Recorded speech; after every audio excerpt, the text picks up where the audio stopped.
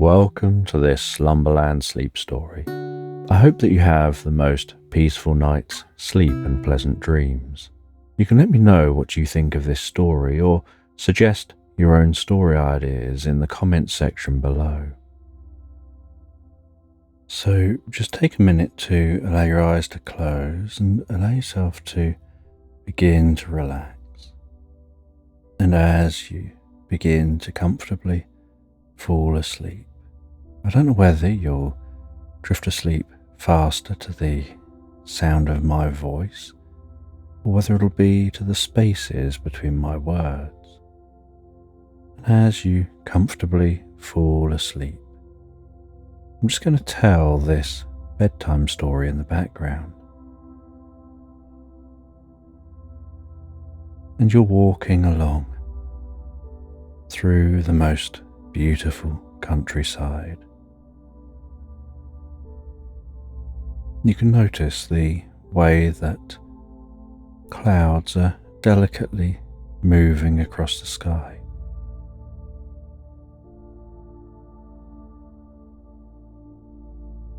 The way they're gradually shifting and changing how they look while they roll on by. The sight of the occasional bird circling overhead. The feeling of the gentle breeze brushing across your cheeks. Continuing to walk through this countryside. The gentle rustle of the grass at your feet. The soft thud with each step that you take. The sounds of rustling leaves from the trees. The sweet scent of wildflowers wafting their way to your nostrils, teasing their way down, gently, as if comforting deep within you. And occasionally finding your mind drifting and wandering. And as you look around so softly, so calmly, admiring nature and the peace and silence within nature, not a silence of an absence of sound, but a silence of an absence of stress, a silence of mind, a silence of soul, a silence of heart.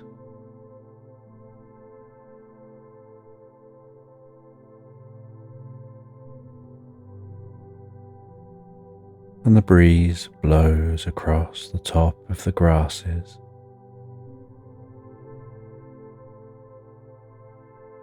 which rustle in waves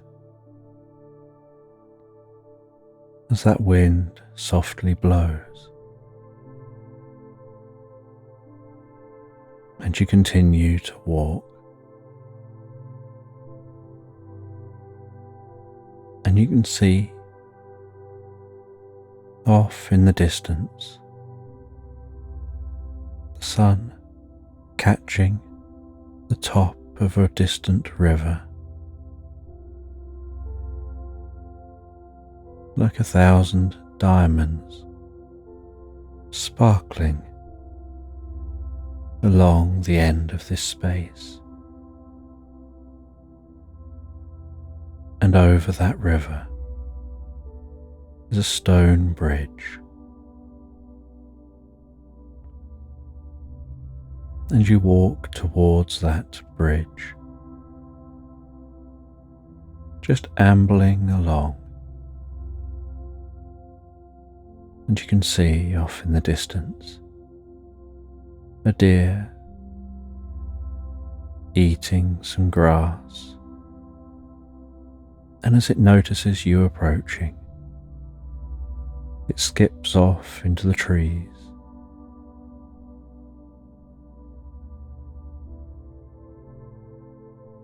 And you see two swans gliding along that river.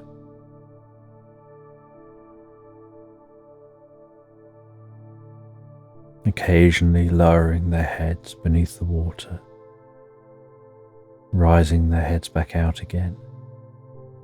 The way the water seems to almost bead and flow down the head and neck, around their wings, rejoining the river. And so you continue walking, and as you get nearer to that river, smelling the freshness of the water, hearing the rustling of the reeds as the waves along the edge of the river gently wash up onto the shore. You can hear the soft splashing of those swans as they lower their heads into that water, sometimes lowering their heads so much their bottoms stick up out of the water, and you can see their feet kicking to keep their heads down, while they perhaps hunt for something to eat deep in that river.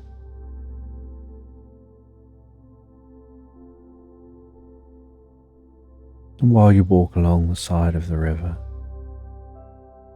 those swans swim towards the shore. They swim into the shallower area of the water, and one of those swans begins cleaning itself, lowering itself under the water, flicking the water up onto its back, preening with its beak, twisting its neck around, rubbing its beak down the different feathers under its wings, splashing some more water up over its shoulders, repeating the process again and again.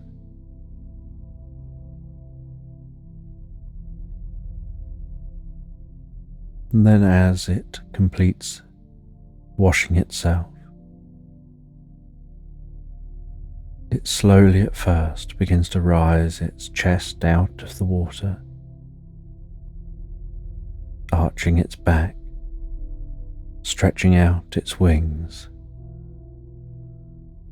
Its graceful white wings reaching out side to side, slowly flapping those wings and then a little faster,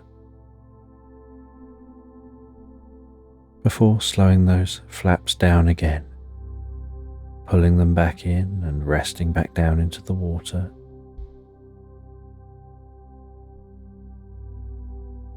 And both swans push off from near the shore, swimming in the direction of the bridge. And those swans are swimming faster than you're walking along the side of the river. And as you continue to walk along the side of the river, you watch as those swans approach the bridge, glide under that bridge. You see the sparkling light from the sun dancing on the surface of the river, the calming sounds of nature enveloping you, calming you so peacefully, almost like each breath of this natural space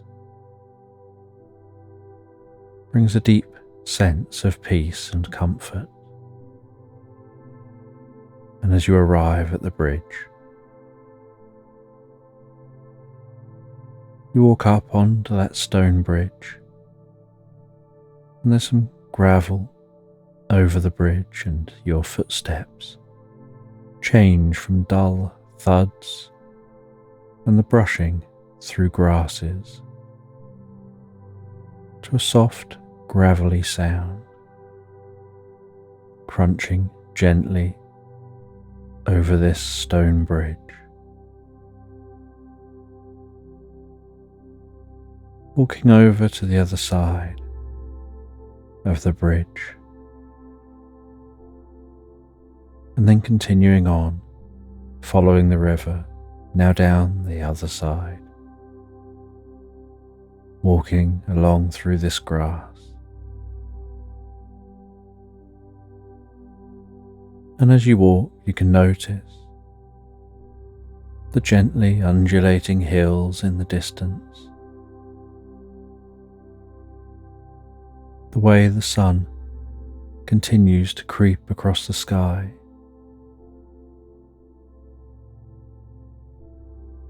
being pulled ever closer to the horizon.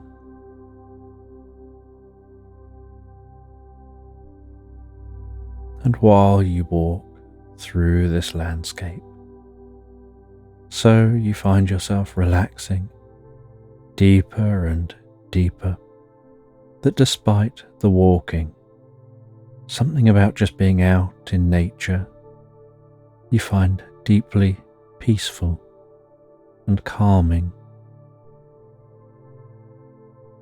as if walking and just ambling along like this seems so easy and so effortless.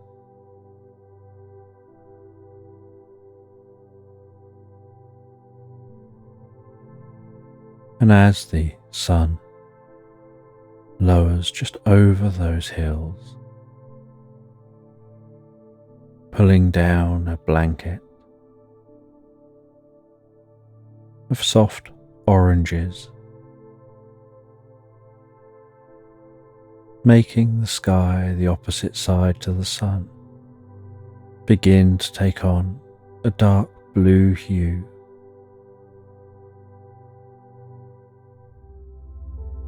As if the sun is going to bed for the night.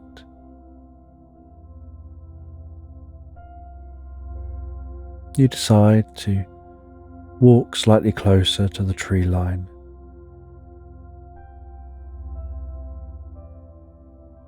You head into that woodland, and as you head into the woodland and the sun is setting, so the sounds of birds changes, as if the birds themselves are letting each other know it's time now for bed. It's time to now fall asleep. And as the birds communicate sleep and settle down for the night, so you set up a camp just inside the trees.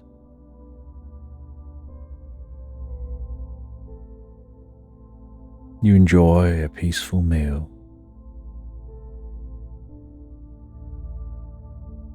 and after eating, as the sky darkens further, you back into your tent. You seal up your tent.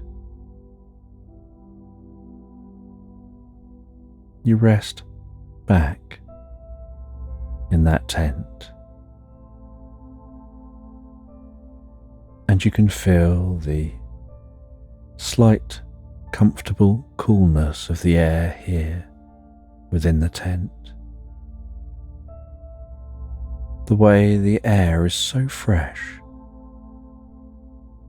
it seems to almost clear your nostrils and bring a sense of peace and tranquility to your mind.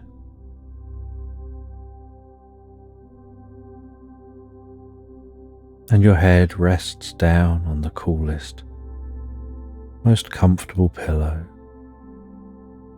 your body wrapped in the cocoon of that sleeping bag. The sides of the tent gently waving and pulsing as the breeze outside massages the sides of the tent.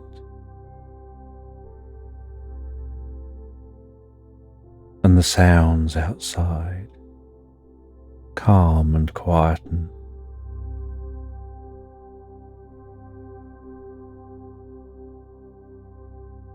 And the last of the light stops penetrating the sides of the tent as you rest here in the darkness of the tent,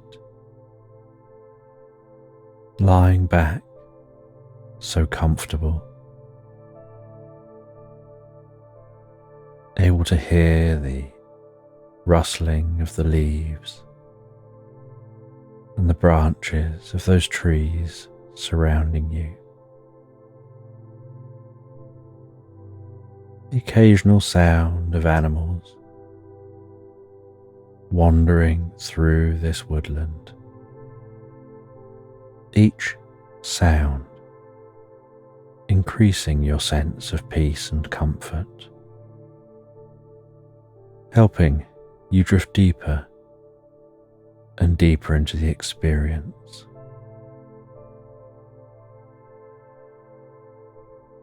And the deeper you drift into the experience, the more you find your eyes just wanting to gently close, as if they're getting heavier and heavier. And when the eyes close, you drift peacefully asleep. And while drifting asleep, as you teeter on the precipice of sleep,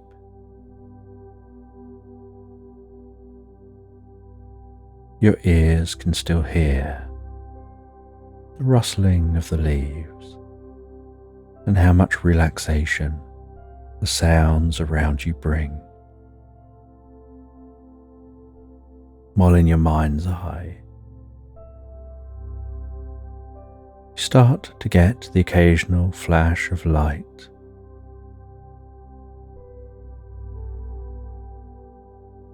the occasional dark spots and bands and shapes passing across your vision. The slight grainy, orangey black fuzz, like the static on a TV, moving around you.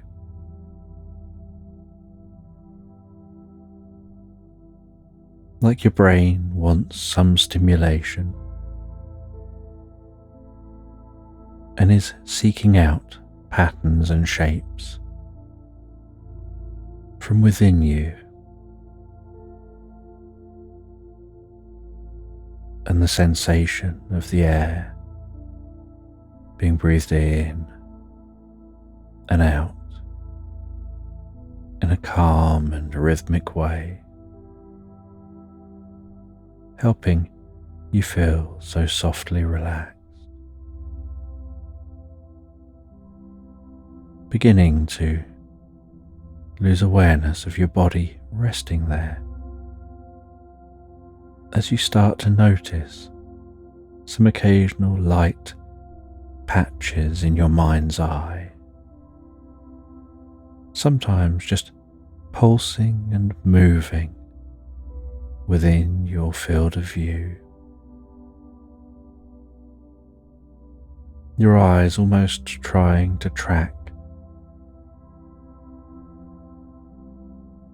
these light and dark spaces created by your mind. to fill the void left by the eyes being closed.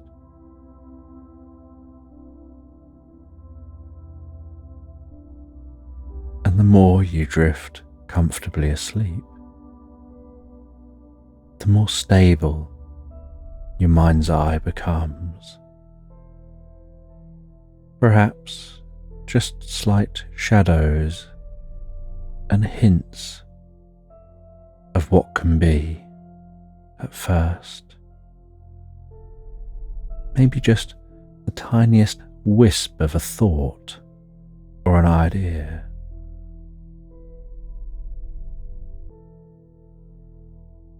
And it's as if you're fishing without knowing you're fishing. The hook trying to catch on to any little bit of stimulation. And from time to time, something more substantial will fill your mind, perhaps beginning as a thought or a memory, until eventually, almost as if you don't know quite when and how it happens, you drift into the first reverie of the night, the body relaxing deeply and peacefully, calmly and comfortably, and the mind wandering, beginning its process of processing the day's learnings and challenges. The nighttime job of updating your neurology, of cleaning out your brain, refreshing your body, recharging you and preparing you for a new day. And in this reverie, you start to hear the distant sound of whales, and the sound of bubbles rising with each breath.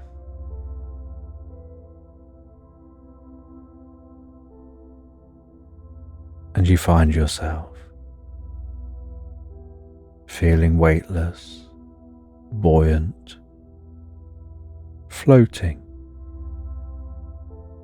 with the occasional slight pressure moving you gently around, almost rocking you into a deeper sense of peace and calm.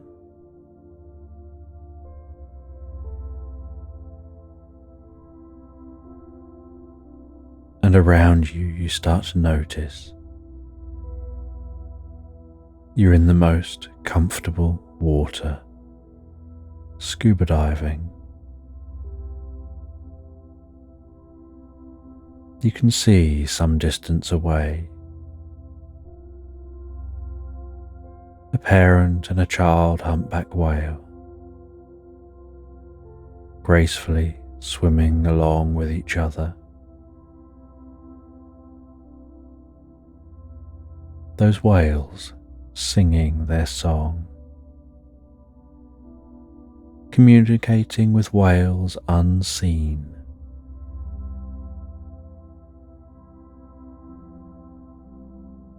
And with the slightest movement of your feet, the flippers on your feet propel you through the water. You can feel the sensation of that comfortably warm water passing your cheeks, pushing against the face mask, flowing across the top of your head, down the sides of your body, and you realize you have an underwater camera with you. And you raise up that underwater camera holding it in two hands, directing it towards those whales, absorbing yourself in the process of taking a photo of those whales as they swim.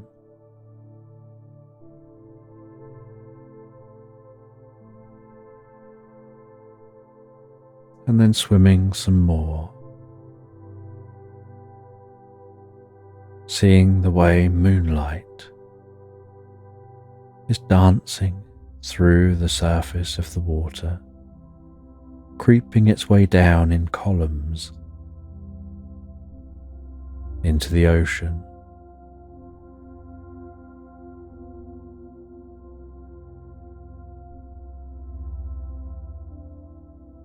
And as you swim towards those whales,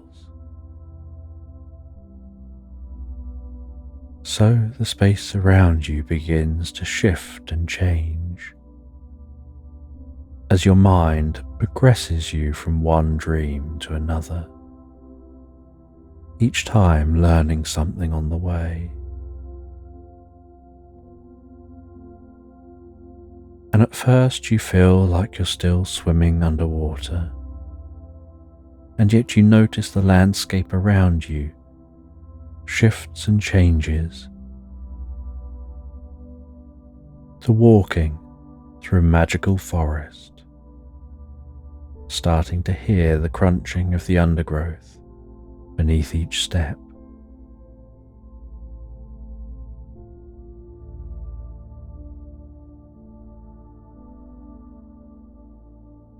Gradually beginning to feel the weight of your body once more,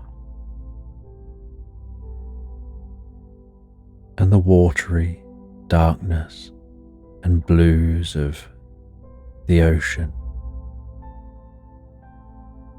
give way to moonbeams dancing before you through the canopies of the trees.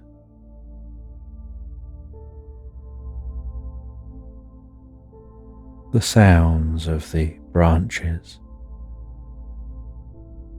rubbing together overhead,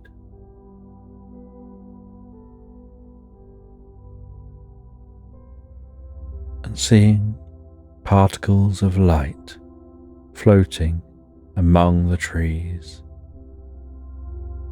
sometimes brightening, sometimes dimming, moving with intent, slowly, carefully, weaving among those trees.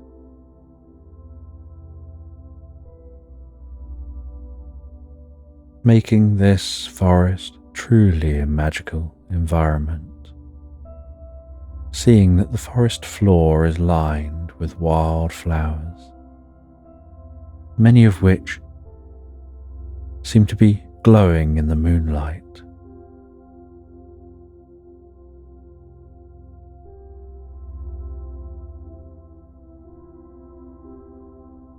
You see a glowing hummingbird hovering before a glowing flower, its wings beating so fast they're just a blur.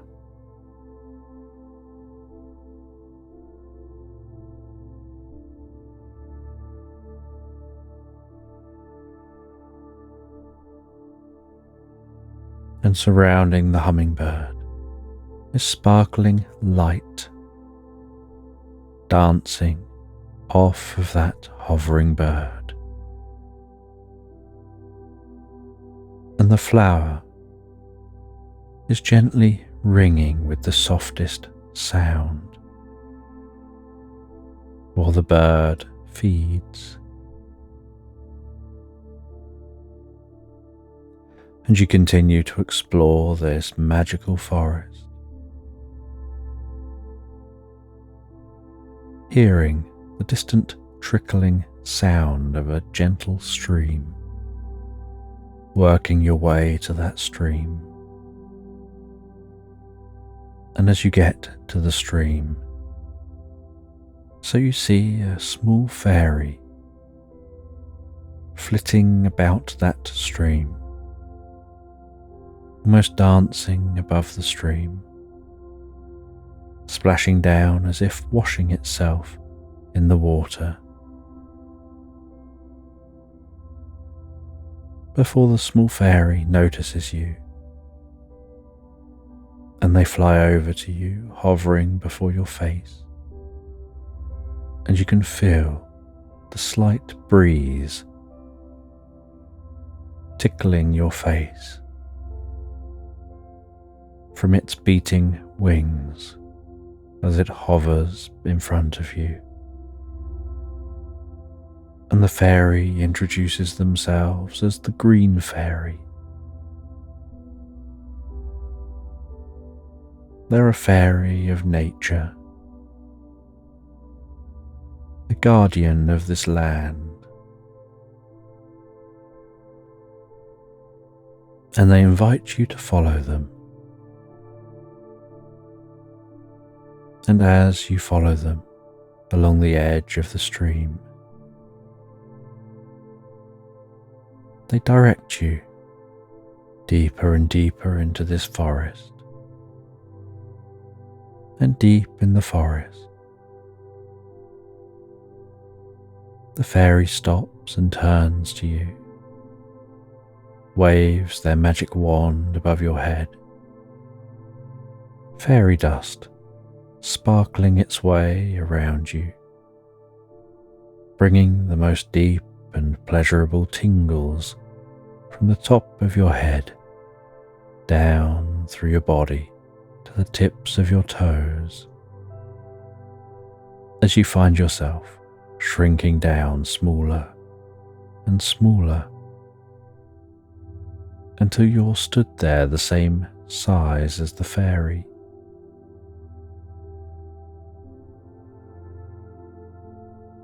And the fairy whistles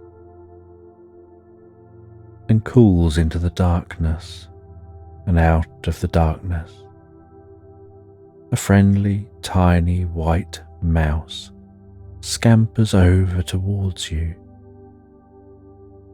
and the fairy asks you to climb onto that mouse. She waves the wand above the mouse, and a saddle appears on the mouse's back and reins around its neck. And you climb up onto the mouse, and you ride that mouse following the fairy, as the fairy directs away from the stream and heads towards a softly glowing tree. And on arriving at the tree, she taps the side of the tree with the wand, and a portal opens into that tree, and together you pass through the portal, and there's a temporary flash of light around you, and a deep sense of peace and comfort.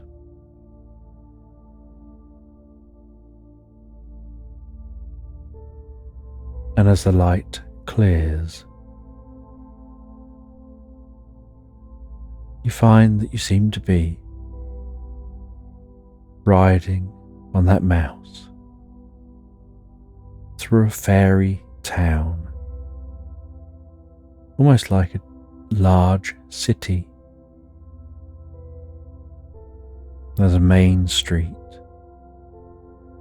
many others riding on mice, fairies flying around, other fantasy creatures wandering about the town, shopping at market stalls.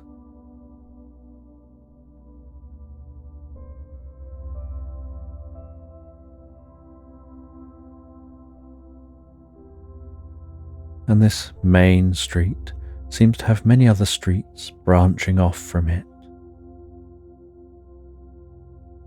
And there are large buildings and smaller buildings. Many buildings looking like a whole wide variety of different mushrooms and fungi.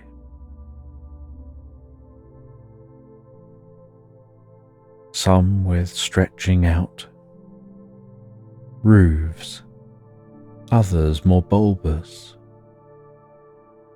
And as you wander through this town with that green fairy, they guide you towards a building in the distance. And it's a grand, elaborate building with glowing, sparkling lights on the outside, lights pulsing gently up the side of the building, down the roof.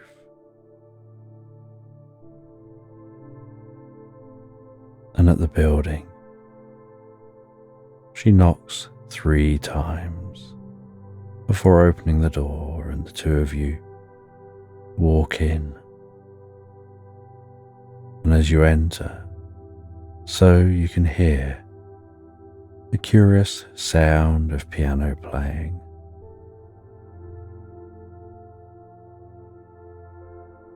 And the space is dark, with a spotlight on what looks like a grand piano, and sitting at the grand piano is a fluffy bumblebee with a monocle in front of one eye, playing on that piano, seemingly lost in thought, absorbed in the experience of playing. And the two of you head over to that bumblebee, stop at the foot of the piano, and wait and watch as the bee continues playing. And once the bee finishes playing, comes to the end of the song, they head around from the side of the piano. They head over to the fairy. They greet that fairy, seeming like the kindest of friends. They shake your hand. The fairy says that they want to introduce you to the bumblebee.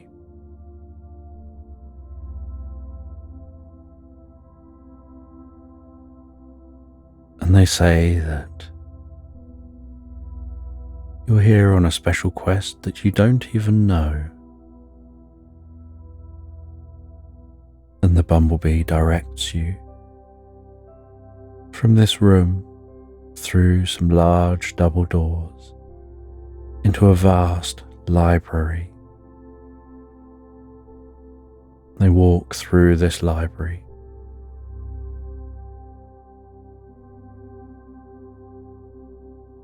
They head over to a shelf at the back of the library where they take down a really old looking book. They open that old book.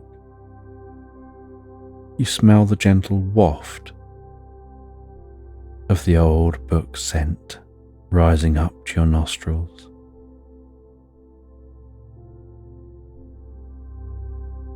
You hear the sound of the bee carefully turning each page. That sound of one page, then the next, then the next, until the bee settles on a specific page. And marking this page is a folded letter. And they take out that letter. They hand you that letter. You carefully open the letter, and you see written on the letter a specific code that seems so easy to remember that it sinks deeply into your heart and mind, permeating your soul, that code becoming a part of who you are.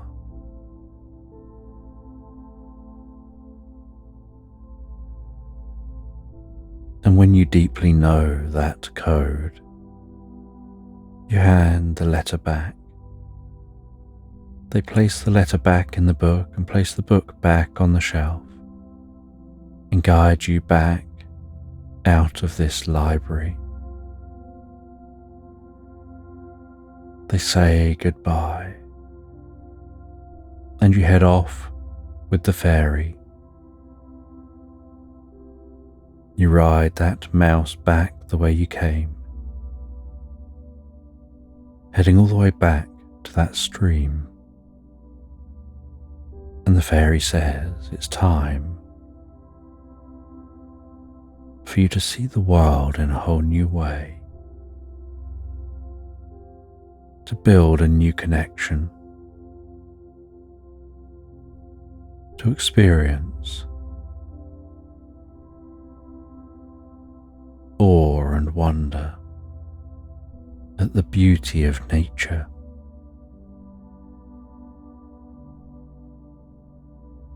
And they wave their wand over your head, and you begin to grow back up to your regular size. And at the rate and speed that you grow back up to your regular size, you drift and float deeper and deeper into a deep and peaceful recuperative sleep, a dreamless sleep, a timeless sleep.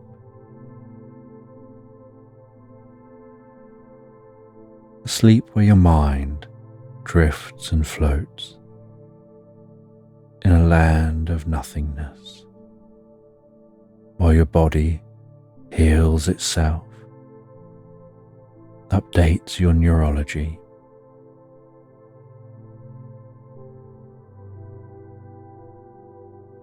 works on making the most of this sleep for your well-being,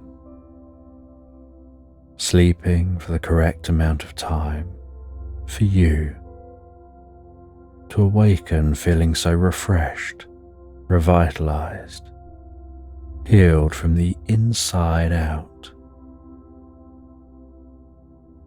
healed from magical insight that's so deep you don't even know what it is. And as you begin to awaken in that tent, the first thing you notice is the gentle sound of the movement of the sides of the tent, and then the freshness of the air, and finally the soft glow of light permeating the tent and creeping towards your closed eyelids.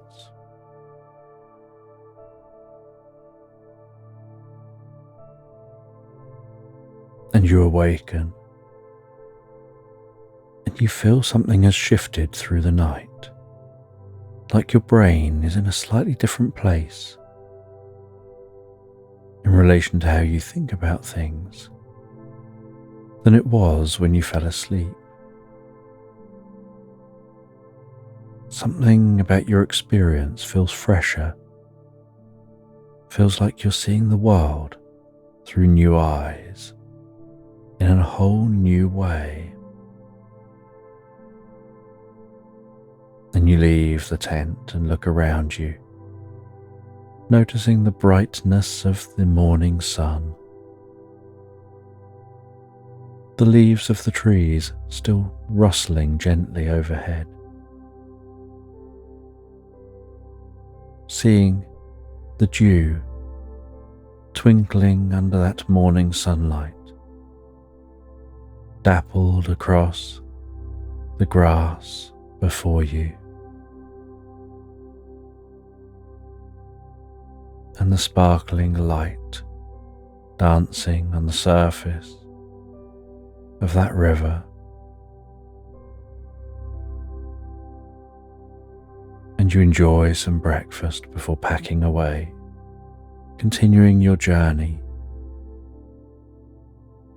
But something feels lighter, more profound, like you've got a code buried deep inside you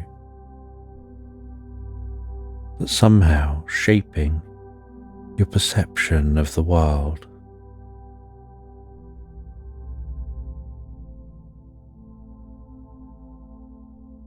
And as the day goes on, you walk towards those hills. You meander up and over the hills, where you see the town in the distance. You wander along towards that town, following a dirt track, the gentle thud of each step you take, the warmth of the sun on your cheeks, the sounds of songbirds, the occasional sight of birds flying and circling overhead, weaving their way around the landscape below.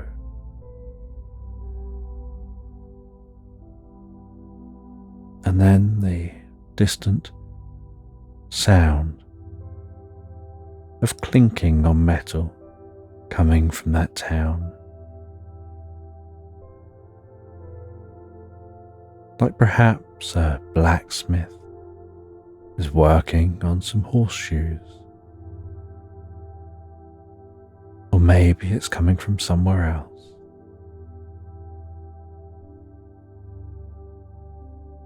And as you continue getting closer, you start to hear the muffled sounds of voices permeating that town, unable to make out what any specific person is saying, as people are going about their daily business, walking among the market stalls. And as you get even closer, your nose picks up the sweet scent of baking.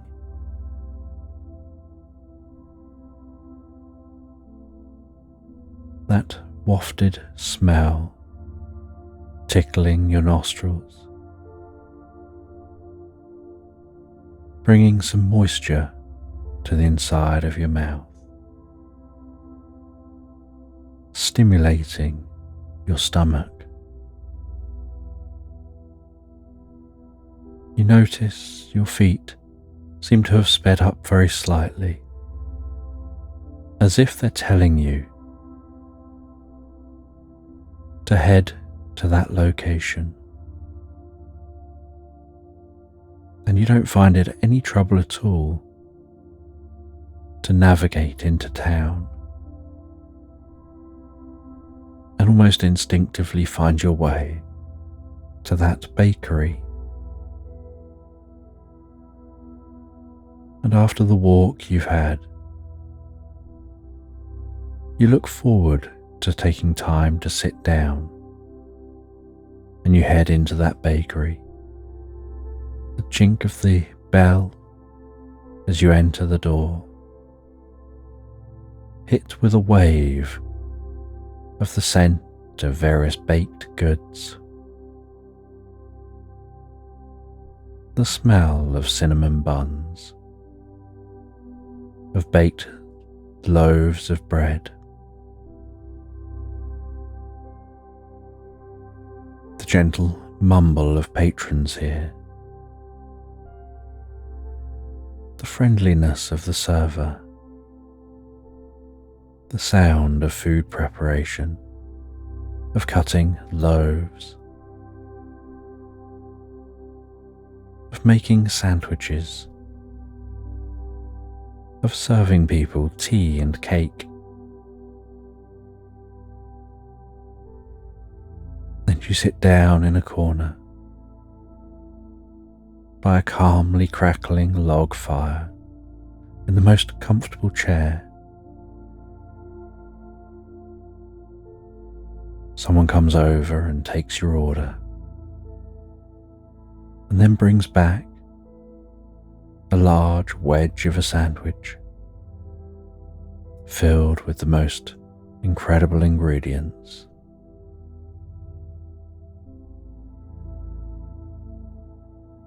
And a nice, comfortable drink, and some cake on a small plate. And you enjoy that sandwich, the sensation of the bread, the filling, the way it smells and tastes, the texture in your hands as you eat, in your mouth, the satisfaction of consuming that food, and drinking the drink while picking at the cake.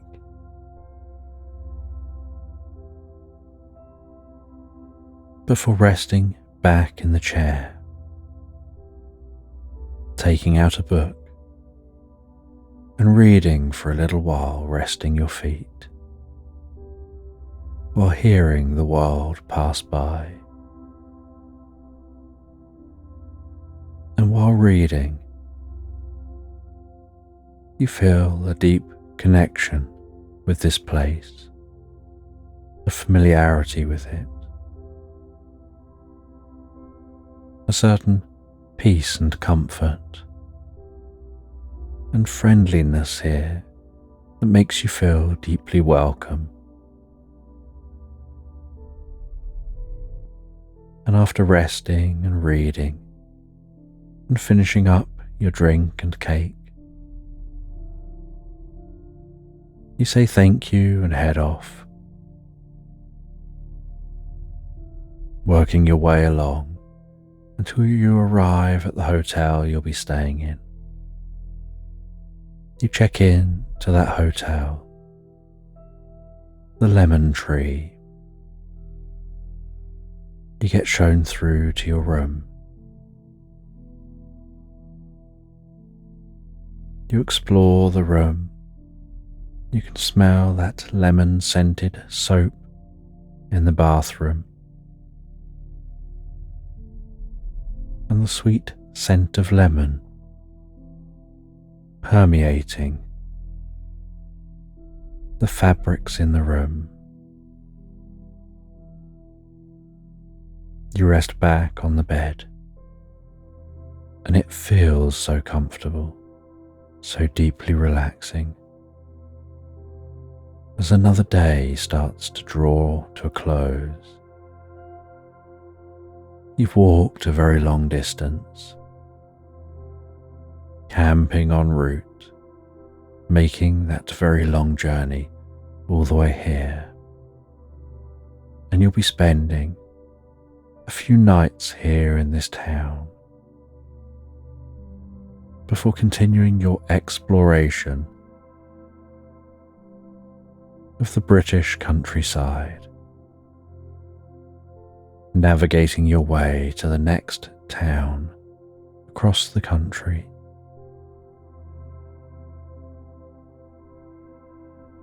Being able to really feel a closeness to nature, to the landscape,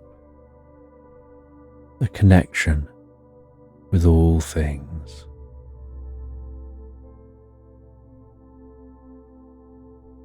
Getting to know the people on the way,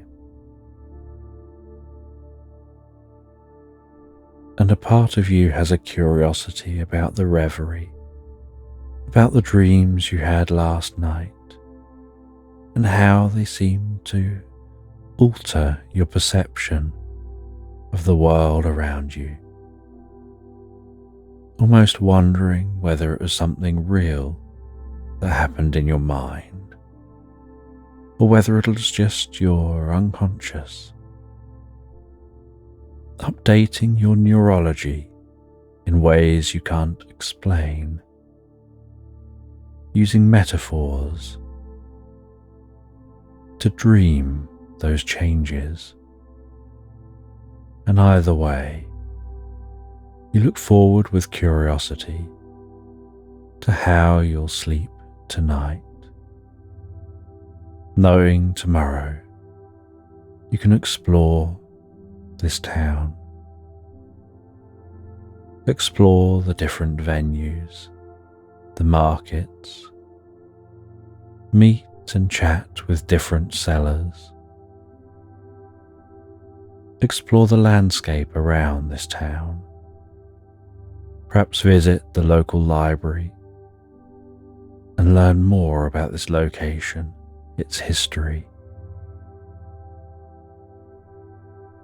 how this town developed, why this town developed here, notable figures in this town, and just absorb yourself in the world of this place, in the culture of this location. And that bed is so soft and comfortable, and you're just resting on top of the sheets, on those most incredibly comfortable pillows, sinking deeply and relaxed into them. That after reading for a little while, you rest the book on your chest, and you decide you'll just close your eyes for a moment. You're not planning on going to bed just yet. You can hear the nighttime sounds outside as the sun sets. And although you don't plan on going to bed just yet, just resting your eyes for a moment, you inevitably begin to drift and float, so relaxed, so peacefully asleep, into Slumberland. And you're high up in a mountain range, working on an enormous telescope. And when you're not looking through the telescope, you're wandering around, taking in the fresh air, so crisp and cool, gazing up at the night sky, the dusting of stars stretched across that sky, watching as those stars gently twinkle.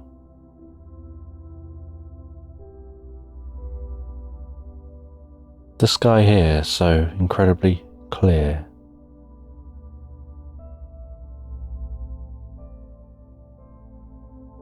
No sounds other than the occasional whirring sound as the telescope moves position to focus on another object.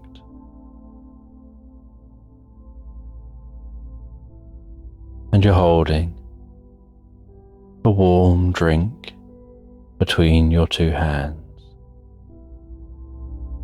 feeling that warmth as you stand in the cold,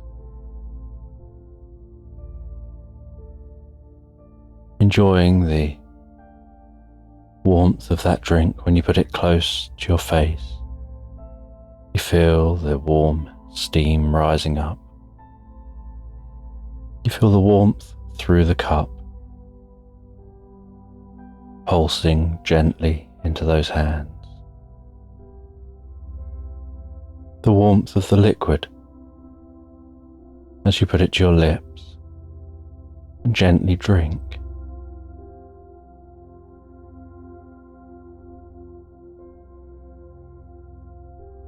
and just enjoying the silence of this location. And while walking around,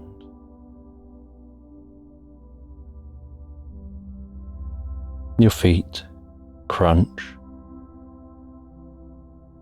on the stones underfoot and the rough, coarse grasses up here.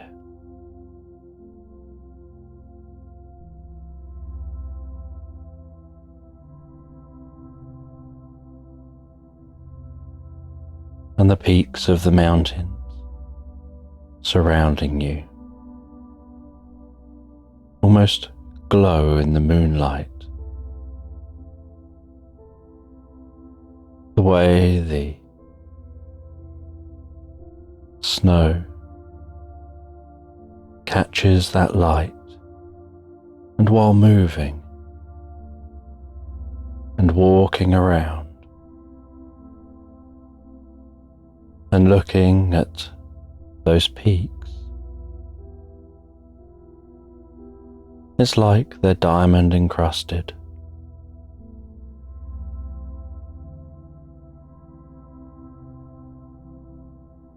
And after taking a break for a while, breathing in that cool fresh air, noticing the difference between breathing in the cool air and drinking the warm drink, you head back into the observatory. You walk to that observatory, climb steel steps to the entrance, tap a key card which beeps, hear the latch click unlocked.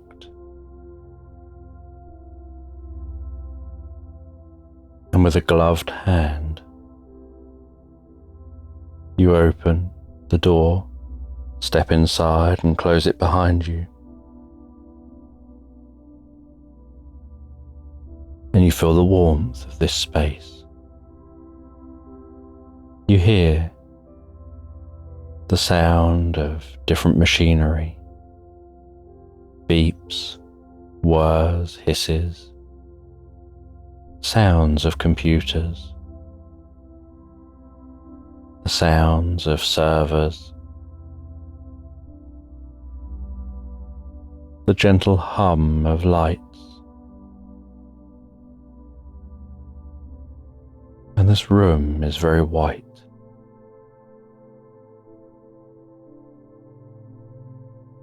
And you sit at your desk, a large computer screen in front of you.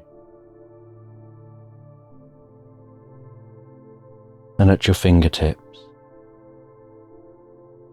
is a keypad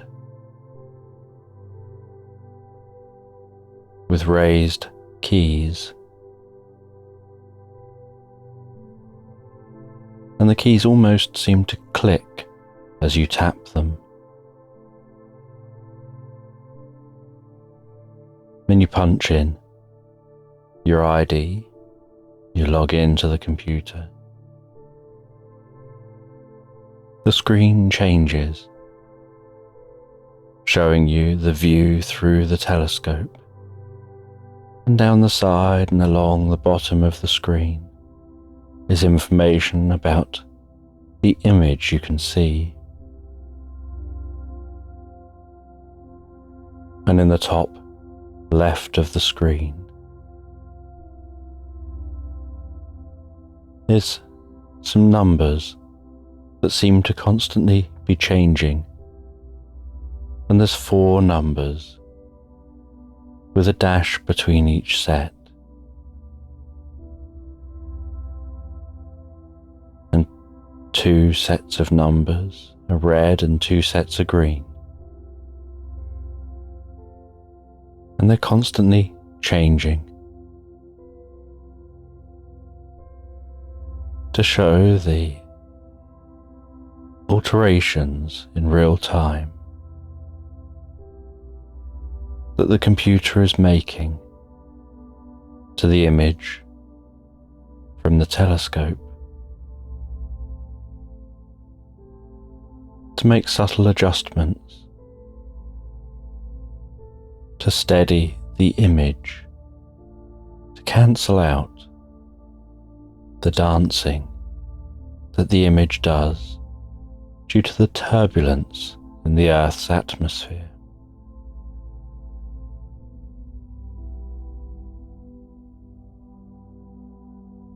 And this telescope is so high up that there's significantly less turbulence than you'd get if you're at sea level.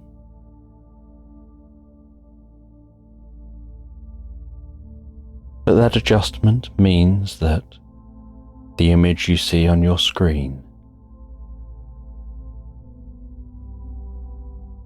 looks incredibly sharp and steady.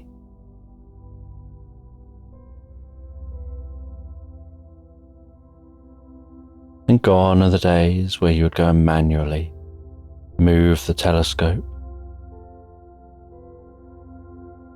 and point it at a location in the sky.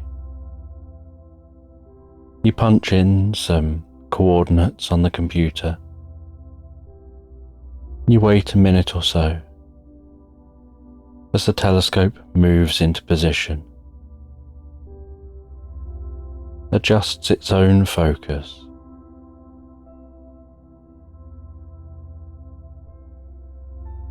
and then in real time tracks that object, keeping the object in the center of your view.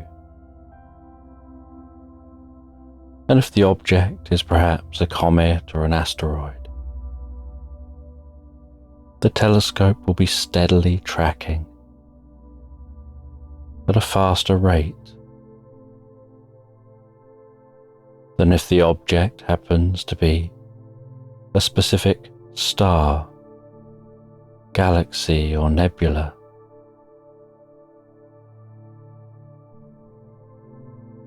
And a different rate again if you're tracking a planet. And for now, the telescope is pointed at Jupiter, and you're gazing at that screen of Jupiter, and you're analysing the clouds on Jupiter, how the clouds at different latitudes are moving, how they seem to move differently among the different bands.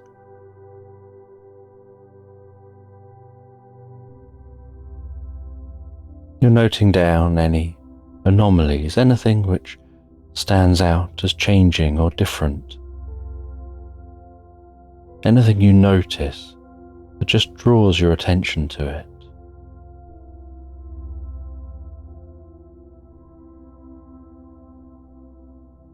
And while staring at that image of Jupiter, you find it's almost like your mind focuses so hard on what you're doing and what you're looking at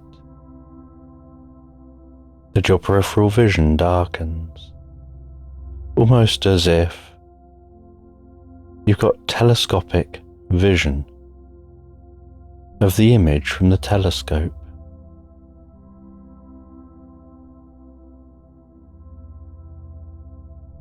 And so you spend a number of hours carefully noting down your observations.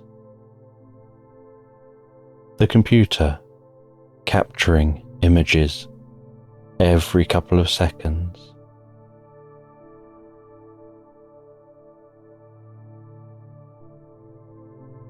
After studying Jupiter for perhaps 4 hours, you punch in the coordinates for the next destination you need to see for the night.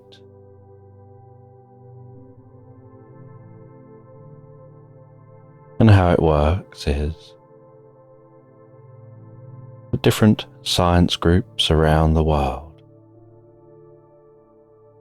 submit proposals for how they would like to use the telescope, what they would like you to observe for and how long. And then when a certain night comes around,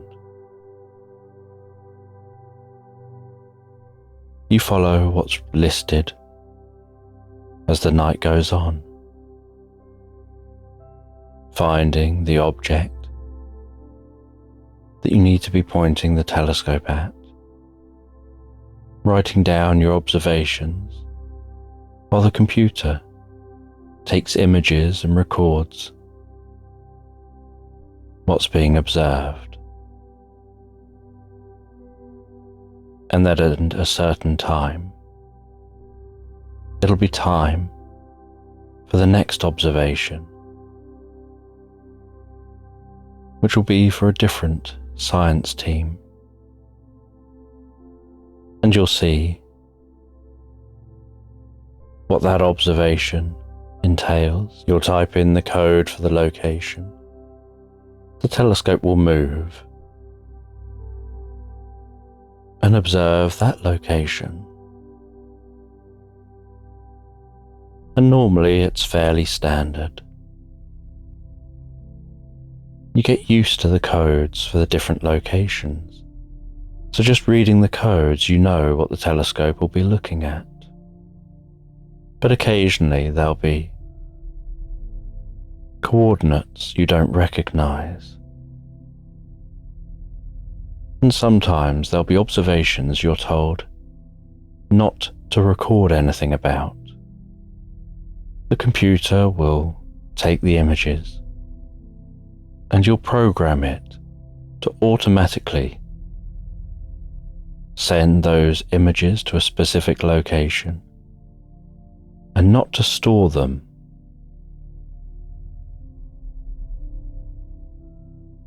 And you'll see what the telescope sees, but you won't be allowed to talk about it or record anything about it. And sometimes the observations strike you as quite boring, perhaps looking just like a pitch black area of space with nothing at all going on. Other times they'll be on an object or a location that gets your interest, but you don't necessarily know why that recording is being gathered and why the secrecy. And with those ones, you don't get to find out who wants the data. It automatically just sends to the correct people.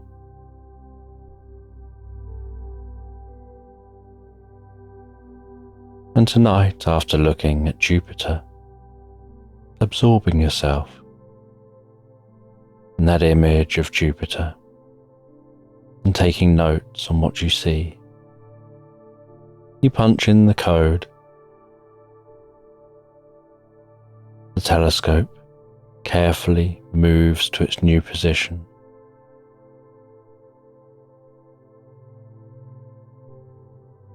And on the screen,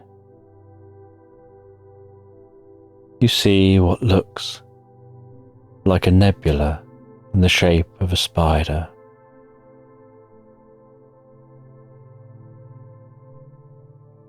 And there are pinpricks of light, like stars stretched along the spider's legs, and larger glowing orbs through the body of the spider.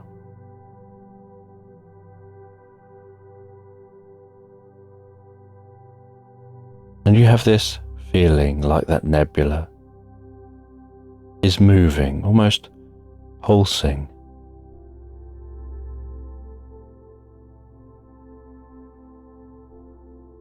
And you just sit and observe because you're not allowed to take notes on this one. And you wonder what it's being observed for.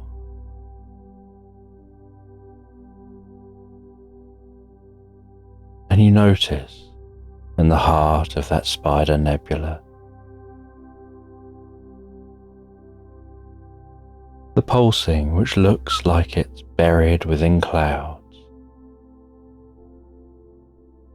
is gradually speeding up, and it seems to be almost sending ripples or waves through that spider-shaped nebula. And the nebula is in colours of reds and oranges and some blue.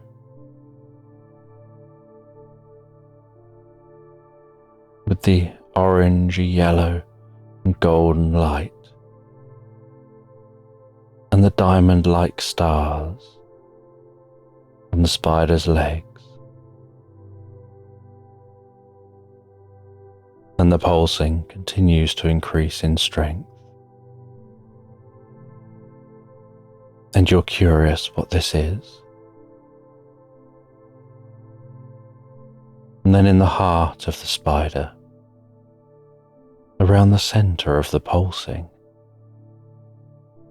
a dark spot appears, and you watch as that dark spot gets larger and larger. And at first the dark spot looks just like a puff of air passing through a cloud, like a rough edge carefully moving out from the centre. But then as you continue to watch, so it becomes more uniform and circular.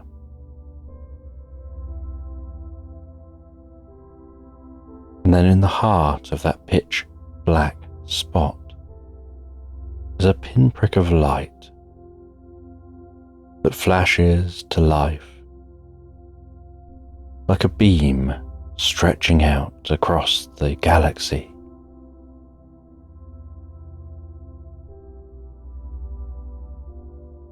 And you see that beam reaching out from the heart of that spider, and around the beam appears to be a gentle electric blue, almost like strings of lightning travelling along the beam.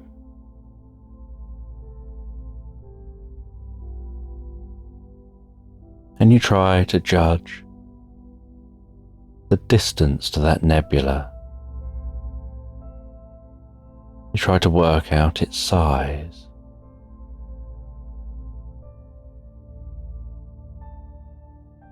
You try to work out what is perspective versus reality. Like are some of those stars you see around the legs and through the body, are some of them nearer to you? They're just lined up with a nebula? Or are they actually in the location they look like?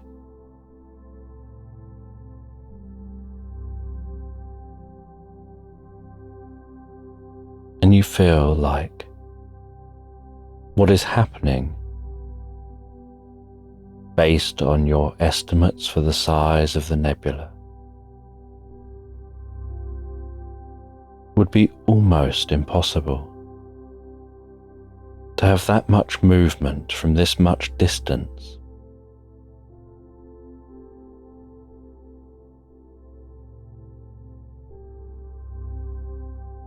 As if the movement would be happening almost as fast, perhaps even faster than light, which you know would be impossible.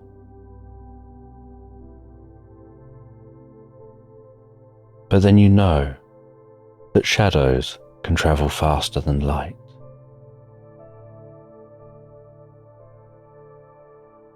and that some things are about perspective.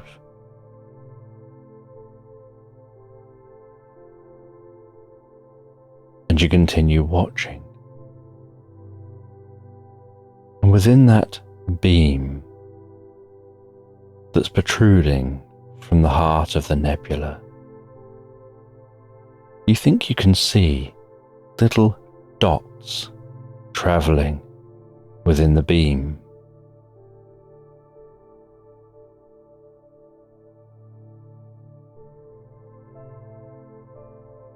And a part of your brain tells you perhaps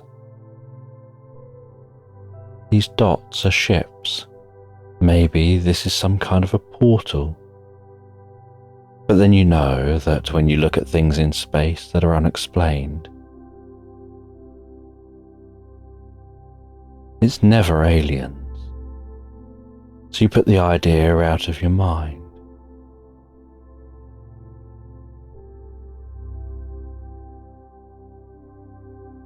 And after a few hours of observing, the beam seems to just suddenly shut off.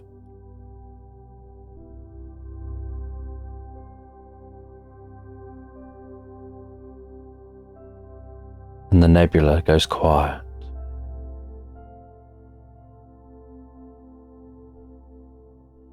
And the gas and dust seems to fill in that void, to the point you wouldn't even know what had happened if you hadn't seen it.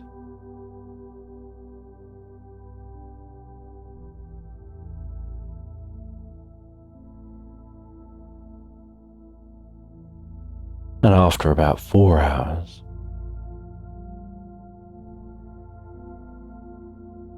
the observation moves on to something else. The last couple of hours, nothing much really happened. Those dots that you could see, that were the faintest of dots in the beam of light, just looked like they continued drifting in the direction they were travelling. But you don't know now whether those dots were, as you saw them to be, something which came within the beam of light, or just something nearer that happened to line up with the beam. But it isn't for you to say. And when the time is up, you punch in the next coordinates, and the final 4 hours of your shift. You watch Saturn in the sky at an angle where its rings are highly tilted towards the telescope, giving an incredible view of those rings, really highlighting them. And the computer takes its pictures and you write down your observations. And after 12 hours, your shift comes to an end. And the sleeping quarters are in some buildings nearby to the telescope. And in those sleeping quarters, there isn't a microwave. And there's very limited technology allowed to ensure that there's nothing to interfere with the telescope. And 12 hours is a long time to be staring at a screen. And so you always look forward to going to bed. And you head out of the building. You head through the cold air and into the staff quarters. You say hello to other staff who are milling around, some who finished their shift, some who are just about to head over to start their shifts.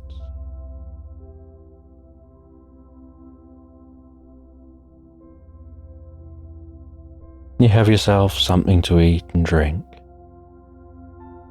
before going to bed and drifting peacefully and comfortably asleep.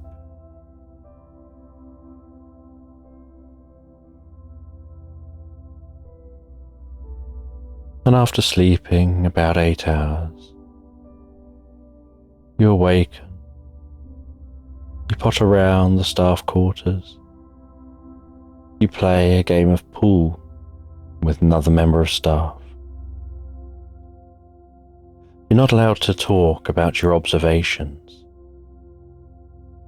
despite the fact that you really want to share what it was that you saw. You head outside just as the sun is rising.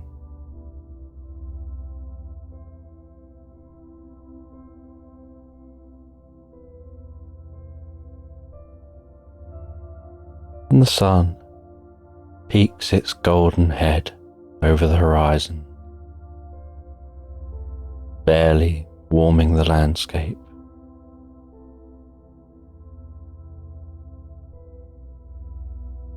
You enjoy a number of hours of relaxing before your next shift. And at this time of year, in this location, the sun barely rises and only shows its head for a few hours before setting again. And many of the observations that are made through the night, unless specifically requested otherwise, start with observations in the opposite direction to the sun. And as the night sky gets darker and darker, the further from sunset, the more the observations can be made in the direction of the sun. And this night, as with the previous night, most observations were standard, nothing particularly special. But one observation was to look back at that spider nebula.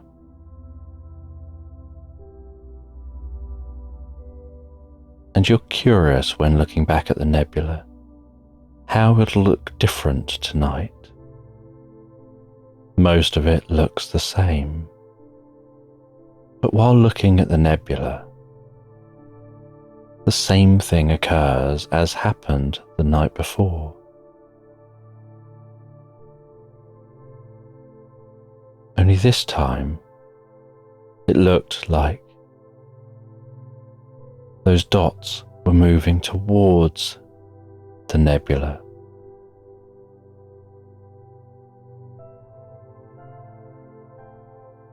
And so you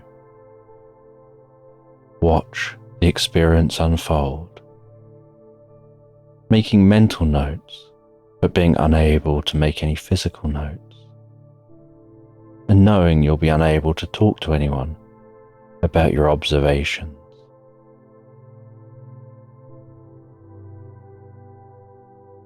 And after your time period up here, observing through the telescope, you head down the mountain. You catch a train from the foot of the mountain, which weaves and passes through long tunnels carved within the mountain range,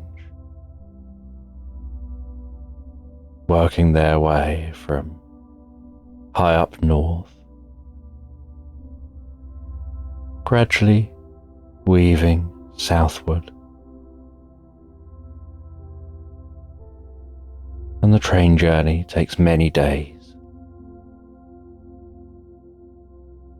until you finally arrive at a destination where you can catch a flight back home.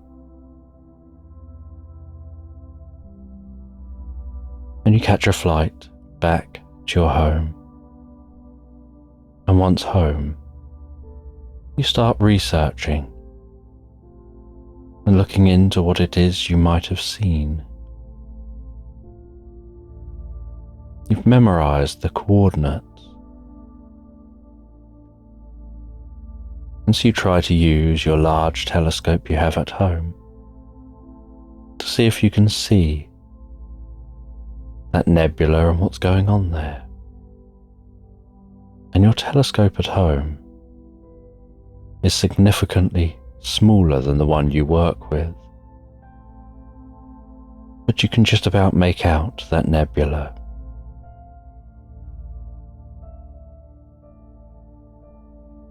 And you wire up your telescope to your computer, and you set your telescope to track the nebula, and your telescope tracks the nebula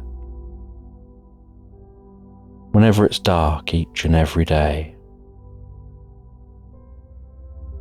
And although the resolution isn't as good,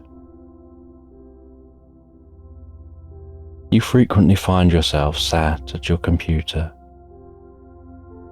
watching what takes place at that nebula.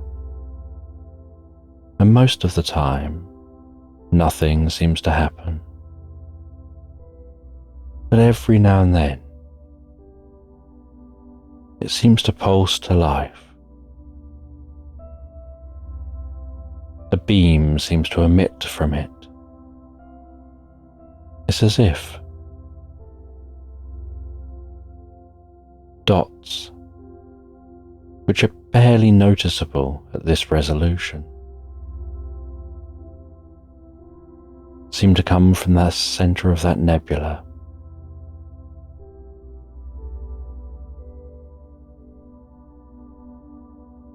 And then hours later, the same thing will happen and it'll look like dots return. And then nothing will go on for some time. And then the same process will happen again and again.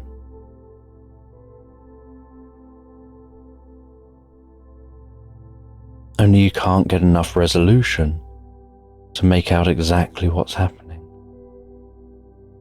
and what kind of phenomena this is.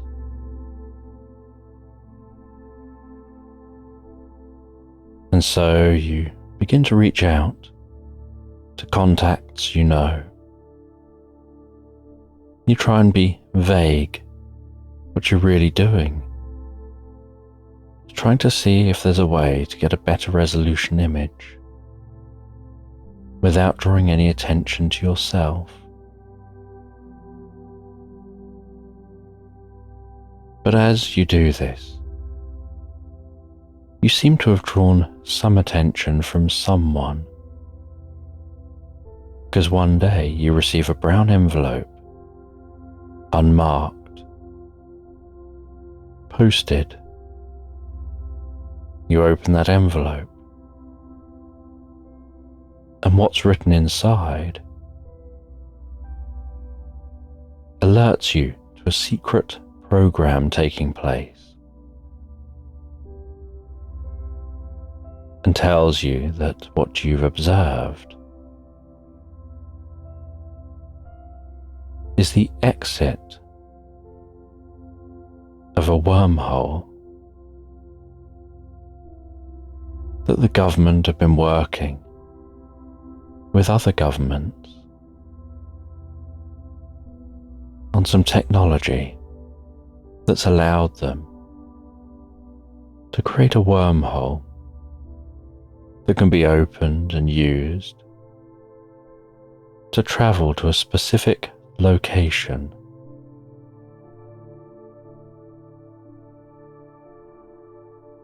And the source who wrote this said they didn't know where the information and the knowledge came from to build the wormhole, or to build the ships that are used to travel through the wormhole.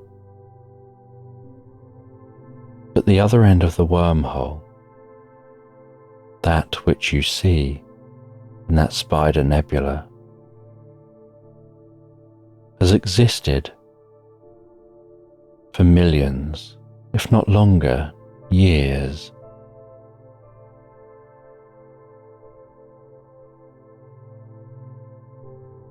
And that the plans the governments were provided with has allowed them to be able to explore a whole new area of space,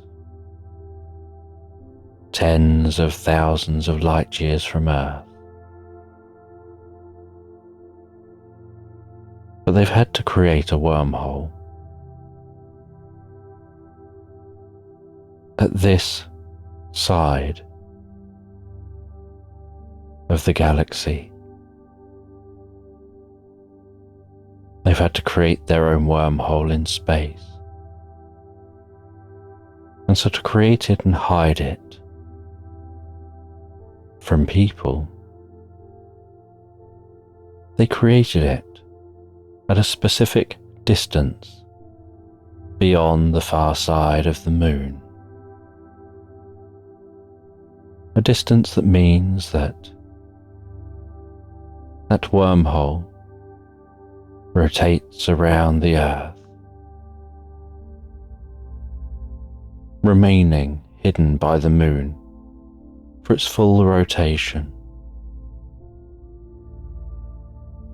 And so there's never an opportunity from Earth to see the wormhole created by humans. But there are some lunar orbiter images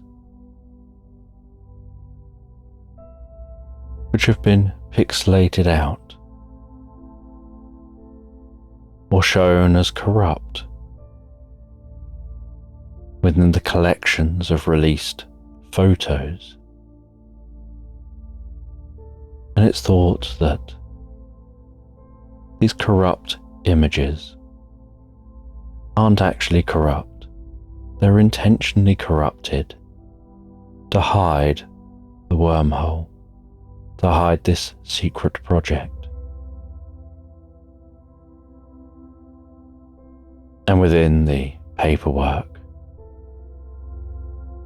was a specific code and location. And so, being curious, you head to the coordinates given. You hang back, and it's in a deep, deserted part of the country.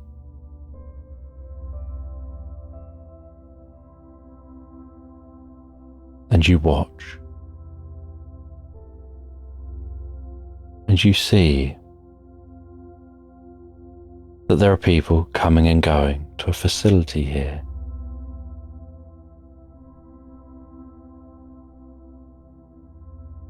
And you wonder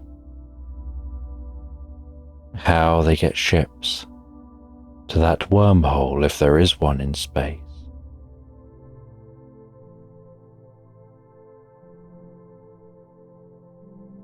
And you watch, keeping hidden for a number of days, analysing those arriving and leaving. You notice different patterns, and you formulate a plan, a way of sneaking in. You notice there's something unusual about this base. That to maintain anonymity, no one shows ID, but they do all dress a very specific way, and they do all talk in a very specific way. And so you mimic this, and you arrive, and within yourself you have a little anxiety there. But it's the kind of anxiety that could equally be a little excitement.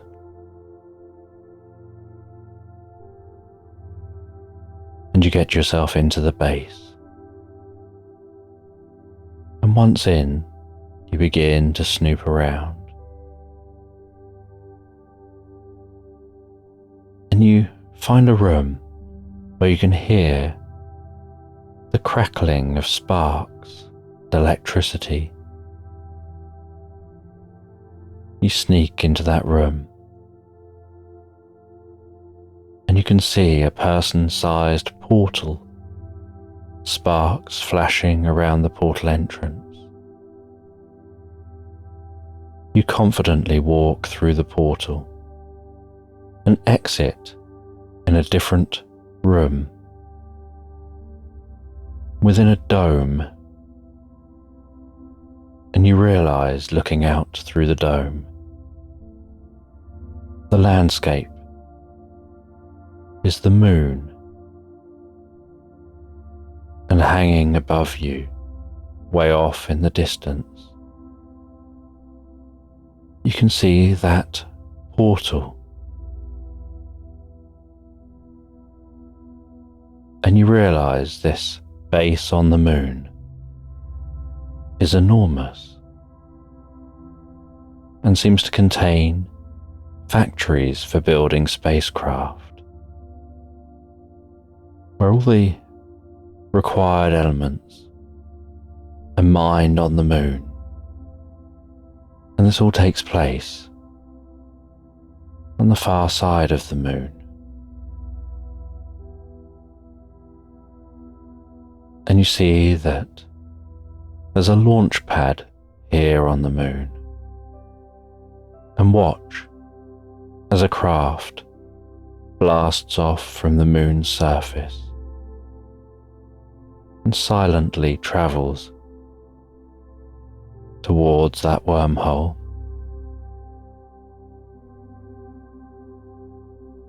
It arrives at the wormhole, and as it nears that wormhole, so the wormhole pulses to life. A bright blue cloud erupts in the heart of that machine.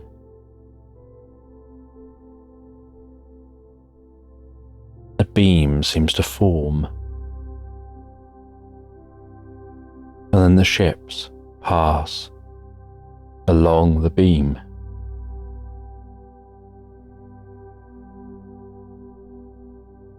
And you imagine that if you were looking at the monitor right now, to your telescope at home or the one in your work, you'd see a beam appear in that nebula. And you explore this base. You access a computer console and find that nothing is particularly secure, as if they don't expect people to be here who shouldn't be.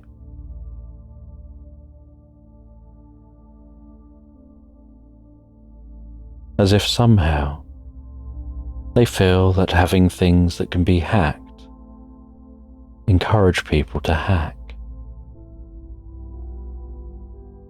And so instead,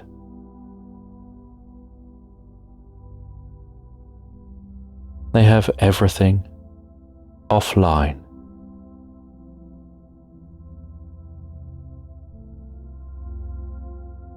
But you suspect that every click, every button push is still all tracked. And you can tell these rooms are filled with cameras. And so if anyone gets suspicious, they'll be able to check and find evidence of tampering.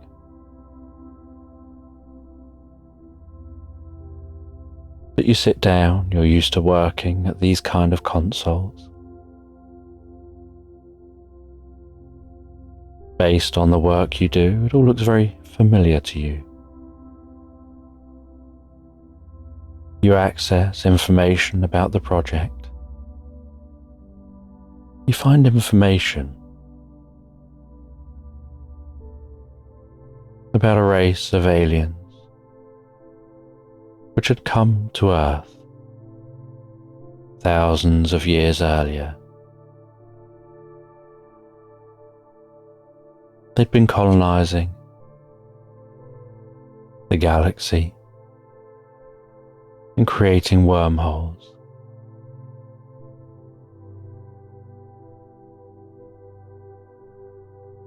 And some aliens decided to remain here on Earth. And they blended in, and they were treated as gods. And although they had incredibly long lives, much, much longer than a human lifespan, they eventually passed away.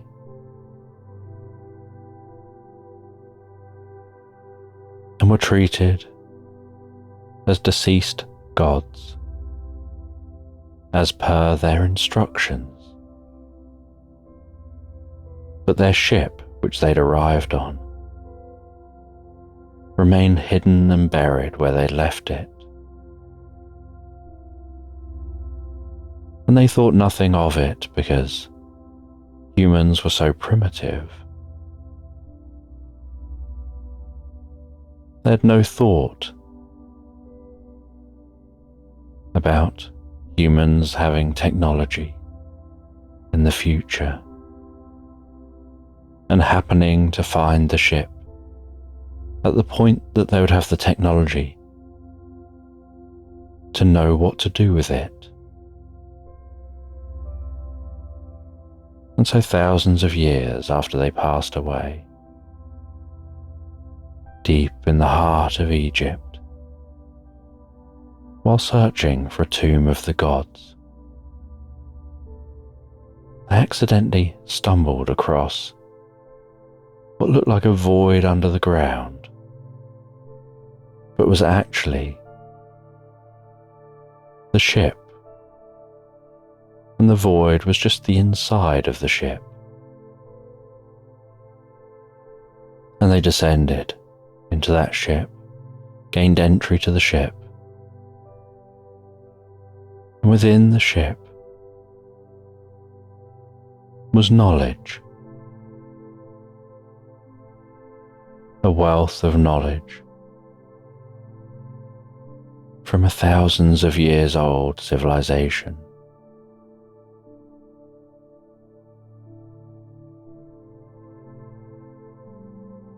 Including details of the wormhole system. And there was no wormhole near enough to Earth for humans to reach based on our current technology.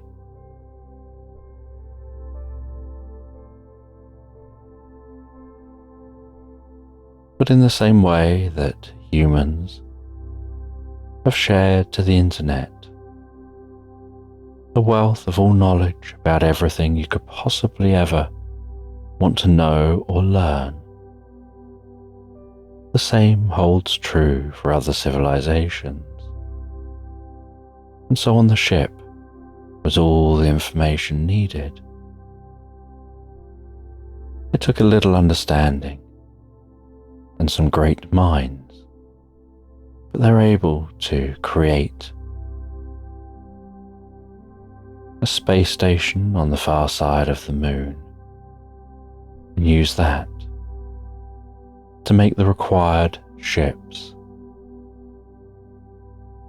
and then craft the wormhole. And the wormhole connects to the network of wormholes. But the only code that they had was the code for this one wormhole in that location that looks like a spider nebula.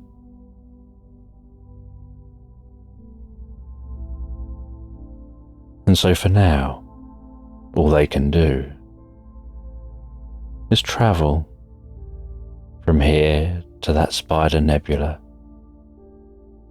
and in these new ships, which are a significant upgrade on anything humans have ever created, they frequently trip to the location, explore space in that location,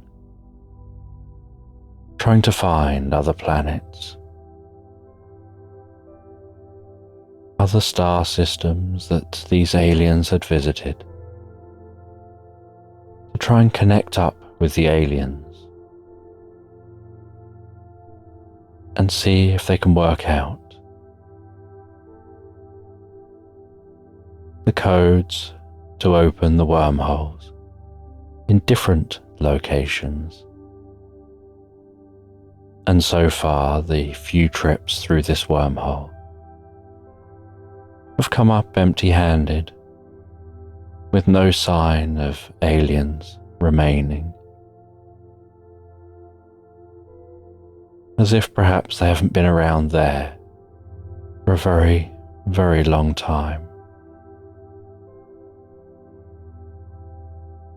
And so they're still looking for artifacts or anything which will reveal the other wormhole locations, hoping perhaps one day they'll be able to travel through a wormhole that comes out onto a thriving alien civilization.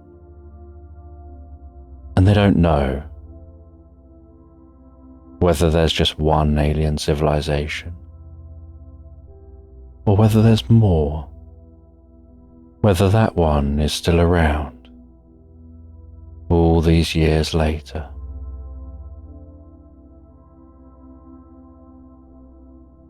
And after you've gathered the information that you're after to learn what this secret program is all about, you shut everything down just as you had found it. You find your way back out from the moon base, through that portal, and then out of the base in that desert.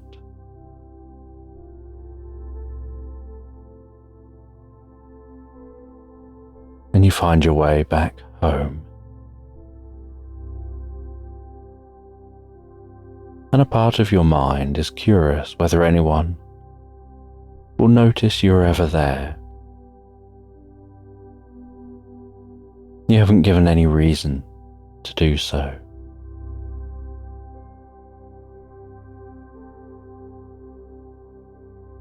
And you head back home, and you know that this knowledge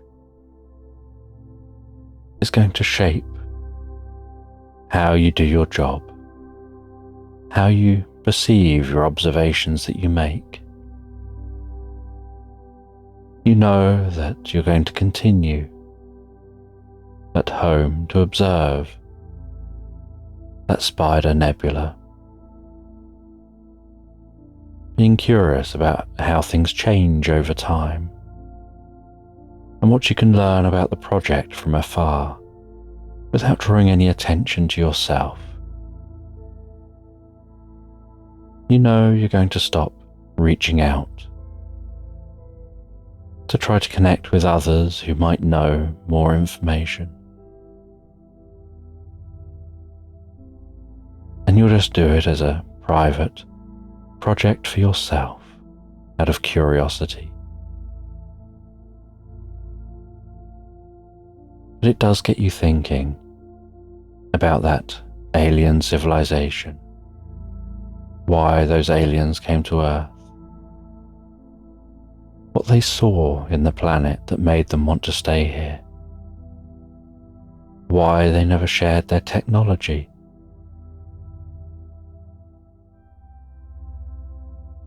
what else might be out there.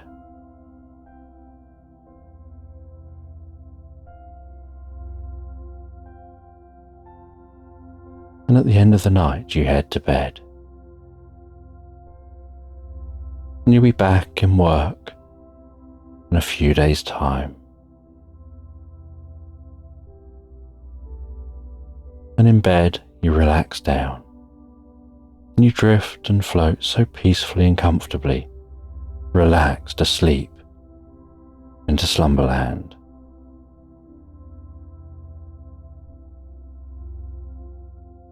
And you're sitting in the back garden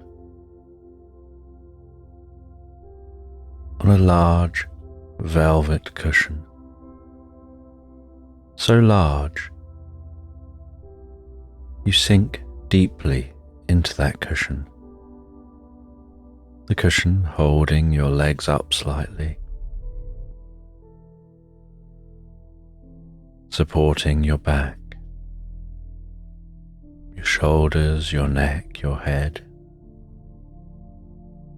your arms resting peacefully beside you on that cushion. The soft feeling of the velvet beneath your fingertips. As you rest there, the cushion having a coolness to it under the warmth of the sun. Listening to the sound of finches dancing among the branches of the trees, the rustling of the leaves of the bushes surrounding the garden,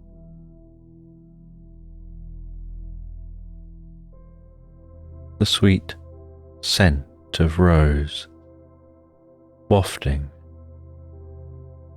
from the roses surrounding you.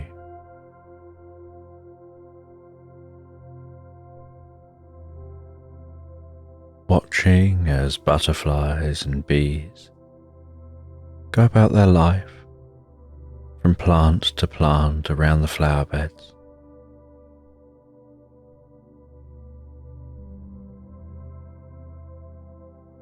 And you can see the short grass waving ever so slightly as the wind blows the most gentle breeze which travels through the garden and tickles your face with its cool touch under the warmth of that sun.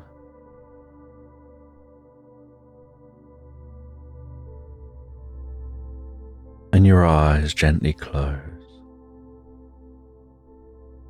and you can feel the warmth of that sunlight,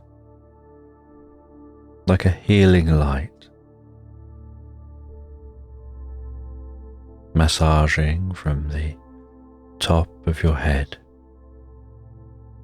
around your face, down your neck, your shoulders, your upper back, down your arms to the tips of your fingers, and down through your body, almost like that healing light of the sun softens and heals within and through you, while you breathe so comfortably and so peacefully, drifting deeper and deeper into the experience. And you can notice the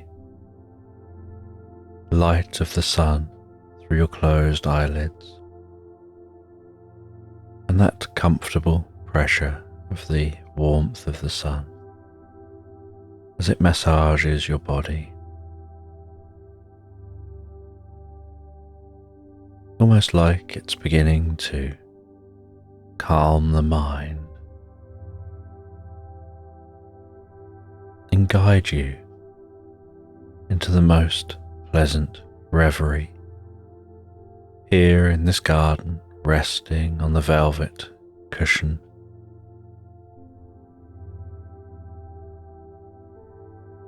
The log cabin standing behind you.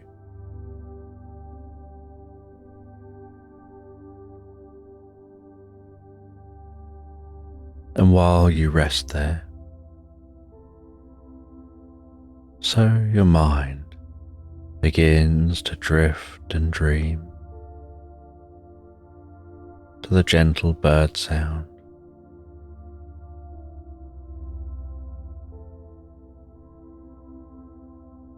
to the soft breeze,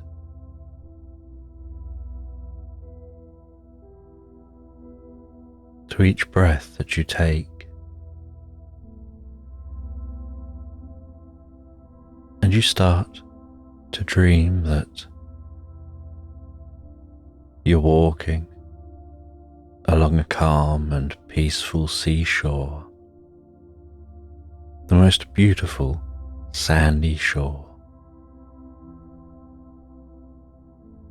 with the water delicately lapping onto that sand.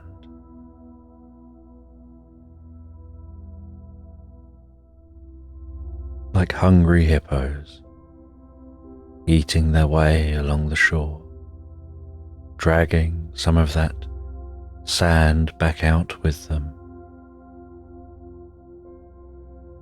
And you can feel the movement of that sand as the water passes across your feet and pulls some of that sand back past your feet as you walk, and feel the temperature of that water, the sound it makes as it rolls along the shore, the sounds of seabirds, the way sunlight glistens and sparkles on the surface of the ocean.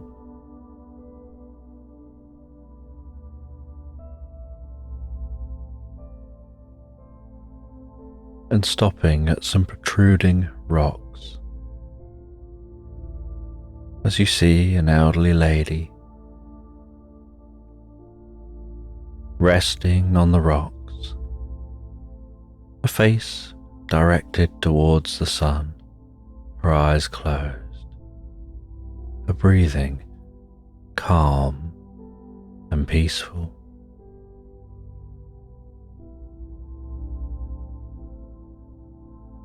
Her skirt waving gently in the breeze, a slight salty tang to the air as the waves strike the base of the rocks so gently, creating the slightest of mist.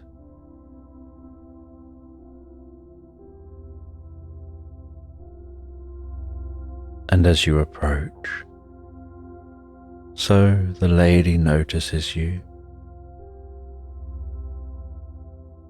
and turns her head in your direction before opening her eyes, and opens her eyes so softly, almost as if the eyes opening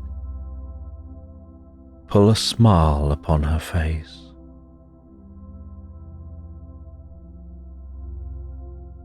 As she smiles over towards you and greets you in the friendliest of ways.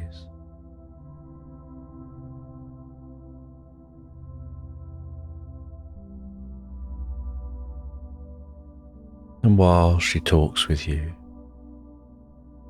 she offers you some passion fruit and tells you this is no ordinary fruit. It'll fill you with passion. It'll help you to uncover what you're truly passionate about.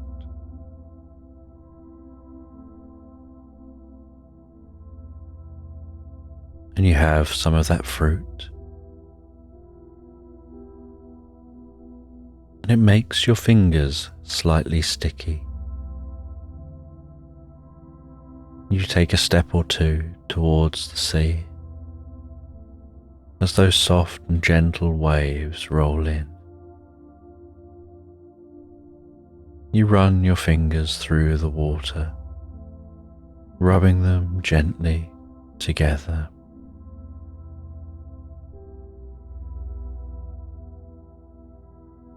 And the fingertips begin to dry off under the warmth of the sun, almost as soon as they've left the sea.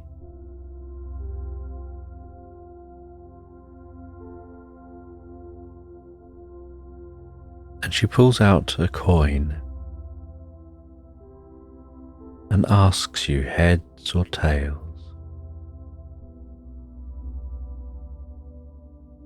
And you ask, heads or tails what? And she says, heads or tails. If it's heads, I'll guide you on an adventure across the ocean. If it's tails, your adventure will start beneath the waves. Which do you think it'll be?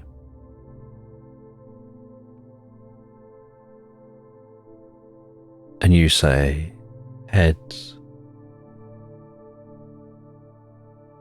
And she flicks the coin in the air, and it seems to spin through the air for much longer than anticipated, as if that coin is hanging there in the air, before landing in the palm of her hand. And she places the palm of her hand on top of the back of her other hand.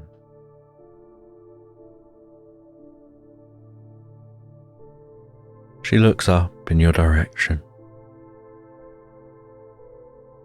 The crow's feet stretching around the sides of her eyes, as a smile crawls around her mouth.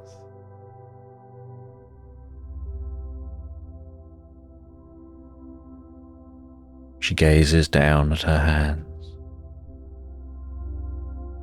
and very slowly and carefully peels her fingertips from the top of her hand, revealing the coin.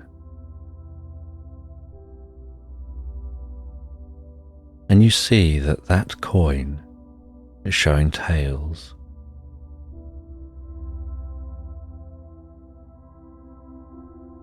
And with a smile, she flicks the coin in the air again. And as the coin spins in the air, so it gets larger and larger. And it begins to blur while it gets larger and larger, until it lands on the water, looking like a circular submarine.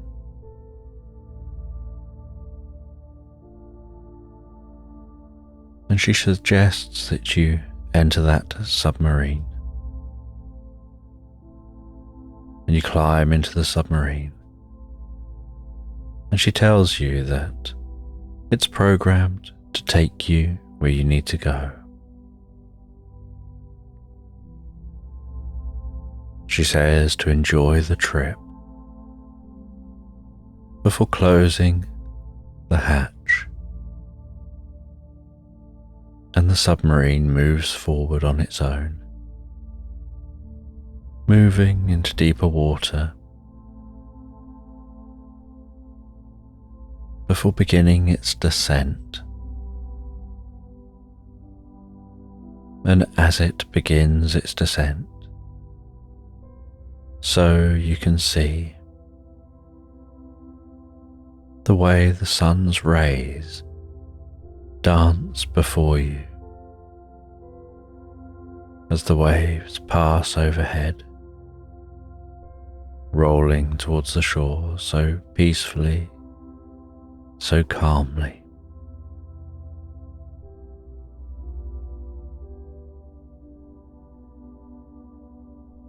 And the submarine silently continues to descend. And while it continues descending, the dancing light overhead begins to fade. The space around you becomes a darker and darker blue.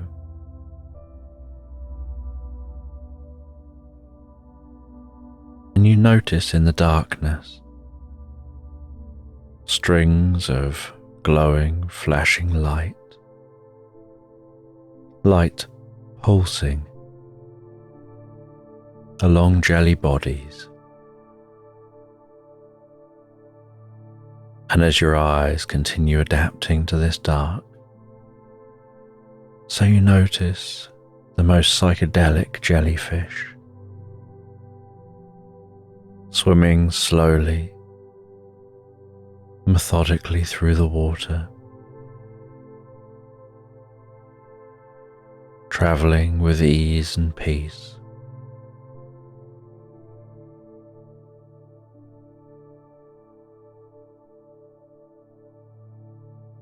And you watch those jellyfish as they swim. Their light almost mesmerizing you.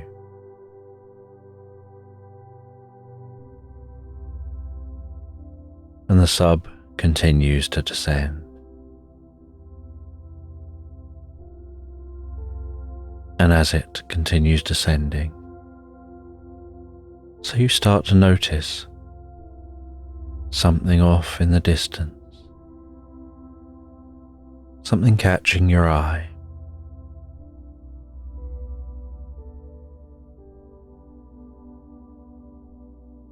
It looks almost like ruins on the sea floor.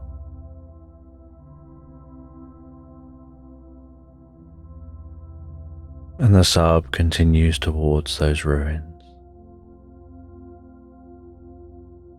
And the nearer it gets to the ruins, the more vast they appear, stretching high up from the sea floor, the sub weaving among the ruins, passing through an arch and into the ruins of a labyrinth, seeming to follow this labyrinth, as if following a known path through a maze.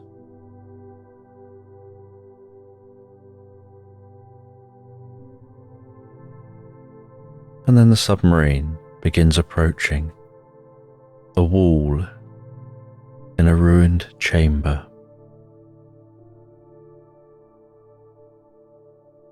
And in the back of this wall is a narrow slit, and you can see some light shining through that slit. And as the submarine approaches that back wall, so it begins to slow down gently,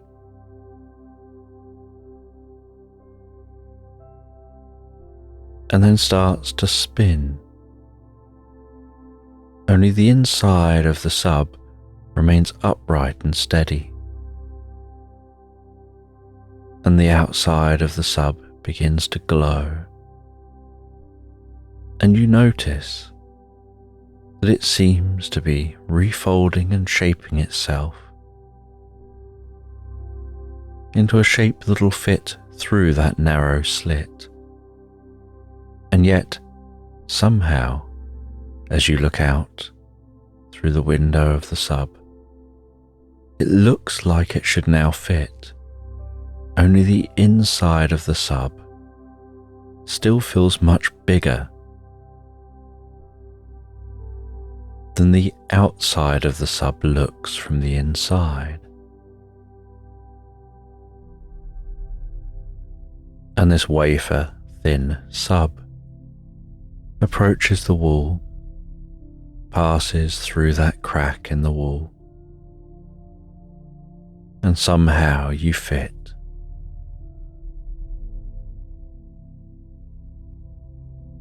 And it pops out the other side in a flash of light, landing with wheels in a meadow,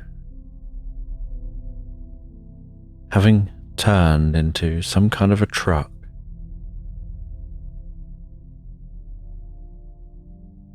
And the lid of the sub pops open. You disembark. You look behind you and you can see that wall. Only that wall isn't ruins anymore. In fact, it looks like it wasn't built that long ago. You can see the slit in the wall, and you can see that it looks like darkness through that slit.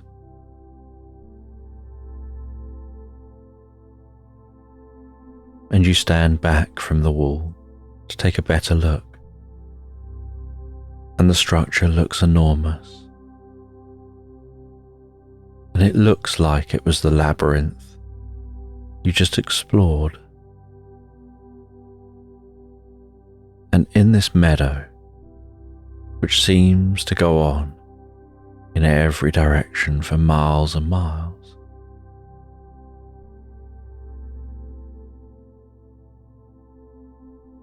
you can feel the sensation of the sun beating down on you, only not with tremendous warmth, but with deep comfort.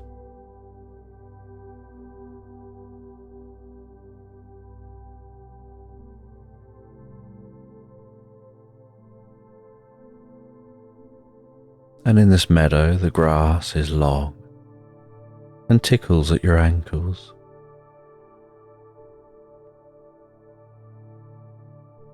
And you walk through the meadow, admiring the patchwork of trees dotted through this space, the gentle rustling of leaves, the sight of a family of deer in the distance, grazing in the meadow.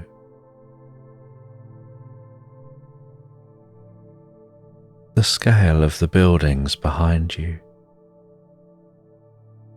and the silence and stillness here.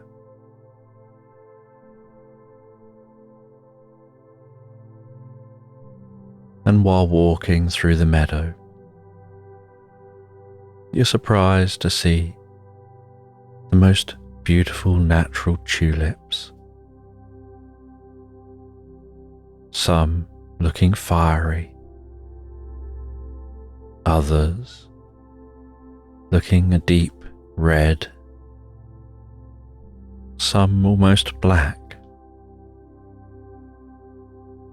some in colours of pastels, of pinks and blues, colours you've never seen before.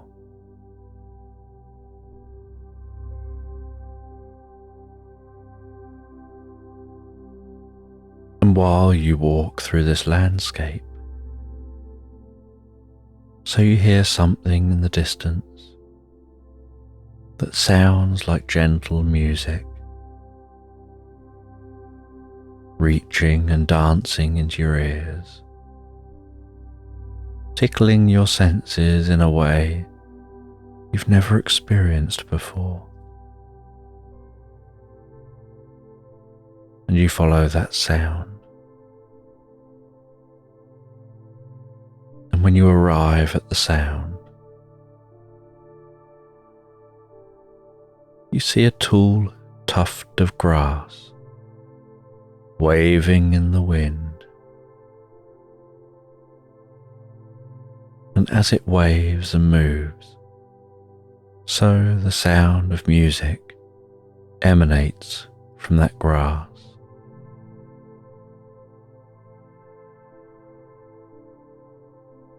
And while you explore this space more,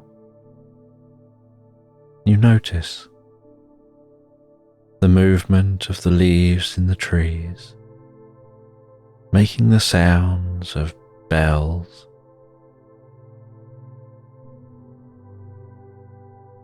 the movement of the larger branches, making the sounds of deeper woodwind instruments.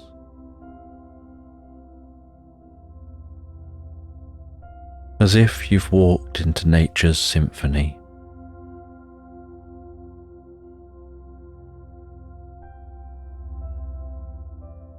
And yet you continue to explore with curiosity.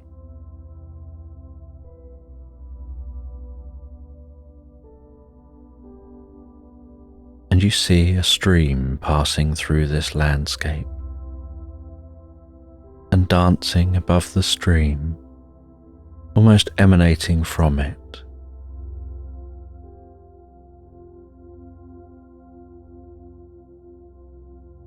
is rainbow colours, with the intensity of the colours varying across the stream. And as you near it, so you realise you can't hear the stream. It's as if the sound has turned into colour.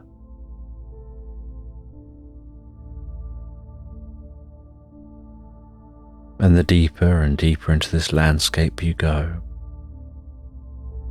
the more profound the experience.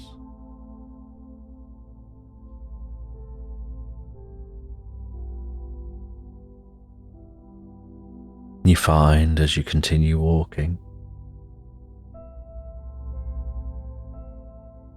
that what you should be able to see, you can hear. What you should be able to hear, you can see. What you should be able to smell, you can feel. As if someone's jumbled up all of the senses.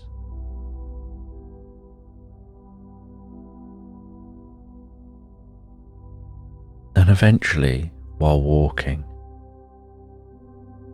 you come to a red thread tied to a tree with the most beautiful bow, and you begin to follow that thread.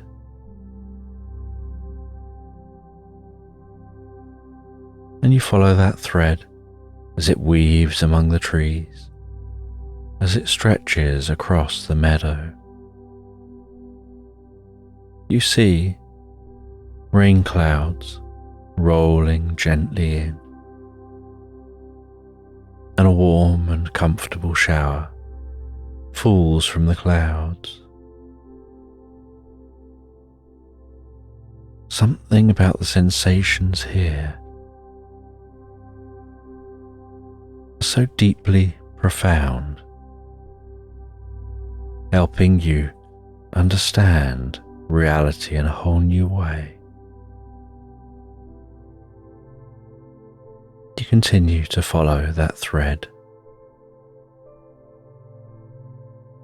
You start to feel a deep sense of joy and curiosity as you explore and wonder where you're being guided.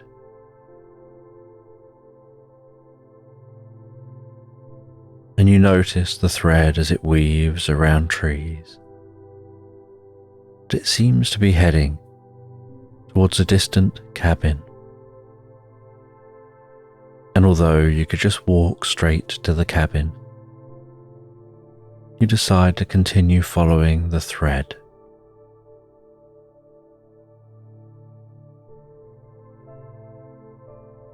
And as you get nearer and nearer to the cabin,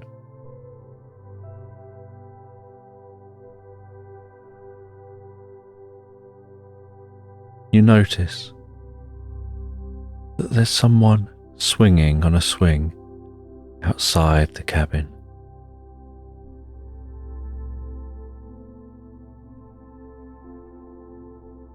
and you can see beyond the cabin. Looks like a spaceship, just parked up. And as you near the cabin and get a better look at the person on the swing, you discover that they're a kangaroo mouse.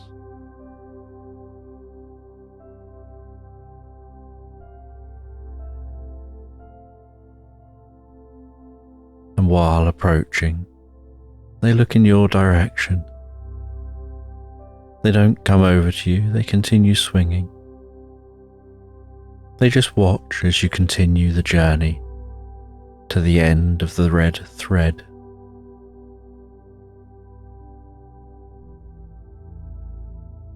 And the red thread ends at a post attached to the gate to their garden. And you unlatch the gate. You walk through the gate. That kangaroo mouse still watching you. You close the gate behind you. You cross the garden towards the kangaroo mouse. They introduce themselves as Magnolia, and they're dressed in the most beautiful tailored suit.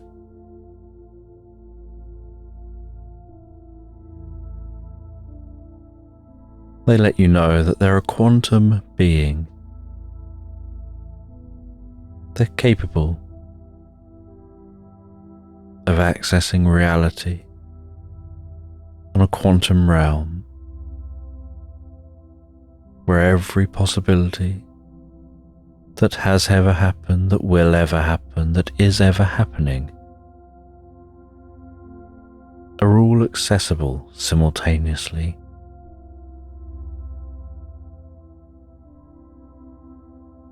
And they say that this is the heart of the reality. A bubble created by them in their image of their experience of reality.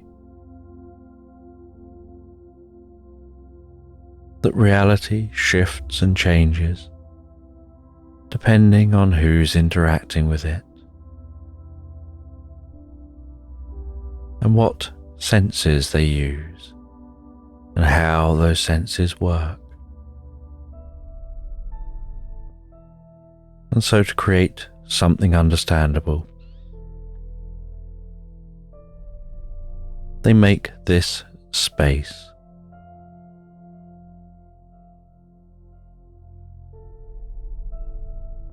And they invite you into their home.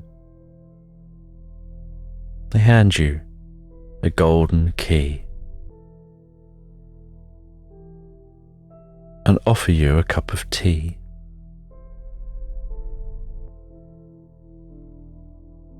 And you accept that tea. And as they bring over the tea, so the warmth of the tea sings like the sweetest silver bells.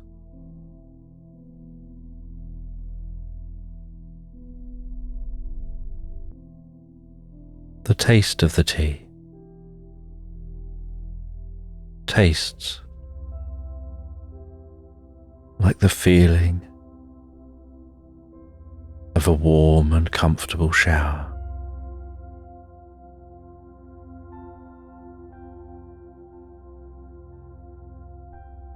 And you enjoy that cup of tea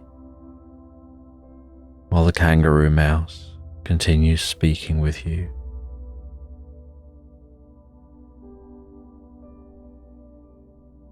And they bring over a small chest. You open the chest with the golden key and discover inside the chest a small yet heavy crystal ball.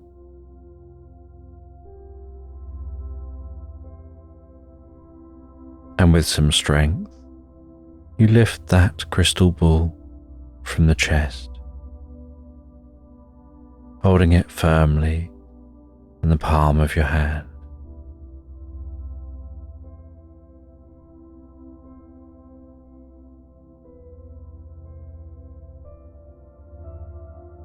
And the weight of that crystal ball feels like the weight of emotion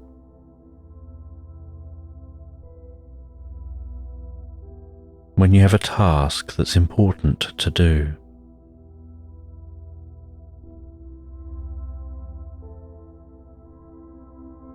And you gaze into the crystal ball. And Magnolia talks with you. And you listen as they talk, almost as if they're a mesmerist, guiding your attention to the ball, absorbing your attention around the patterns, the movement, the light in the ball. You almost forget about the weight of that ball as catalepsy sets into your arm so calmly and peacefully.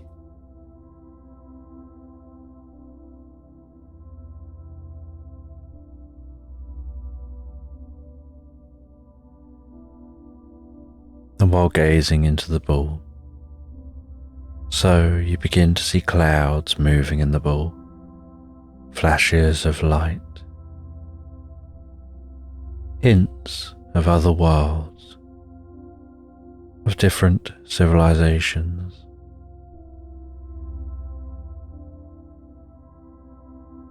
And they talk to you about the power of this ball to shape reality, to guide you to access your desired reality, that there are multiple paths you can take, but with this ball, you can see them all and experience them all simultaneously, and almost unconsciously use the ball like a telescope pointing into the distance,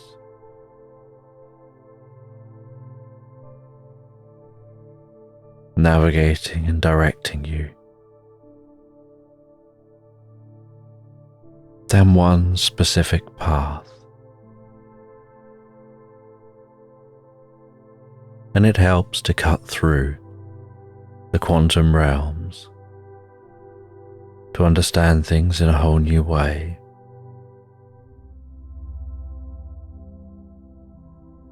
To head to the reality you desire.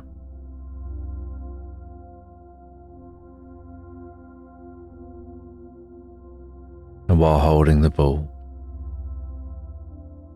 you find that it's as if you're moving and walking, and yet, in reality, it isn't you moving, it's reality around you moving.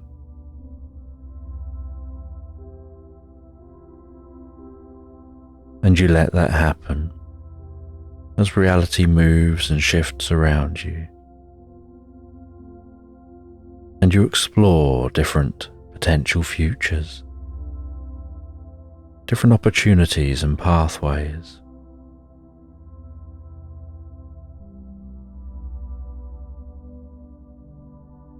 You realize there's not exactly free will, but rather a general trend of direction to go that's heavily based on where you've been.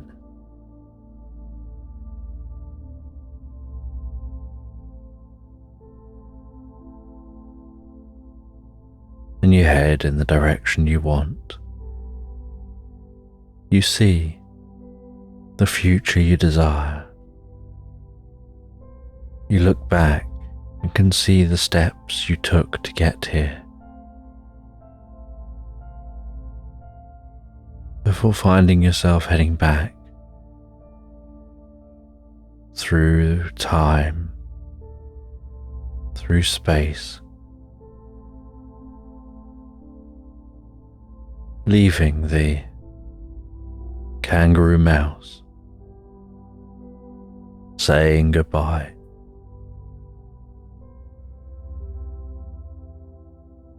And heading back to that ship. And the ship automatically turns to face the hole, travels back through that hole, and begins its journey through the sea, before ascending on that beach. And that woman still resting there. And she introduces herself as Magnolia, while the submarine behind you spins, fizzes, pops, flies through the air, and lands like a coin in her hand.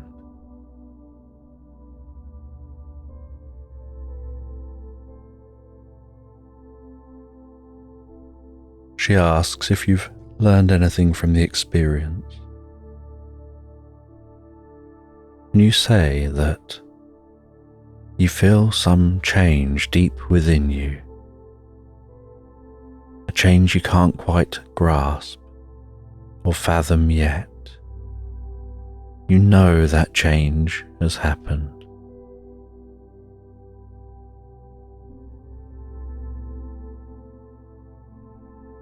And she sees you on your way as you continue along the seafront.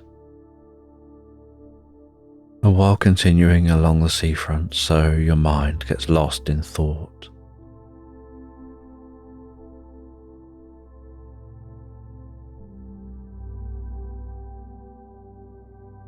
And as your mind gets lost in thought, so you find yourself drifting deeper and deeper asleep, until the seashore fades completely from your experience, almost as if you've walked into nothingness.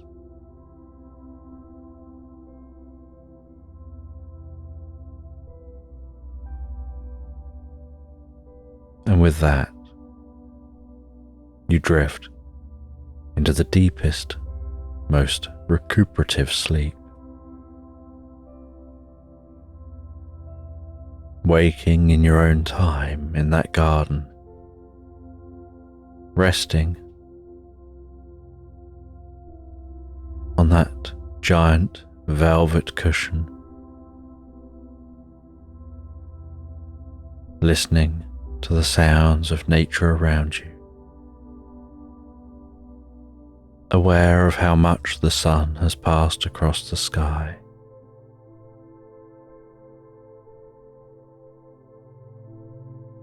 And as the sun begins to set,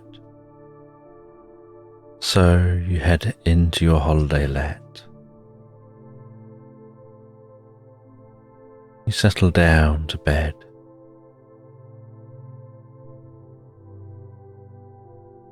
And you begin to drift and float so peacefully, so comfortably asleep into Slumberland. And you find yourself walking through the most peaceful woodland. The gentle sound of leaves crunching underfoot. The gentle rustling of the branches overhead as the wind blows such a delicate breeze. And sunbeams dance before you as that sun weaves its way through the canopy, illuminating the path before you.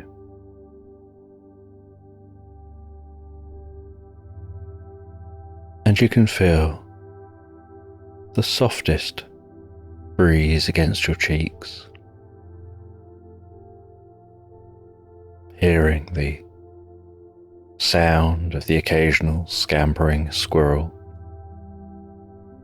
scrambling around a trunk of a tree.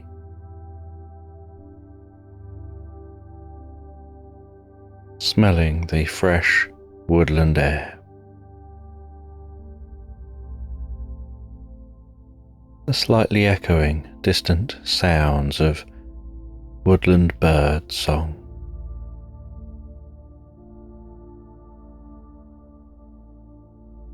And a deep sense of inner peace and calm.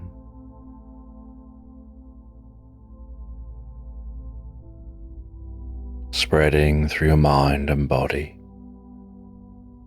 with each step you take continuing along that woodland path. And as you walk along this woodland path, passing through those dancing beams of light, you have this feeling of time standing still,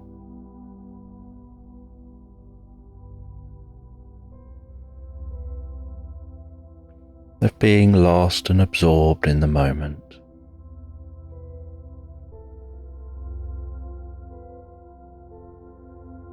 And while you continue walking through this clear and calm woodland, so you see among the trees in the distance the outline of a graceful deer feeding on some food from the woodland floor. That deer freezing momentarily when it notices you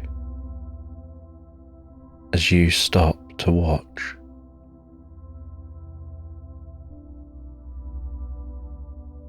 Its brown, soft fur occasionally moving with each breath. Small puffs of mist as it breathes out.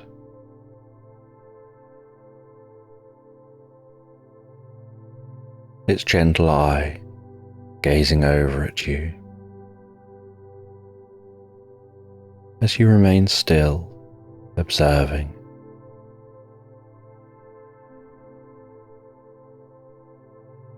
And you hear the calming hoot of an owl in the distance among the trees.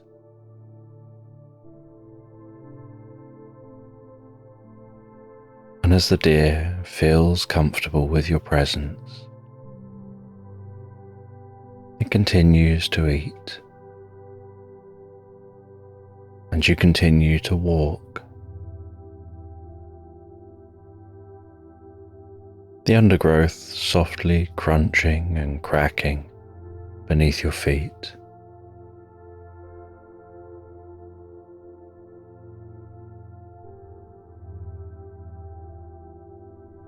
The sounds of songbirds continuing to echo through this woodland.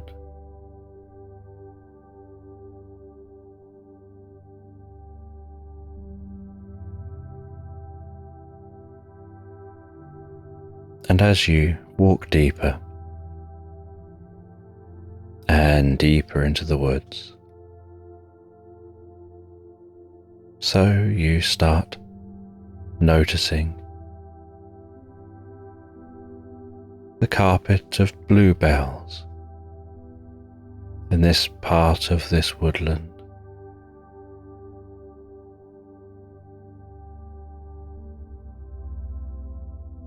Noticing how delicate each of those tiny flowers is.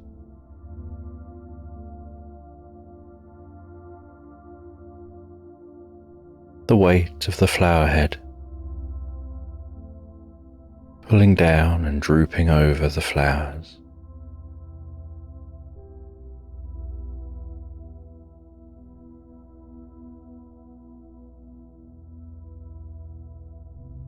And you spy on a branch in a tree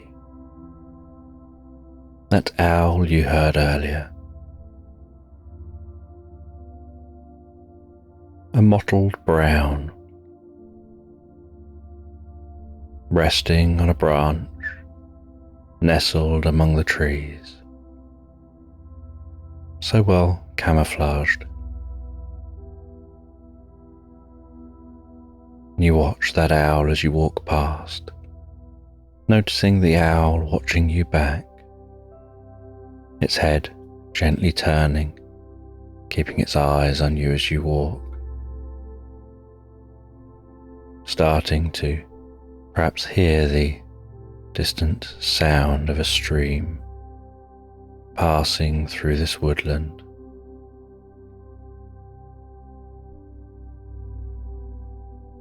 And continuing along this path in the direction of that stream.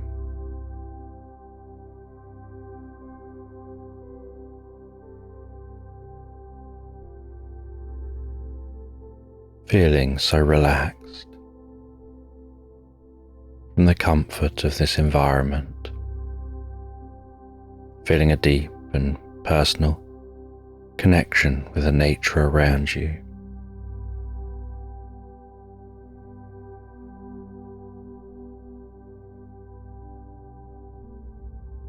And as you continue to walk through the woodland, so the sound of that stream gradually intensifies.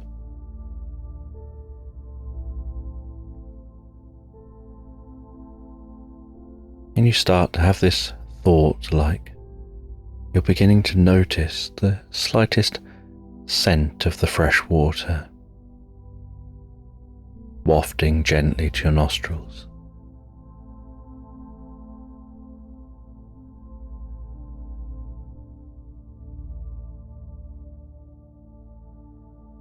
And you continue walking through this woodland, getting closer and closer to that stream.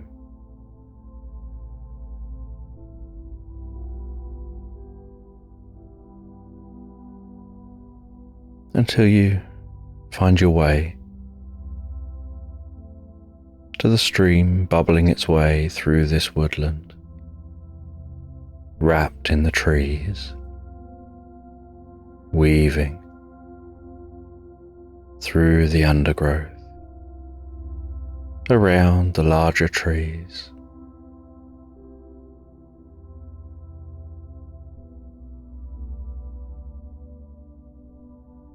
And you walk along the edge of the stream,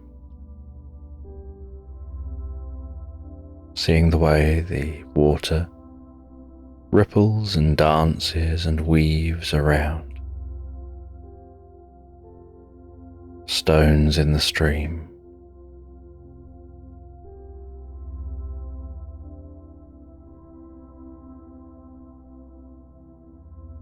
the way there's slightly more tufts of grass growing along the edge of the stream.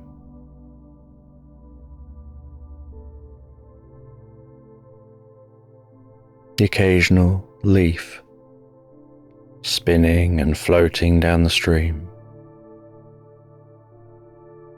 like a boat travelling on the ocean, going with the flow.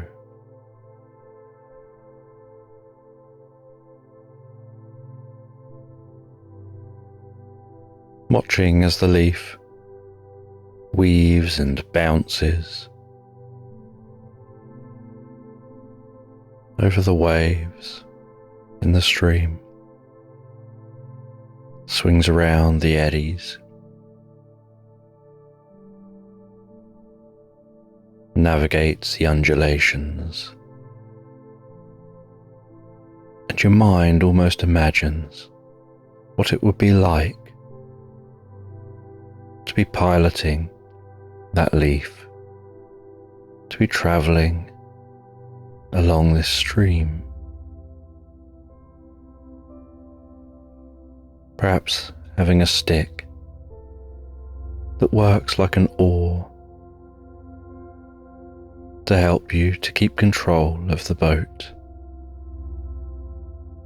while it rises and lowers over the undulating water, gets carried around rocks, swings around obstacles,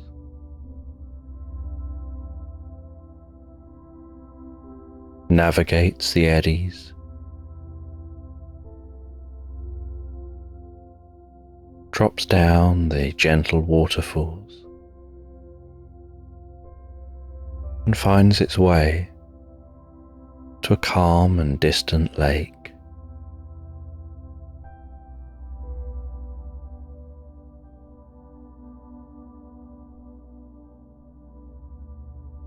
And you continue to follow this stream,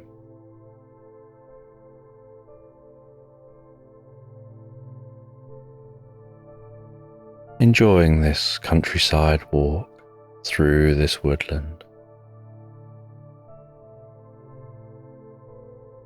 And while walking through the woodland, so the sun is gently passing across the sky, the dancing beams of light that are penetrating the canopy overhead are gradually angling steeper and steeper as the sun is moving lower and lower.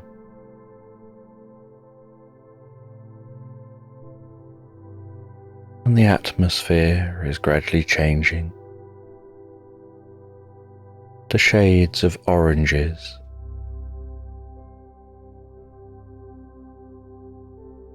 almost like there's a golden light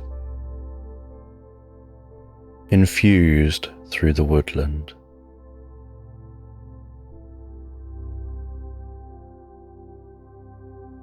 And while the light begins to fade,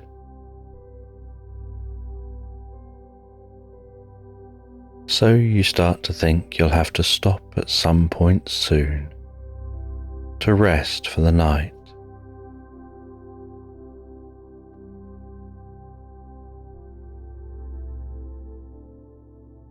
And you continue on for a little longer,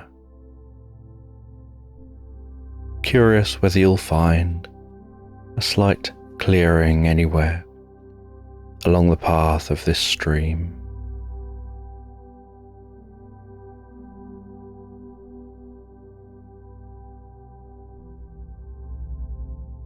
And after another hour or two of walking, the space around the stream opens out just a little bit. You notice a tree has fallen down in this area, and that tree is lying on its side, stretched across the ground, across the stream.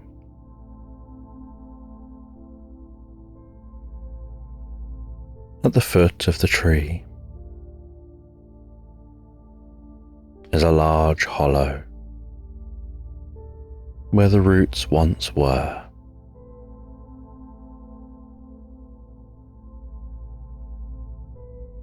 Revealing the exposed chalk under the ground here, mixed with some dirt.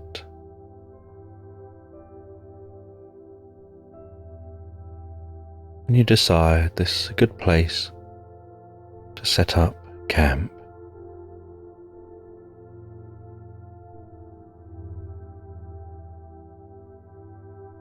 And you set up a tent, resting against the trunk of the tree.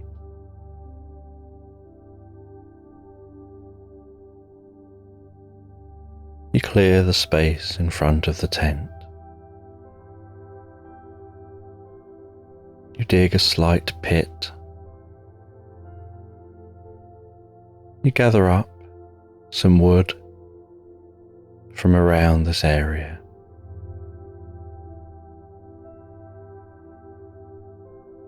You fashion yourself a fire in that pit.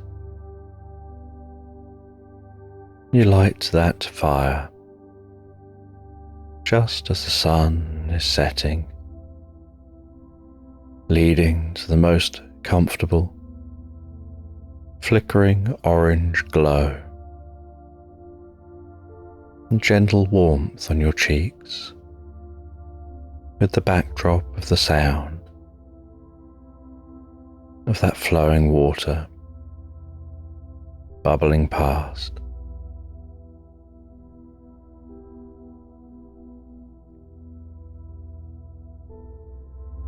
And you rest down in the entrance to your tent.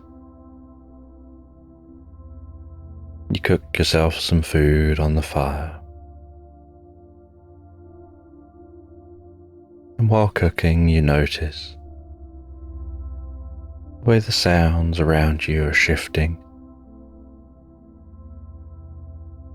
from the sounds of daytime to the sounds of the night, from the sounds of songbirds to the sounds of crickets and nighttime animals.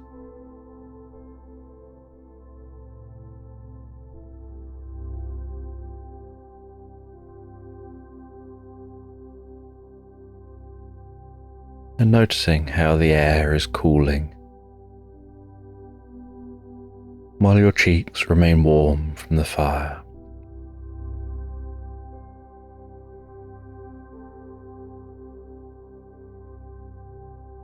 And the scent of your food wafts to your nose as the food nears being ready to eat. And you feel gently relaxed, so calm.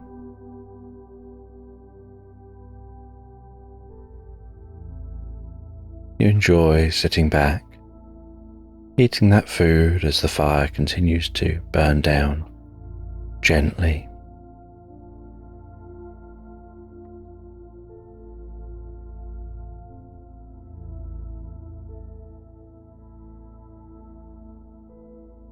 And after eating the food, you rest back in the tent.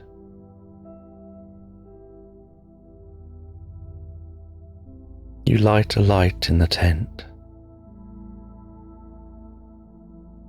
and you read by that light, absorbing yourself in a good book.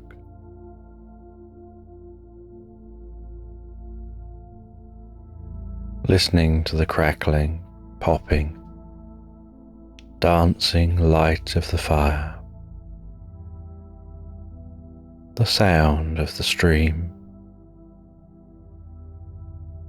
gurgling past, the distant sounds of crunching and movement in the woodland as the nighttime animals go about their business, continuing to feel more relaxed, deeper and deeper, with increased comfort at being here in nature.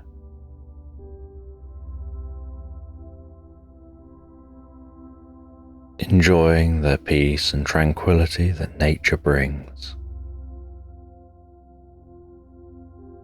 Catching a glimpse of the stars through the slight clearing overhead.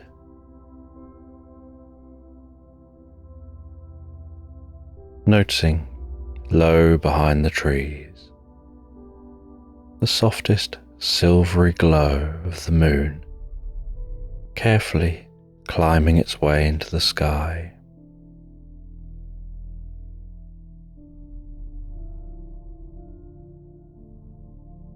And continuing to read in the tent.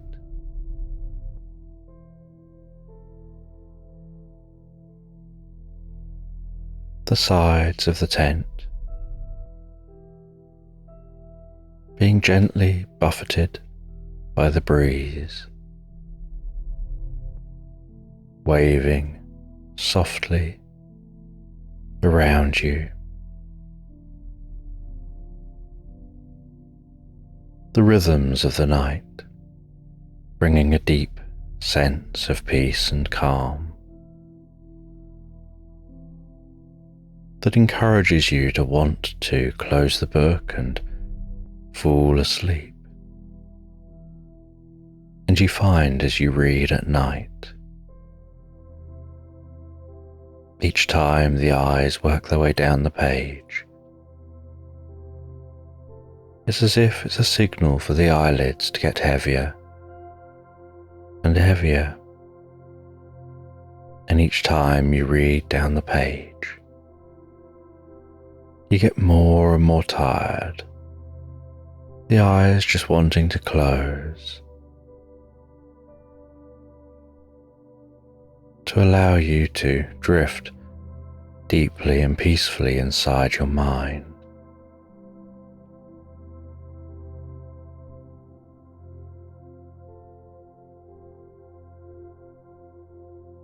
And as you continue to read and the eyes get heavier, and you find the eyelids are knocking at the doors of sleep, eventually they close without you noticing.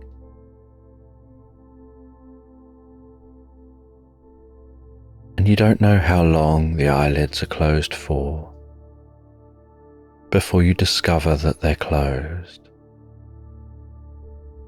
and you softly open your eyes and continue reading. But each time you reach the end of a page,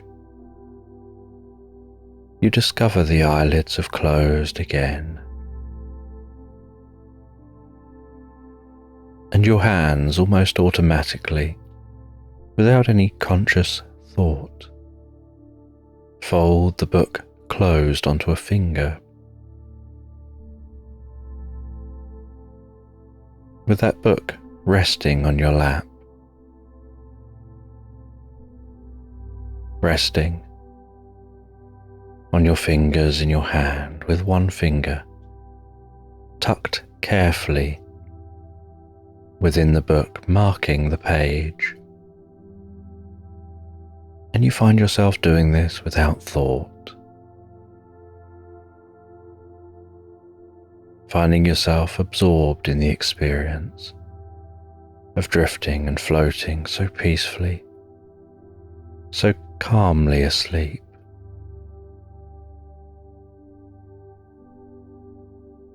The head beginning to rest back,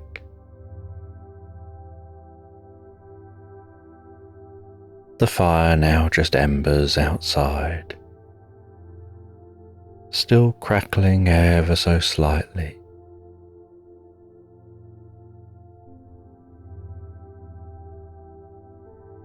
But now nothing more than a patch of warmth on the ground beyond the tent.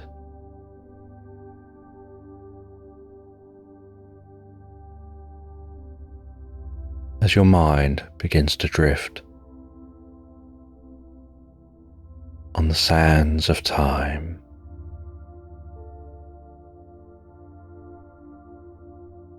into the story you were just reading, as if drifting asleep midway through the story stimulates your mind to want to complete the incomplete pattern of where you're at.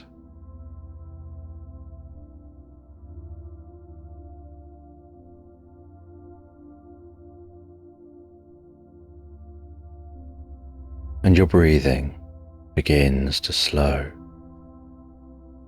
all by itself, so calmly and deeply.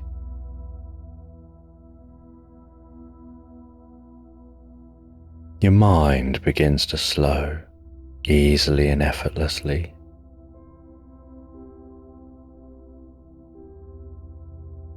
Your thoughts slowing, as if slowing down to arrive at a place deep within you.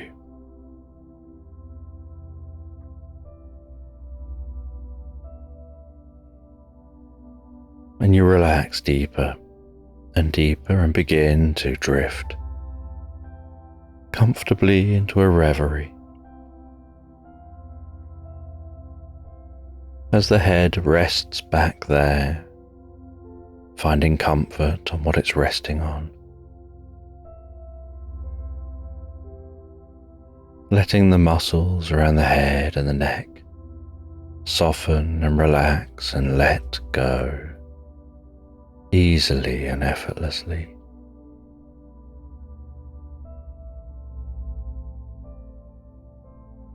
And almost like it happens on an out breath, that relaxation moves comfortably down the arms, the shoulders, around the neck, around the top of the shoulders and down into the chest, almost like the most comfortable massage, softening those muscles, relaxing you deeper and deeper, bringing relaxation down through your body, down through your arms to the tips of your fingers, down from your upper back to your lower back, around your sides, down to your stomach, like a wave of peaceful, deep relaxation, moving at the speed of breath, really taking time to soften and deepen the experience. As you fall asleep in that tent, spreading the relaxation down through your body to your bottom and down your legs.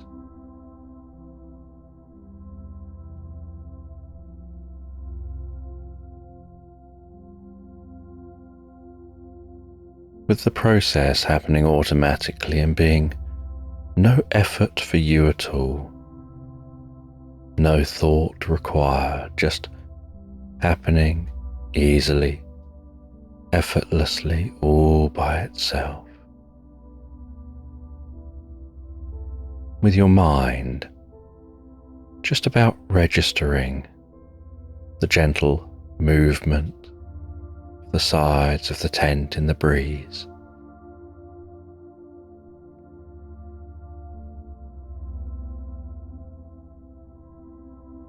The bubbling sound of the stream, carefully weaving its way out of consciousness and into the distance, letting go deeper and deeper into the experience.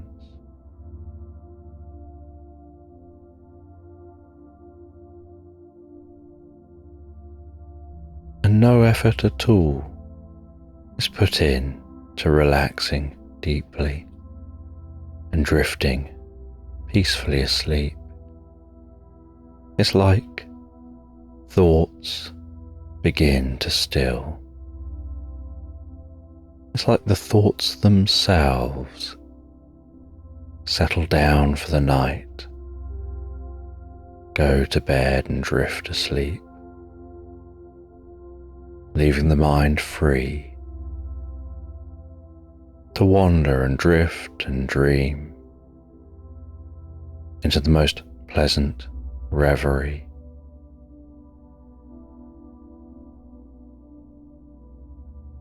almost like a comfortable, tingling sense of peace and calm.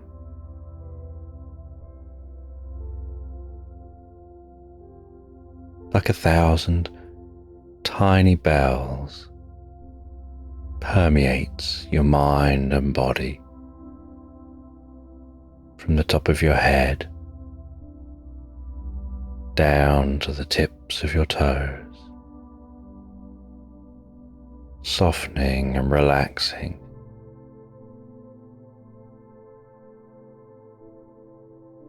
With each breath, seeming to almost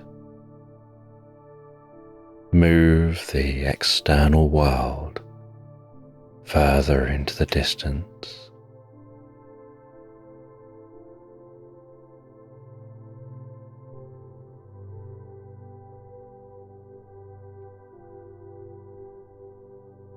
Like sinking comfortably into a pillow of pleasure, so deeply calming and relaxing.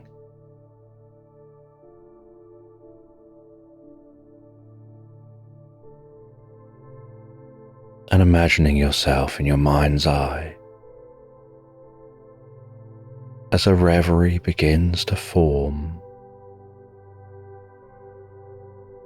finding yourself with a childlike wonder, walking through the most beautiful meadow atop a cliff, towards a rustic old lighthouse.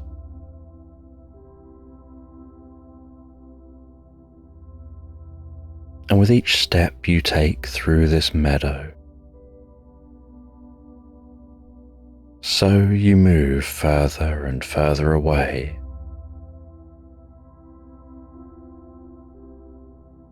from your awareness of external reality,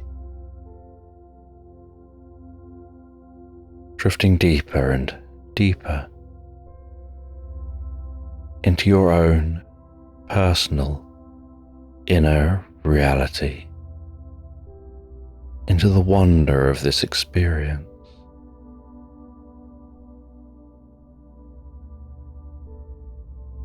Noticing the sights, the sounds, the smells of this most beautiful, most perfect meadow. As you walk towards that lighthouse, and you see the way the beam of light from the lighthouse is slowly and rhythmically scanning the night's environment, with the moonlight here casting a bluey silvery glow across the meadow, across the landscape, hearing the distant sound of the ocean and the gentle sound of waves crashing at the foot of the cliffs. And you continue to walk through the meadow towards the lighthouse.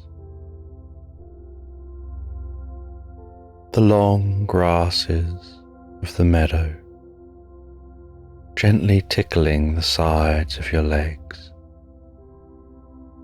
brushing past with the softest sweeping sound, bringing a deep sense of peace and calm. And you can see a couple of lights within the lighthouse, as if somebody's home.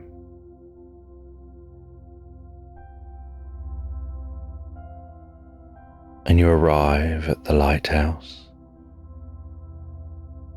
You walk around that lighthouse, running your fingers around the stonework, feeling the texture of the stones under those fingertips.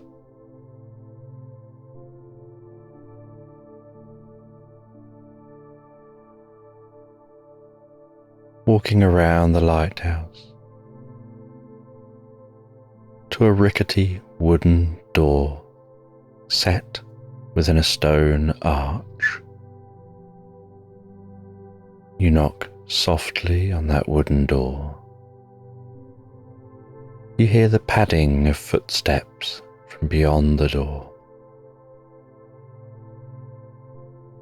And you wait with patience and anticipation, curious who's going to answer the door. And after a short time, the latch on the door sounds. The door opens.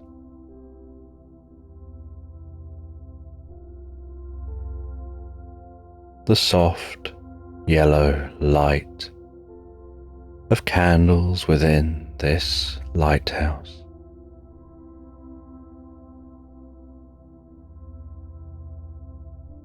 shine gently through the open door,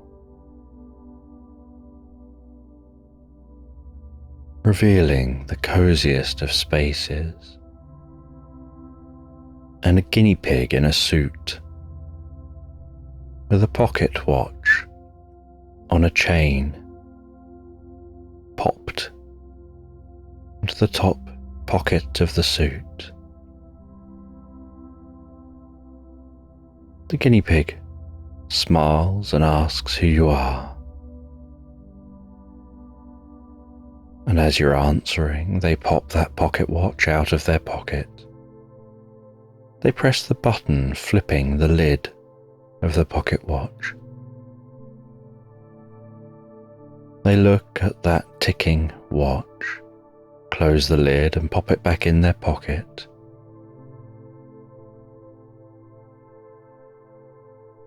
And they say that it's late. Perhaps you should come in. Maybe you'd like some tea. And you graciously enter the lighthouse, are guided to the most comfortable looking chair. You rest down in that chair, sinking so deeply and peacefully into the chair, almost if the chair itself has the magical power to evoke deep relaxation within you.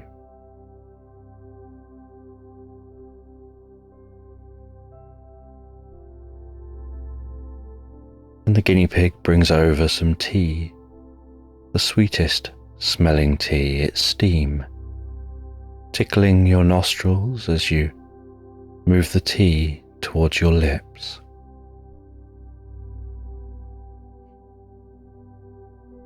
And the guinea pig sits opposite you on an equally comfortable looking chair. And for a moment you both sit in silence, just drinking the tea.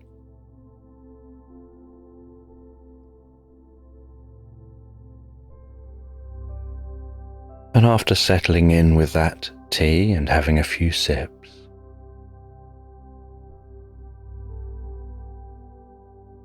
the guinea pig asks if you're curious to look around.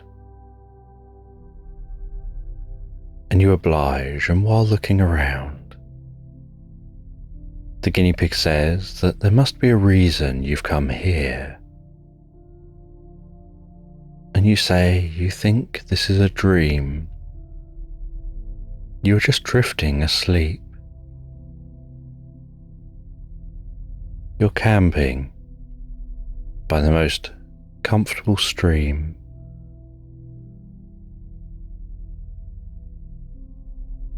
And the guinea pig explains that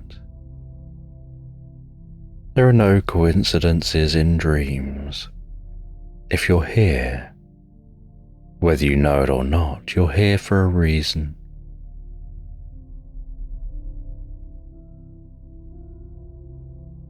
And they begin to ascend a spiral staircase that runs around the inside wall of the lighthouse,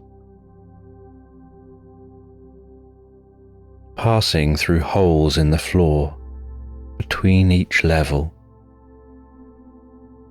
and through each hole is a new room, and the next room up looks like the most beautiful living space. The room up from that is the most incredible library, with comfortable seats to sit and read, gazing out of windows. And above that seems like a storage room, almost like a loft. And above that, you come out at the lighthouse itself, on the level of the light. And you can see that this light consists of a large flame and a mirror that circles around that flame. And the light reflects off that circling mirror, creating a beam that sweeps across the ocean, around the landscape, and then back out to sea.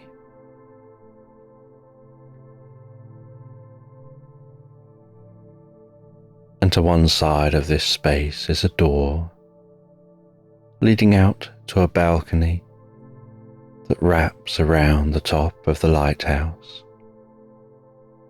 The guinea pig guides you out onto that balcony, and up here at the top of the lighthouse, the wind is stronger, almost howling past your ears.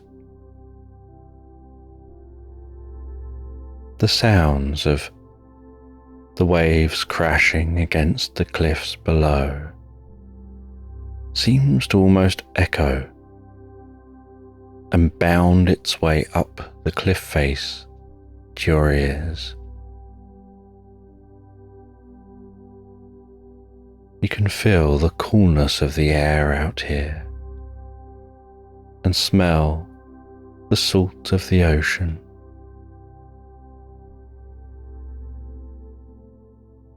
And the guinea pig and yourself rest your elbows on the fence around this balcony. You enjoy a few moments of relaxing and breathing in that fresh air.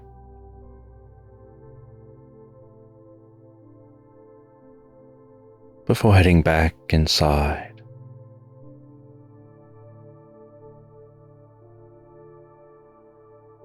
and the guinea pig walks you round to a lift and says we'll descend in the lift. And the lift pings and you both enter. The lift slides shut behind you and you begin to descend.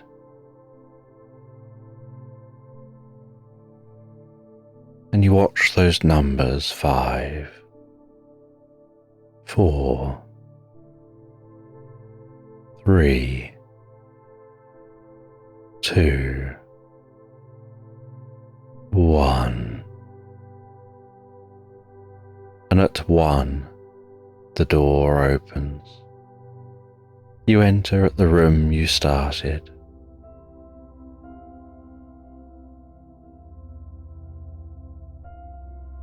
The guinea pig tells you the location of this lighthouse is actually above an ancient library that had been built into this cliff thousands of years earlier and maintained for much of that time. and they move a rug. On the floor of this room, and under the rug is a trapdoor with a metal handle that's on that trapdoor flush with the wood, and with a creak and a sense of weight. They take hold of the handle. They lift the trapdoor, and with a thud it swings down, open.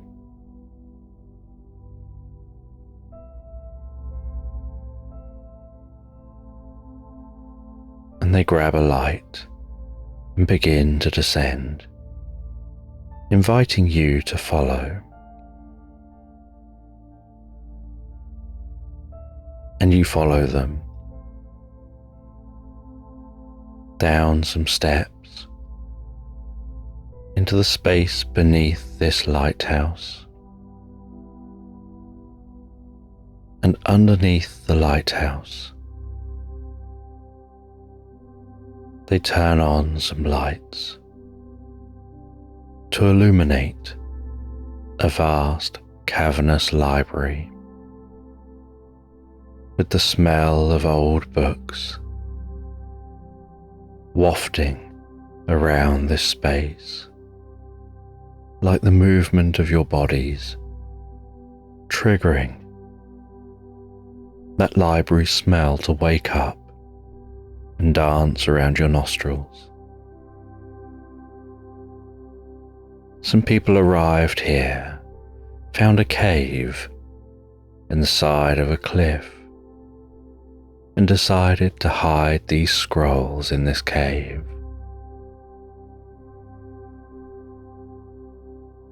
And through the lifetime of those people, they used this cave to store scrolls they encountered from their travels around the globe, storing that knowledge safely and hidden. And this library seems to have grown from there. To others, following on from those people, continuing to store even more knowledge, expanding the cave, until eventually the cave entrance was sealed, and a lighthouse was built on top of the cave, initially used as a signal for those seeking this location, but also having someone permanently in the lighthouse who is the keeper of the knowledge, who protected that knowledge and was able to track who came here. But through the sands of time, gradually people forgot about this place. They stopped coming here. They stopped exploring, depositing new knowledge.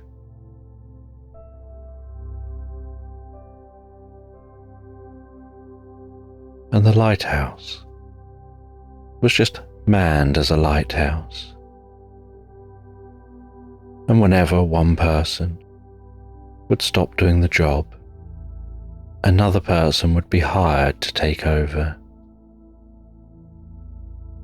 And most never explored the lighthouse fully, and never discovered that if they just lifted a rug, they could find that library. But now they're here. They found the library,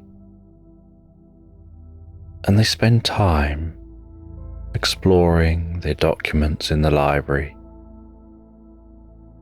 gathering the knowledge of the ancients, the wisdom from civilizations long past,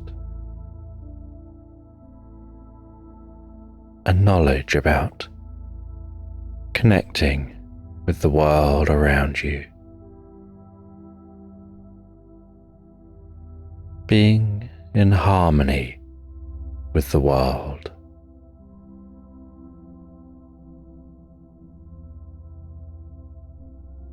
And they hand you a book, and they tell you while you're here, perhaps you should rest here for the night. And as you rest here, perhaps you could settle down in bed and read this book, and it'll teach you to see the deeper nature of reality and open your senses to a whole new world. And you head back into the library. You settle down in a bed on one of the other levels. You spend some time reading that book, discovering many aha moments.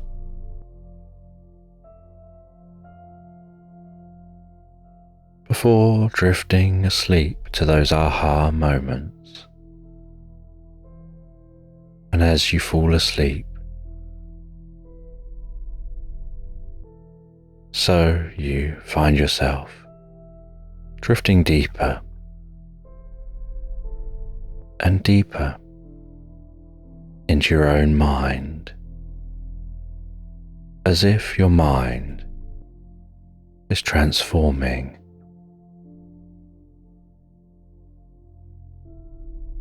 Updating itself with the learning you've gained from the book, from the library under the lighthouse. A book you discovered in the heart of a dream you had in the heart of woodland, as a stream continues to trickle past your tent, like a stream of consciousness continues to flow through your mind.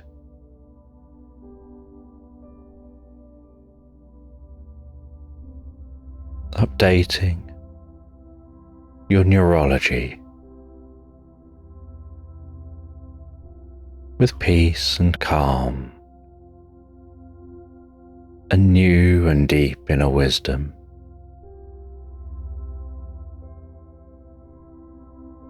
That's destined to transform who you are and how you respond to life's challenges,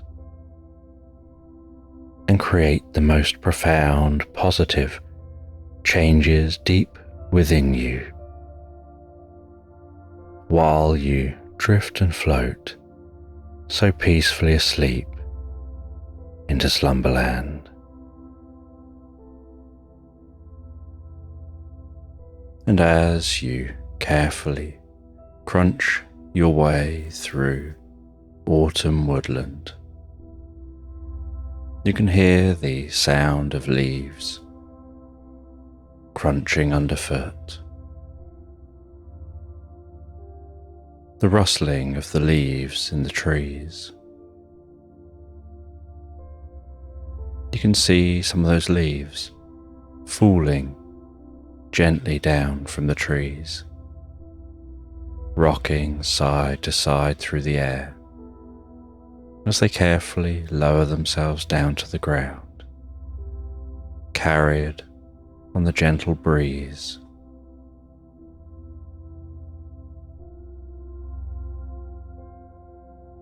And the patches appearing overhead as those leaves fall from their place, and the sun creeps through and dances on the ground below, and a soft mist permeates the woodland floor, wrapping around your ankles, moving gently with each step, like walking through shallow water with your legs pushing through that water. The ripples gently spreading out with each step.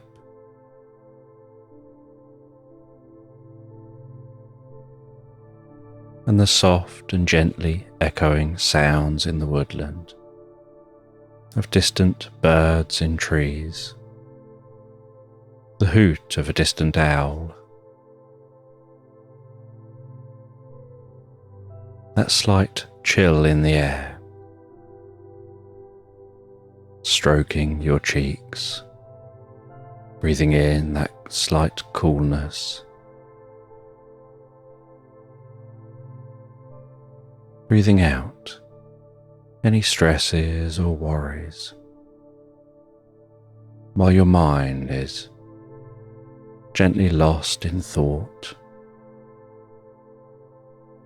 weaving around trees.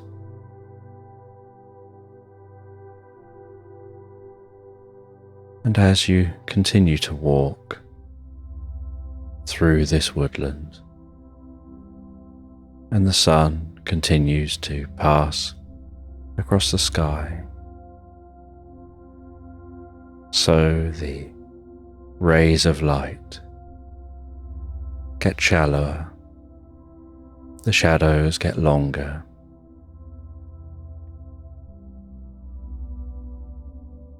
and the light goes from a brighter white to a delicate orange, weaving its way around those trees.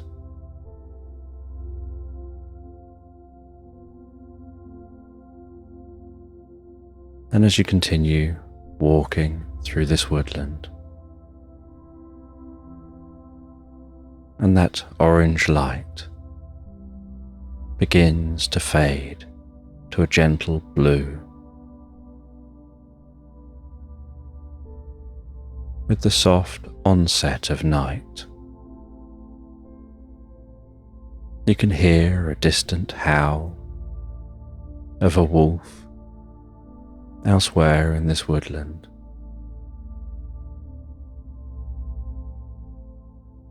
And then after a short time,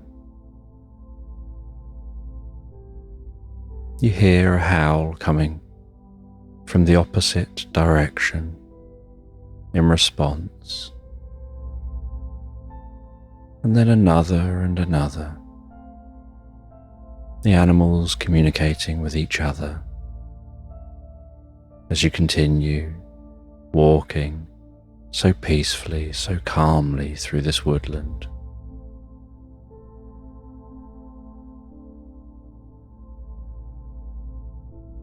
And as the last of the sun passes over the horizon,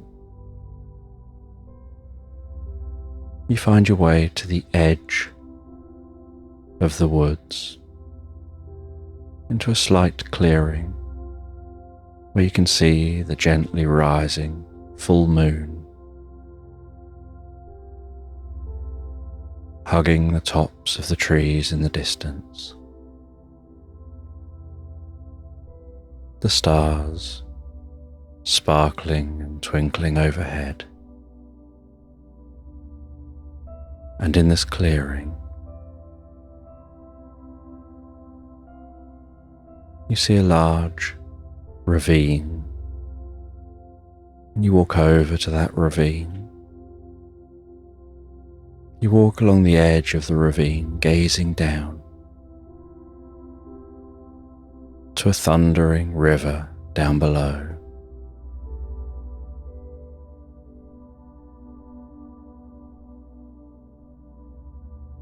You walk a little bit along the side of the ravine, and then head back the opposite direction,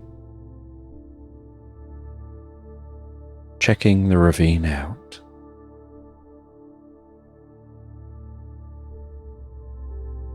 Before resting on the edge of the ravine, dangling your legs over the edge, taking your backpack off. And out of your backpack, you take a long rope, and on the end of the rope,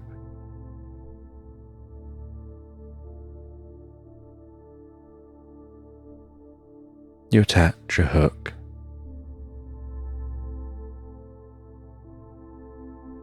And then you stand back up and you throw that rope across the ravine. And the first time it lands and you pull it, and it just pulls off the edge of the ravine, so you roll it all back up again, and you throw it again, and then a third time and a fourth time. And the fifth time you manage to hook that on the other side of the ravine. You tie off the rope on this side of the ravine. You wander calmly back into the tree line, examining the branches of the trees. You find a suitable branch, break that branch from the tree, and carry that branch with you back down to that rope. You throw your backpack back on your back. You hear the soft howl of another wolf.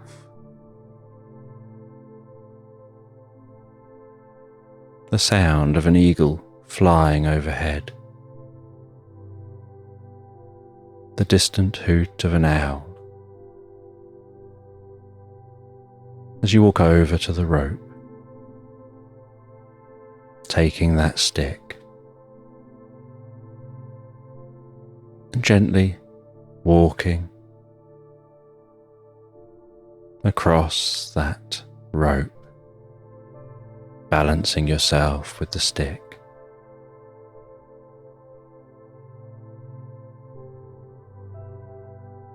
Carefully walking along the rope. The gentle breeze pushing on your cheeks, moving softly and calmly above that thundering water.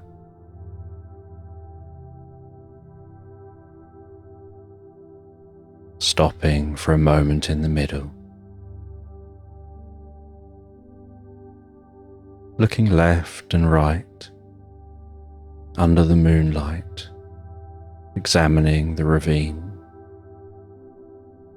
recalling your days working in a circus, the days you used to swing from high up, used to cross ropes like this through multiple performances, day after day.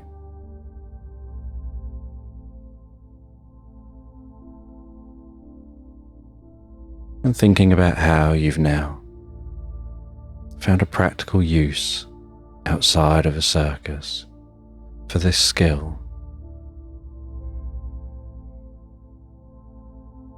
and you lower yourself down onto that rope, crouching all the way down, sitting yourself down on the rope.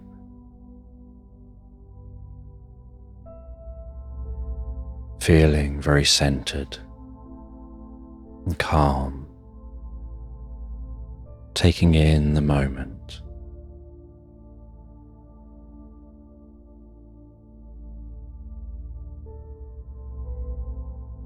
And from on that rope, you're wondering whether to drop down and explore the ravine or continue across to the other side. You wonder whether there'd be a way up from within the ravine if you drop down.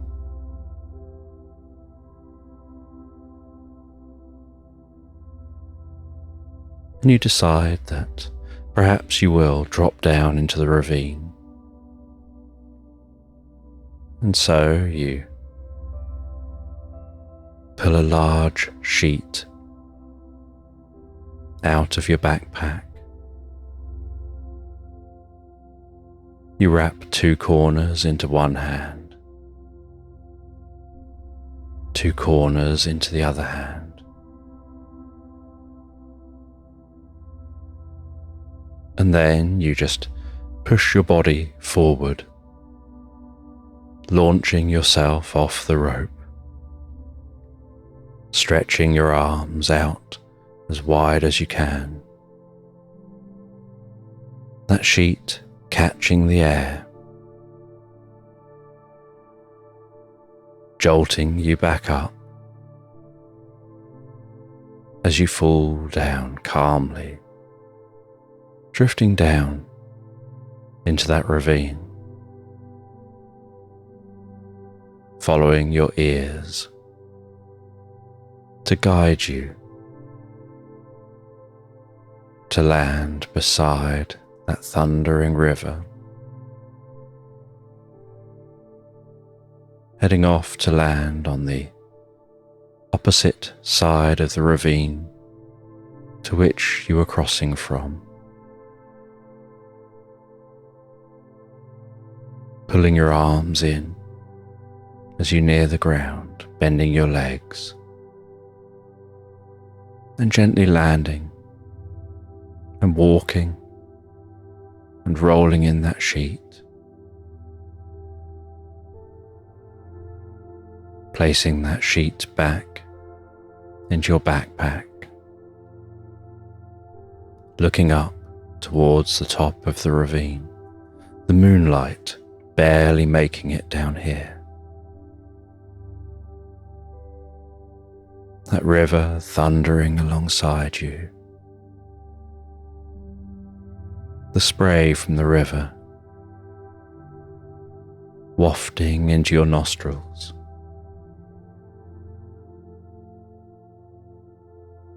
As you crunch along the stony edge of the river,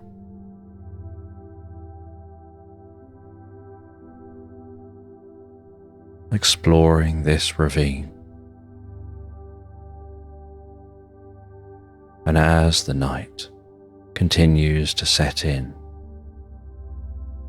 so you decide to stop and take a break.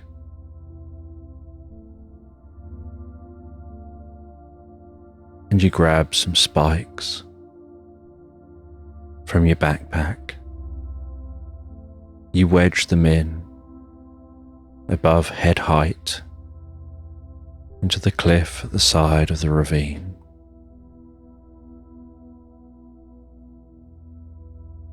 You then turn that into a platform, climb up onto that, stab in some more spikes,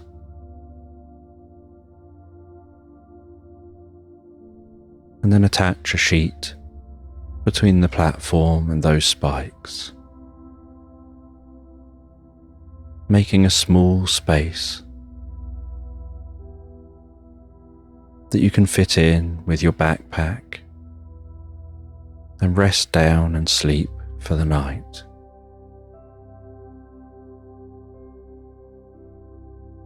And you settle down in that small space. The sound of that river rumbling past. The sound of that water so calming, so relaxing. The breeze gently patting itself on the fabric that surrounds you. Feeling like you just want to drift comfortably asleep. And under a gentle torchlight, you read a little bit of a book before noticing that as your eyes work their way to the bottom of the page, each time they reach the bottom of the page, they just want to close deeper and deeper.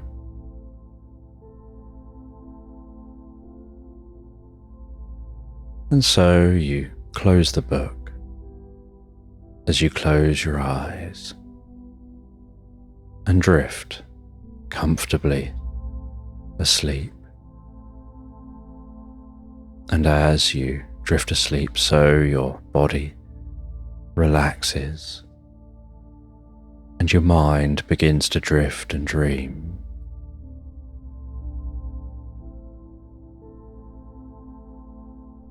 And you start to hear the sound of a disco.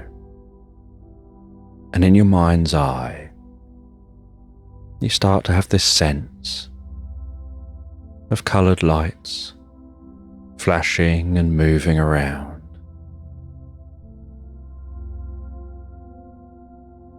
And then this sense of walking into a disco. And in this disco, all you can see is a cat in a tutu, dancing, spinning,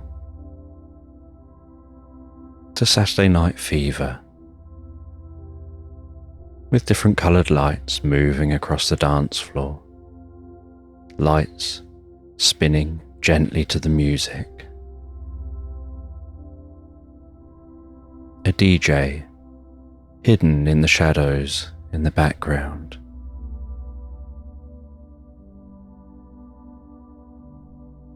A gentle occasional puff of dry ice wafting across the dance floor. And that cat just lost in their own world, dancing, spinning, enjoying the music.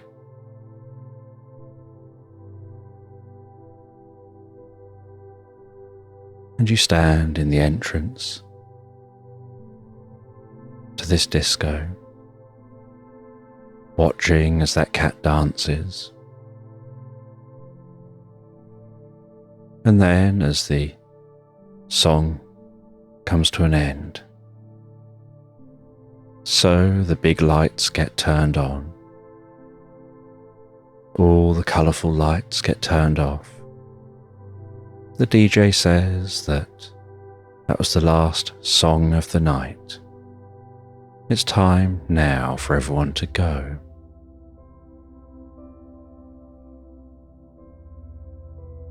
And the cat seems a little disappointed with this. And you notice, with the lights on, the incredible mosaic on the floor. But once the lights are turned on, this room doesn't look so much like a disco. It looks more like an ancient Roman building,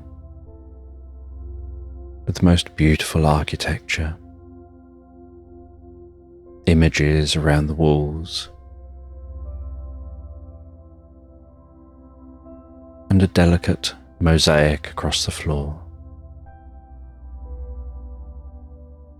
And you walk towards the cat.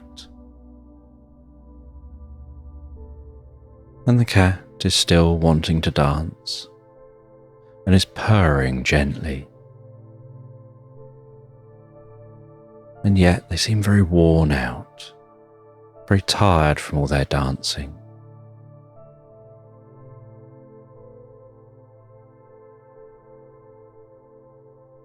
And you comment on the cat's dancing,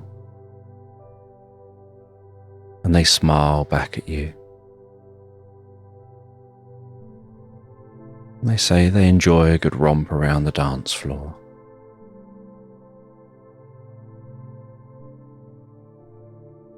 And they tell you perhaps you'd like to head out of the fire exits at the far end of this building.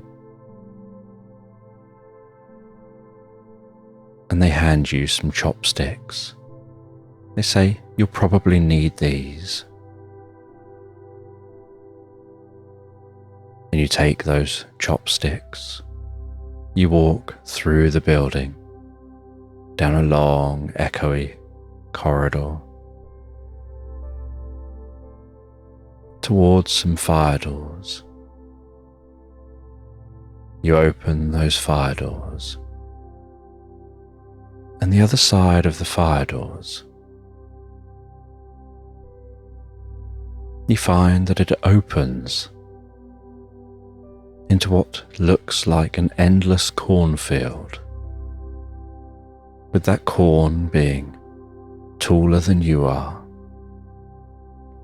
stretching out in all directions. And you jump up to try and gaze over the top of the corn. And you turn around, and it looks like you've just exited through a door in a hill. And you walk around that door and climb up the hill a little bit. And standing on the hill, all you can see to the horizon in every direction is corn.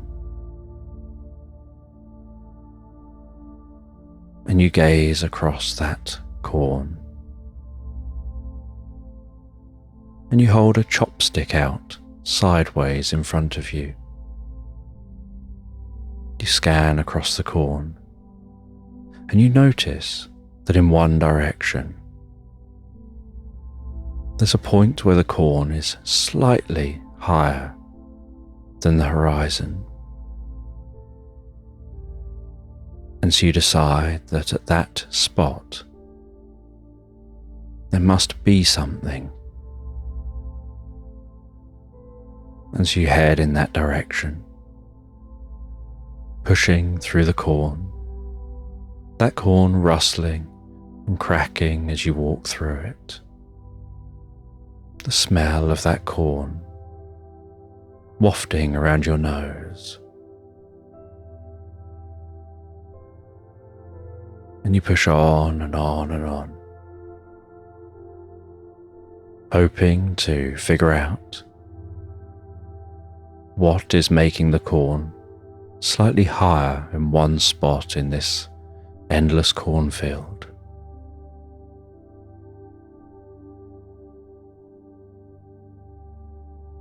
And after some time of walking, you suddenly notice on the ground what looks like areas of rubble. And so you suspect you're on the right track. You push through that corn,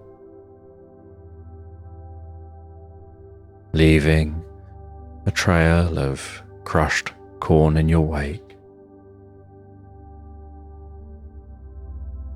And then you notice that that ground starts heading upwards slightly, until you reach a point where you start to notice you're now heading back down again. And so you go and stop at the top,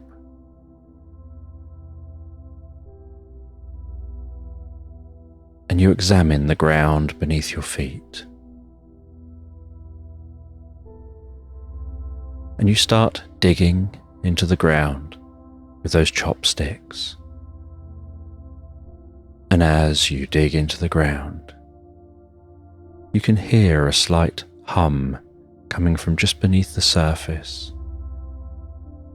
So you push with those chopsticks into that dirt, chipping away at that mud, until you notice, buried under the ground here, seems to be a chamber. And you've reached the roof of this chamber,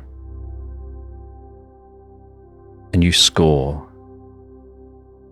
with a chopstick around a stone at the top of this chamber.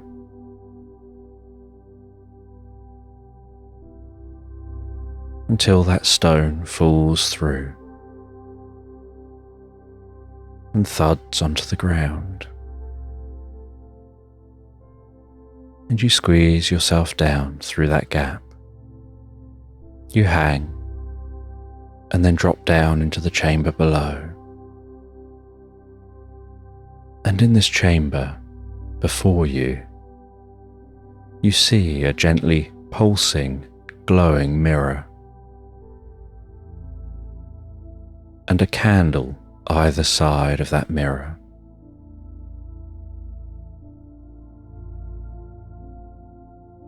And you walk up to the mirror, and you reach out to touch the glass of the mirror.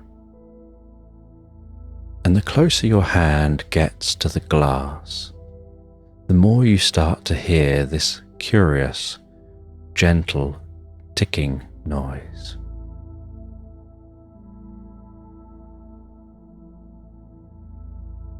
And as your hand touches the mirror, so you can feel a soft tingle through your fingertips, down your arm, up to your shoulder, and then deep down into your body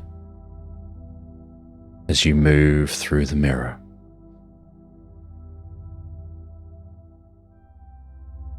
And the other side of the mirror, you find yourself in the most beautiful meadow, with the gentle scent of wildflowers, the soft rustling grass waving in the slow, undulating breeze.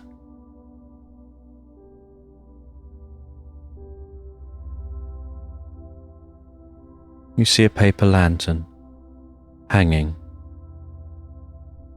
from a wooden post in this meadow. And as you look around, you see another one in the distance, and another one equally spaced further beyond that. And you realize they must be marking out a path through this meadow.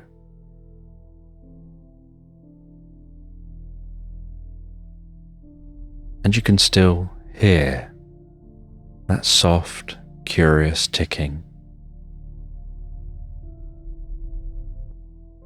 And as you gently turn around,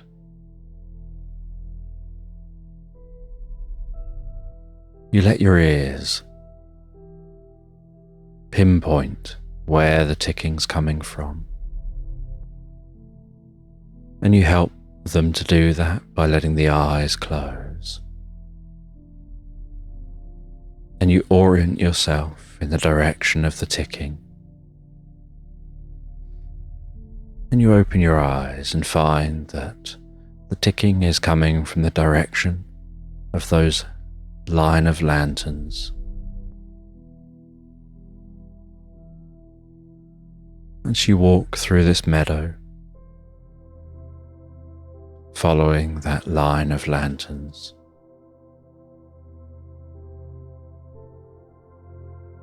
the sweet scent of those wildflowers. A large bird flying overhead, caught in an updraft, surveying the landscape below.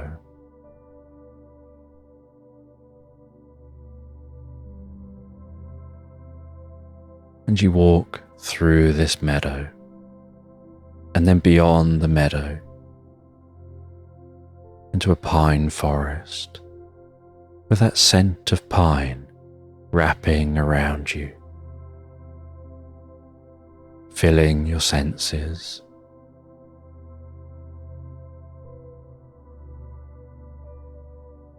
And you push yourself around the trees, feeling the bark of those trees under your fingertips, catching the sap on those fingertips, feeling its stickiness,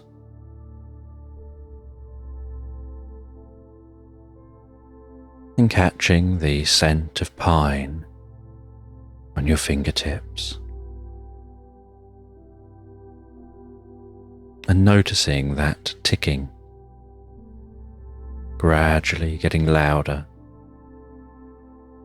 and yet still barely audible.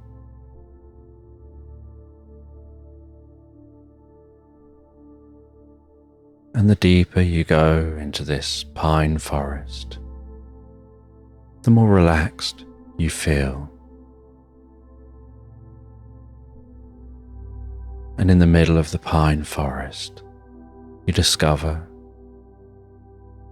a cozy looking cabin. You walk up to the door of the cabin. You knock gently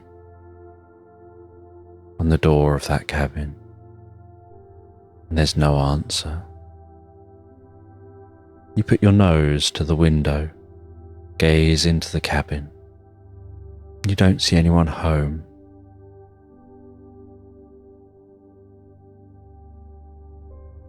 You open the cabin door and say hello, and still no answer.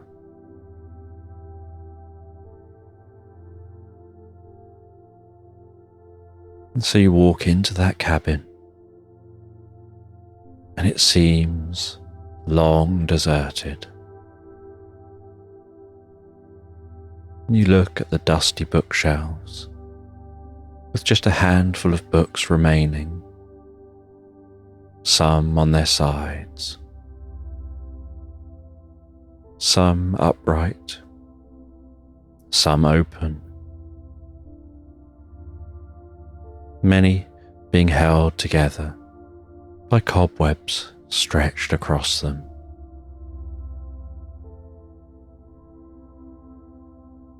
You open and look in the different drawers, and as you're looking in the drawers, your foot accidentally knocks the bottom of a cabinet, and with a click, a secret drawer in the base of this cabinet opens. And so you carefully pry that drawer open. And inside the drawer, you find an old book with an ornate cover. You take that book from the drawer. You sit yourself down in the gently dusty, cozy, comfortable chair by the old fireplace.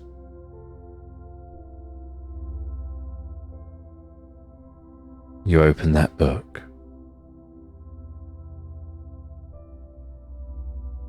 and you see in that book the different symbols and images, as if those symbols and images are telling a story. You turn through the pages, running your fingers over the text, running your fingers over the images, feeling the texture of the paper,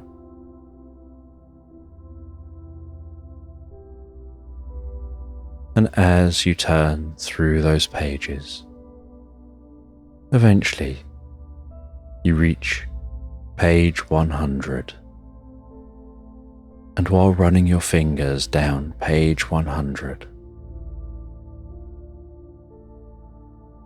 a thought comes to mind: new beginnings. And as that thought comes to mind,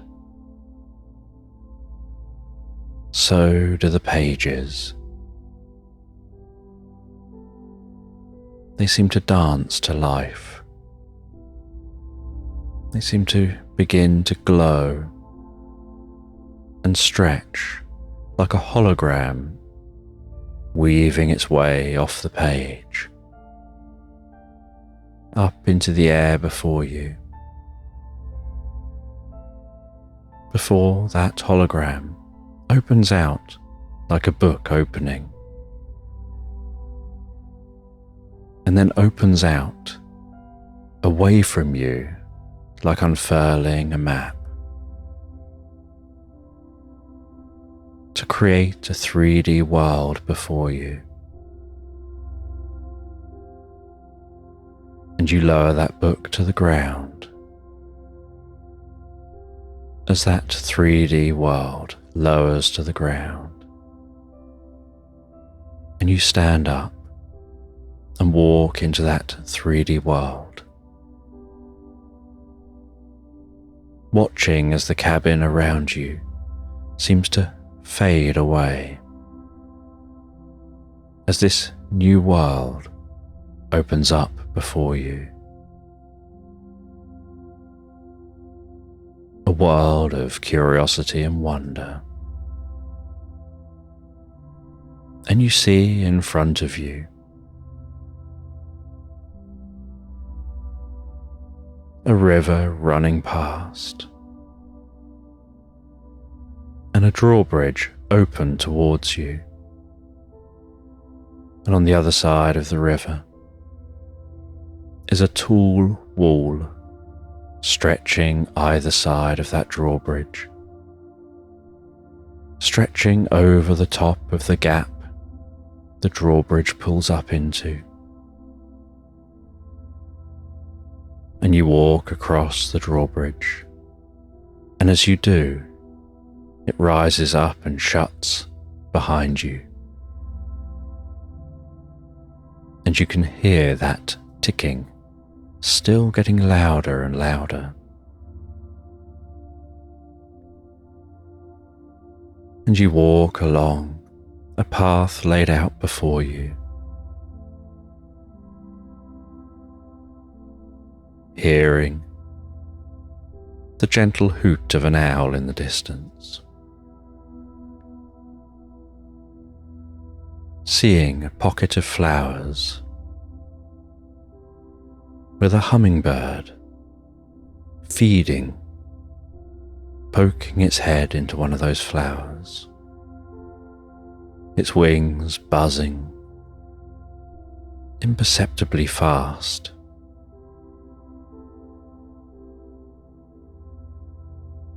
And you walk past those flowers. You walk into a curious forest with wide and tall trees. And you can hear somewhere deep in this forest a sound of a woodpecker pecking away. That sound echoing from all directions, hard to pinpoint its location.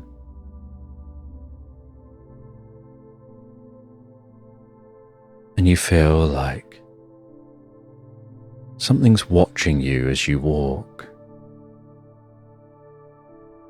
almost like a guardian watching, checking you're keeping safe.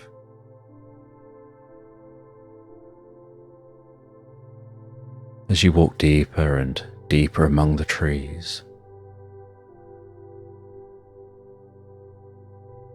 and while walking through this forest, You hear the gentle rustle of the trees around you, as if they're moving, changing position. You have this sense out the corner of your eye, like you catch sight of something.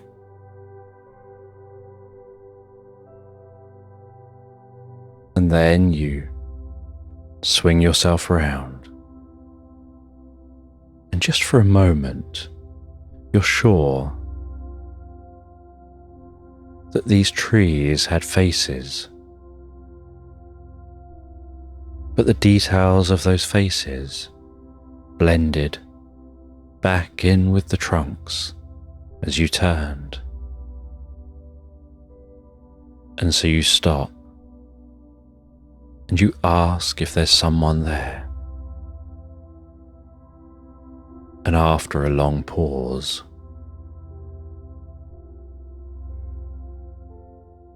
you notice one of the trees open their eyes, and in a low, deep voice, they say that they are all one. Their roots combine beneath the surface.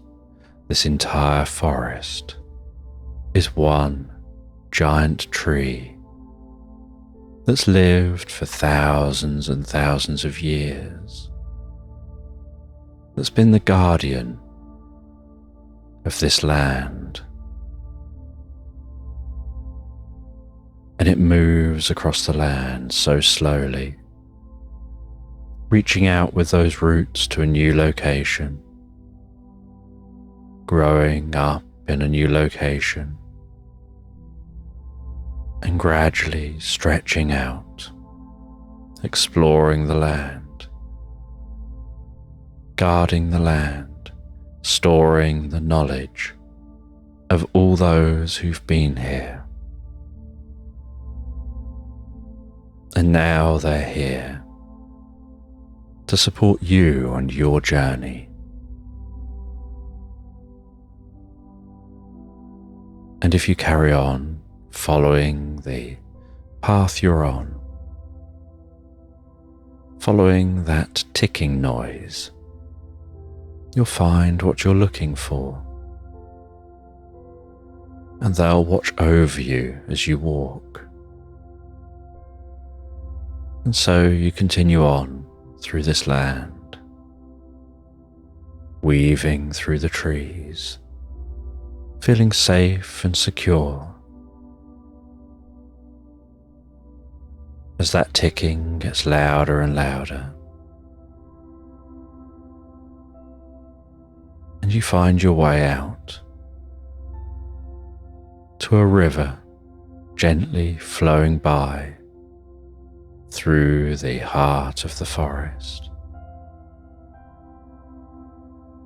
You follow that river, following the ticking, finding your way to a water wheel stretched across a waterfall, attached to a tall stone tower. And you head down the side of that waterfall, and you look back at the water wheel, at the way it moves as the water flows. And the way it moves, it seems to lift the water and move the water, creating an empty space right beneath the water wheel. And so you crouch down. You weave yourself around that flowing water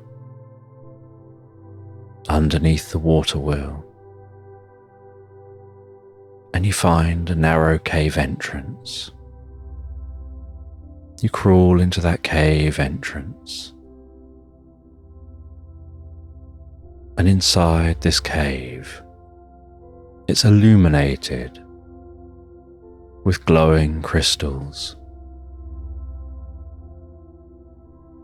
and a turquoise glow of those crystals tinkles and hums around you. And that sound of the ticking reverberates through this cave. And in the heart of this cave, you find what looks like an hourglass. You pick up that hourglass, and as you do,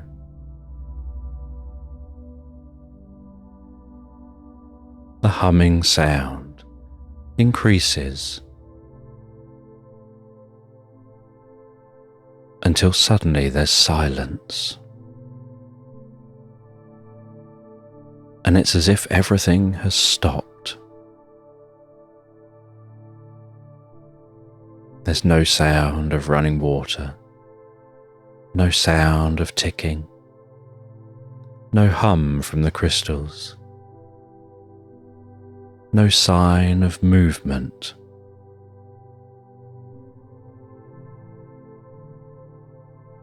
And you find yourself just gazing at that hourglass and being curious about the stillness.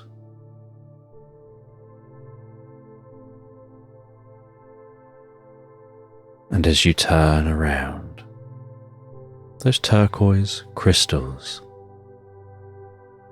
seem to fade and merge with your movement, as if turning stimulates them to reveal something beyond them. And you can see within the crystal walls the sight of that hummingbird mid-flight, the sight of butterflies and bees stationary in the air, leaves mid-fall to the earth, water mid-splash, a duck mid-flight, half in the water, with its legs trying to run, its wings stretched and curved.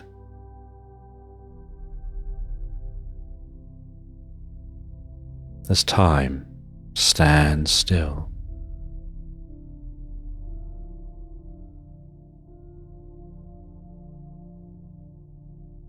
And you stop turning, and the crystal walls go back to being opaque crystals.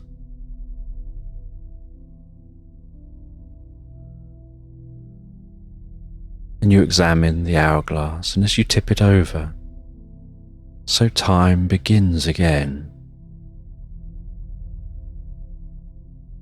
And you place that into your pocket. You crawl your way out. You stand by the flowing water, the sound of that water wheel spinning and creaking its way around. You head back up to the forest, and the trees tell you you found what you're looking for. It's time to now begin to change state. And with that, you find yourself awakening on the cliff of that ravine.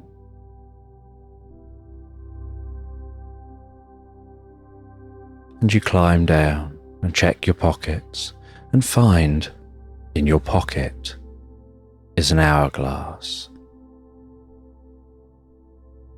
And you place that in your backpack and pack everything else away.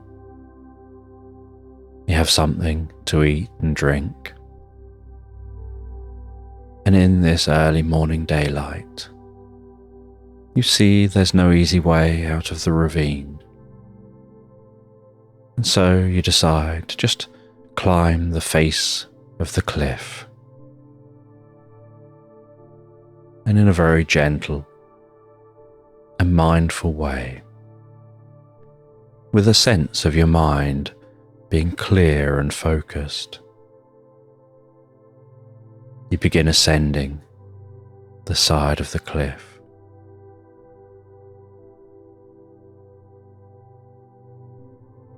And you climb your way all the way to the top of the cliff. And at the top you stop for a break. You rest for a few moments, catching your breath, before continuing on into the woodland. And as you walk into the woodland, you start to hear this voice echoing gently in your mind, that there's a vast ocean of reality open for you to accept and explore.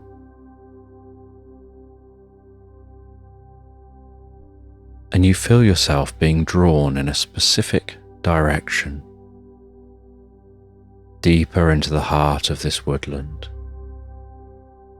And you trust yourself, and you follow your inner compass, because you know that this is a new beginning for you.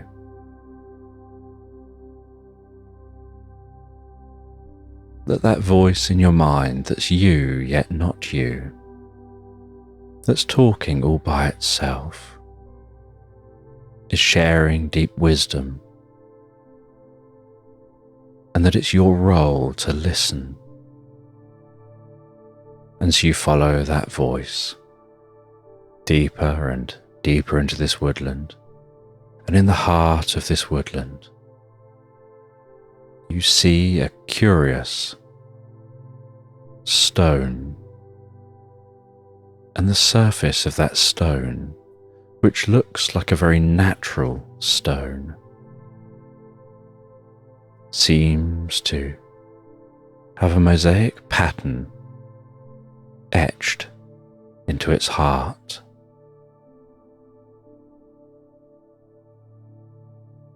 And in the center of that stone is a mark of a star. And you climb up onto the stone.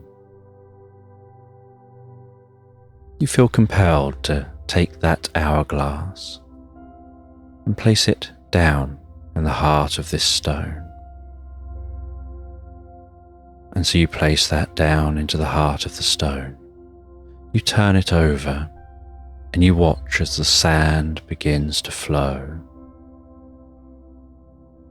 And as the sands begin to flow, so time begins to shift. You watch as autumn gently moves to winter.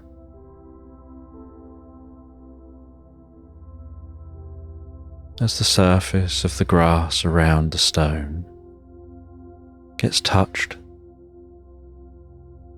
by the soft wisps of frost,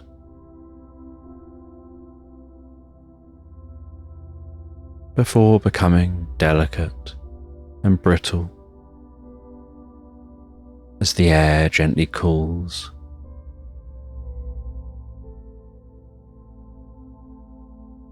And the trees shed the last of their leaves.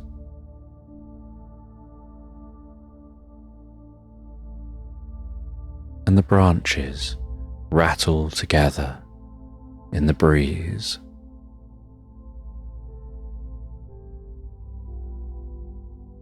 And white clouds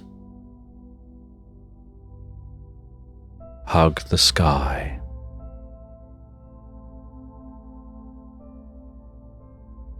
As the first gentle flakes of snow dance their way down to the ground below. Gentle wisps whipping up in the breeze, noticing a soft stream beginning to freeze.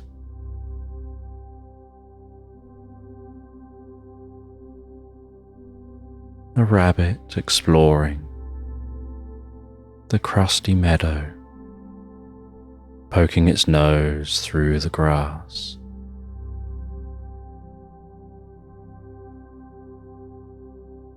Birds landing, seeming to tap dance on the surface before plucking at worms.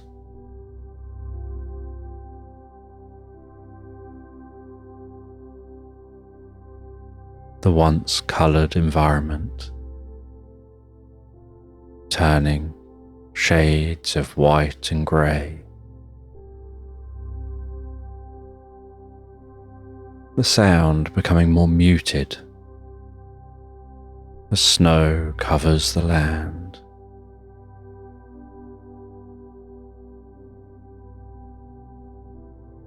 The air being so soft and cool with each breath in and out,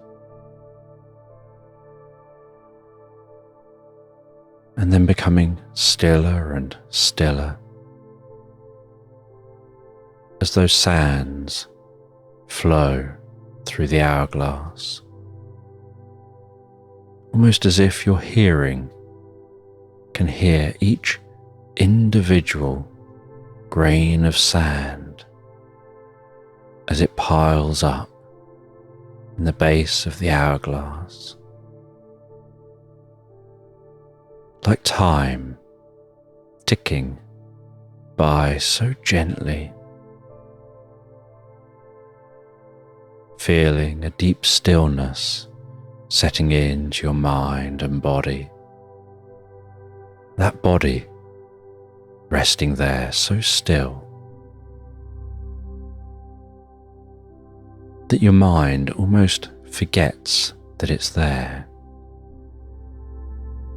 The arms resting, relaxing, almost becoming a nothingness, with a nothingness setting in through the legs, the feet, deep within you.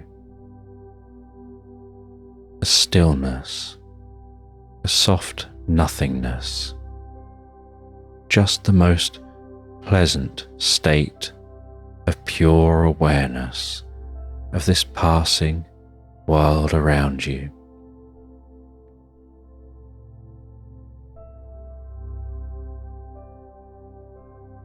And watching as some deer walk out into the meadow in the snow, the sound of those deer crunching through that snow,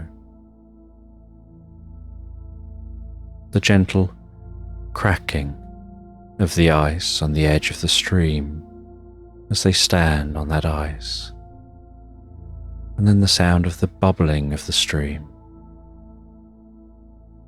and the fresh scent of that pure water. As winter calmly gives way to spring and the snows begin to melt, and as the snow melts, so green comes back to the meadow, colour comes back to the trees, and the water flows into the stream, and that stream rises and bubbles and chugs its way along, churning up, bringing with it a certain freshness and calmness, as if the stream is like a stream of consciousness, washing away any negativity, any doubt, any worries, just leaving behind a cleansed self, a cleansed mind and body, like the coolness of winter, leaving your body, warming you with the gentle sun of spring. As new life begins to form in the meadow, new wildflowers begin to grow. Bees and butterflies waft their way in to that meadow, to those flowers. The breeze gently warms up, bringing warmth to your heart, to your soul.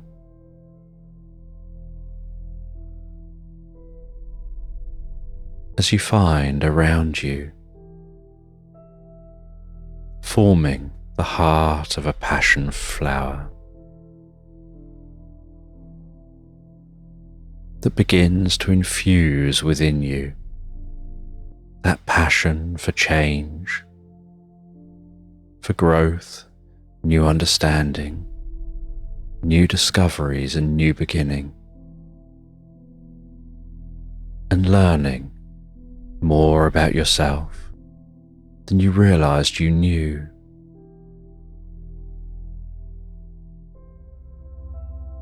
As this spring brings change and new beginnings, and the sound of a woodpecker echoes through the trees,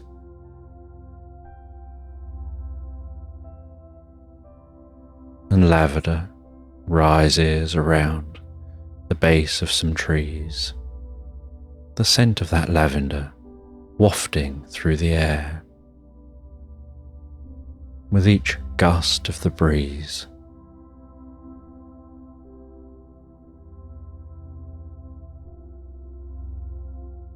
and bluebells begin to carpet the floor of the woodland around you, bringing the most beautiful purple hue to the base of that woodland, surrounded by the greens and the colours of the meadow, and that flowing stream, and watching as spring continues on, as a small duck family swims carefully down that stream, a row of ducklings, like a necklace being carried by the water and led by those ducks as they quack their way past. Perhaps one duckling being curious and stopping for a moment, hanging back to explore something, before rapidly flapping its feet to catch up with the rest of the family, to continue its journey.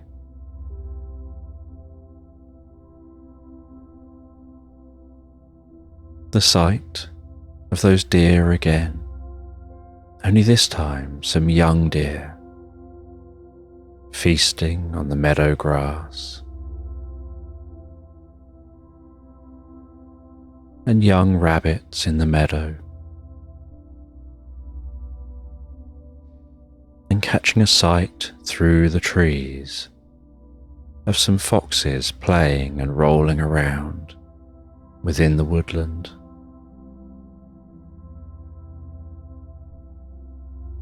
And the leaves of those trees growing broad and thick, filling the canopy with dense foliage, with barely any light able to make it through to the woodland floor. Just the occasional dancing shard of light creeping its way through when the breeze is just right. And noticing how the sand in the hourglass continues to drift and flow, deepening your focus. Almost like there's a connection between you and that sand, like a countdown in your mind. 500, 499, 498, 497, 496, 495, 494. Each number in your mind seeming more distant than the last, seeming to take you deeper and deeper into the experience, keeping you locked in this reverie, in this comfortably intense focus on the world passing around you, on this moment of deep understanding and connection, on this magical meditation with that hourglass, and that counting instinctively happening inside you, going deeper and deeper asleep with each count, even when you don't notice consciously that counting happening, just finding yourself absorbed in the moment, so deeply and comfortably. As spring explodes to life into summer, with overgrown grasses, reeds densely lining the stream, many birds flying around, singing in the trees, swinging around in updrafts overhead.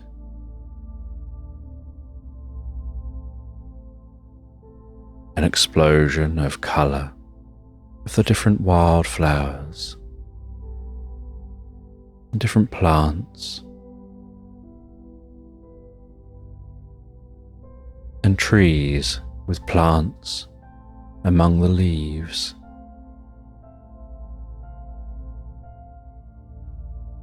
And the most beautiful patches of pinks and different coloured plants and dandelions and daisies.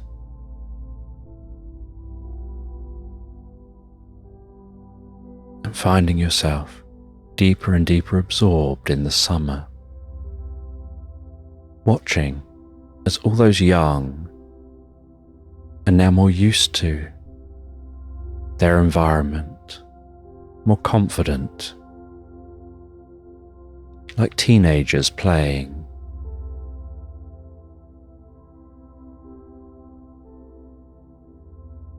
And then watching the sands of time flow in the hourglass.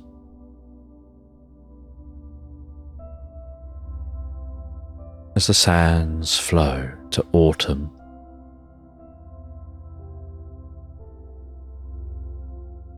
and the summer life calms down, takes a bit of a back seat. The leaves begin to fall to the floor. The air begins to cool. And things gradually approach the same environment you started with. And as autumn sets in and arrives back where you began, so that last grain of sand drifts from the hourglass.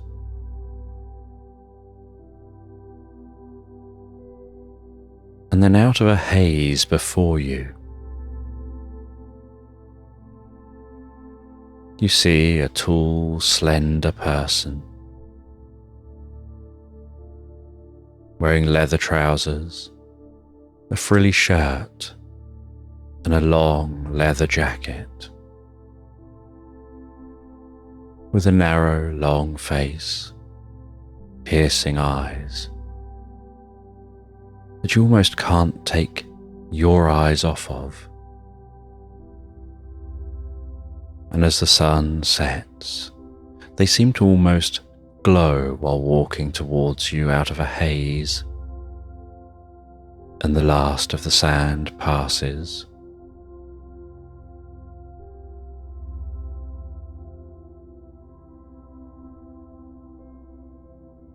And your eyes are locked on this being that's walked towards you, and they stand before you with a kind and friendly face that looks like it's lived 1,000 lifetimes.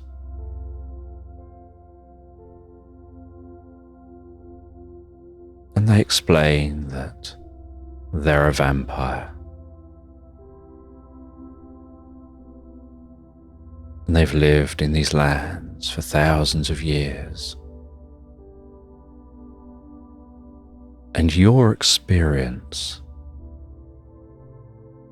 with that hourglass is their lived experience of time.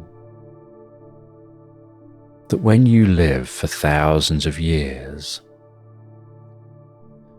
every single year passes as if it's barely a day.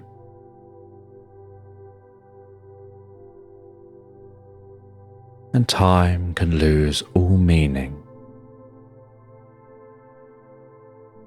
But you have a lot of time to think, to explore, to learn and grow, to find new beginnings.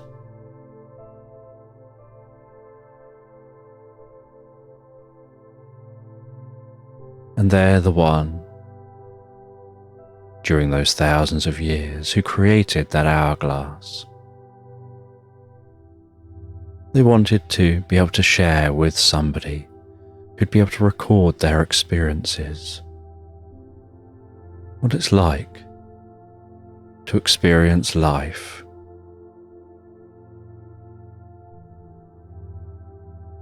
when you live for an eternity. How you observe nature differently.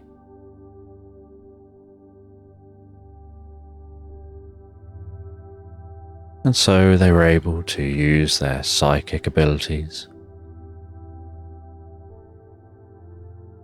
to plant that into their dreams in such a way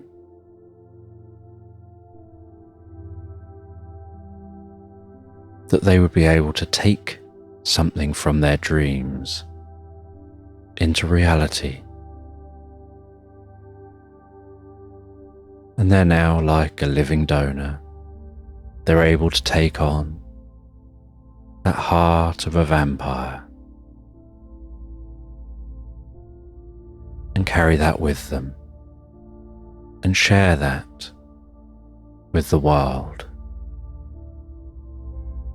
And all they want is for them to take on a new beginning, to write their story,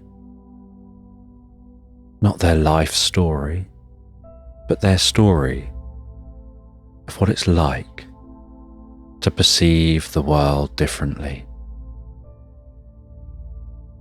to live in a world that isn't designed specifically for you, where you don't quite fit in to the way things are done, where your perceptions are very different to others.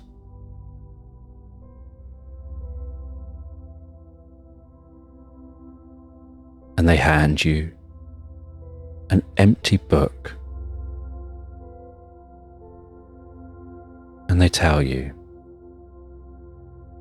each night when you fall asleep and drift and dream, you can wake up with no memory of doing so and begin to write the story. And after you've written the section of story for the night, you'll drift back asleep again in the most pleasant way. And each and every night you'll awake and write without any awareness before drifting back asleep again, sharing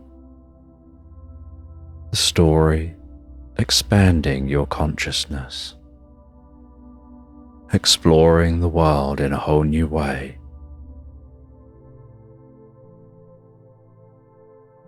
And then they turn, and as they do, the haze forms. Their jacket wafts open with a flourish before swinging closed around them as they fade and disappear into the haze, leaving you sat there alone with that hourglass before you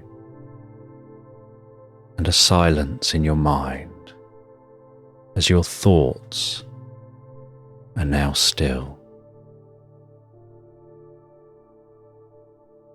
And nighttime sets in,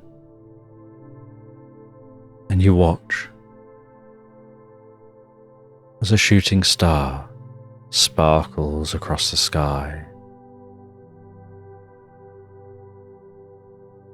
And you set up camp in this meadow.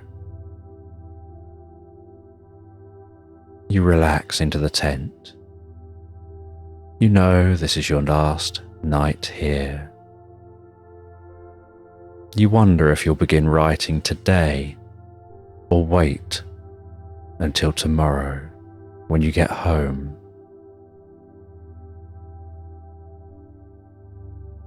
And you settle down in a tent, exploring the experience in your mind as you drift and float so deeply, so peacefully and comfortably asleep into Slumberland.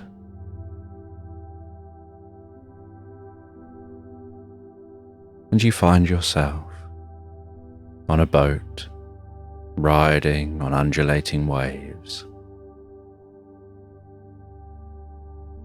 out in the middle of the ocean, the boat rising and falling with those waves. Sunlight glistening on the surface of the waves as that boat rocks gently left and right, rocking softly side to side in a way that begins to make you feel comfortable and sleepy. The kind of sensation of almost like being rocked to sleep.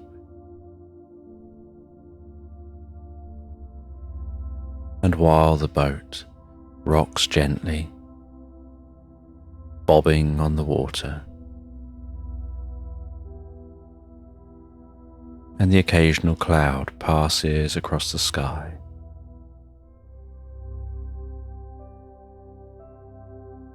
you gaze out across the ocean, and in all directions, you just see sea.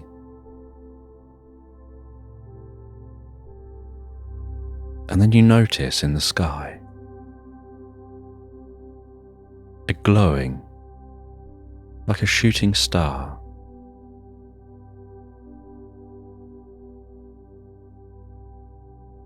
And you see a pulse around that glowing light.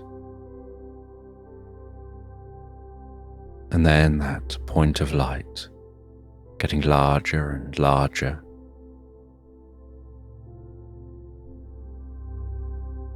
before at very high speed it splashes down into the water near the boat. And like the perfect diver, It barely makes a ripple as it splashes through the surface of that water and sinks deeper and deeper under the water. And you see behind it a streak of light, as if it's warming the water, and bubbles gently rising up from the path that's taking.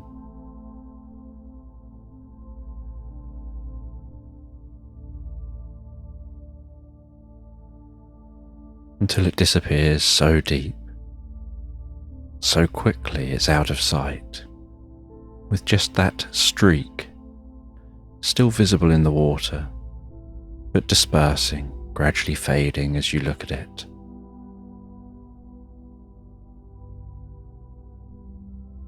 And you're curious what that was.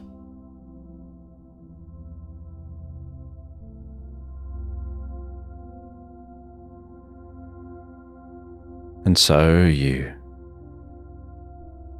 head to your submersible that's on this boat. You maneuver it over the edge. You climb inside that, and you control it to begin to lower into the ocean. As it lowers through the surface of the water, watching the waves bob up and down across the windows, hearing the sound of the water past the top, seeing some bubbles rise up around the submersible, hearing the ping of the submersible,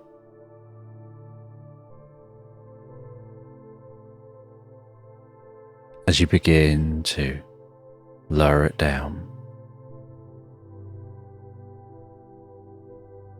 And it lowers down, remaining tethered to the boat overhead, carefully lowering, relaxing down into that water, seeing shoals of fish swimming around,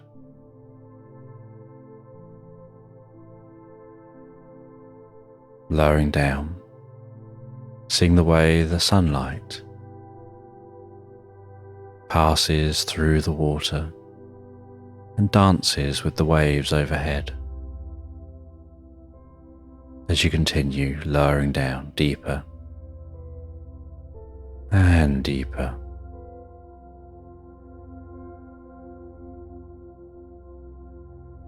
and after a period of time,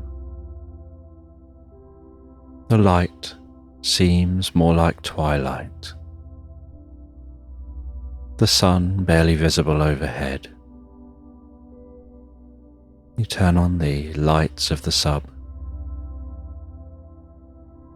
illuminating your surroundings as you continue to descend, so calmly, so peacefully.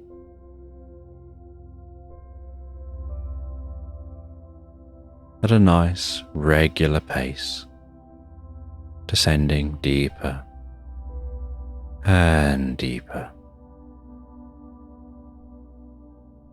And while you descend, you notice how the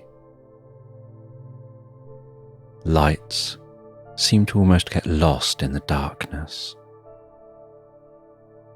as the ocean here is now pitch black.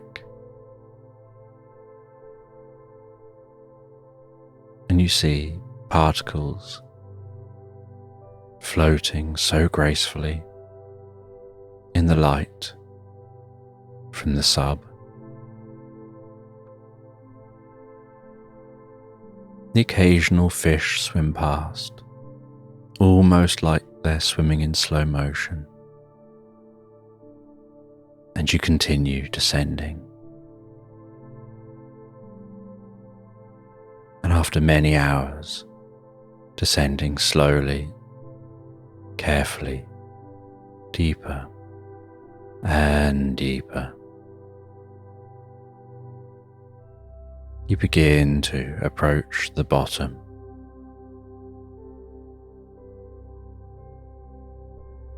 And you're curious if whatever entered the water has even survived this far.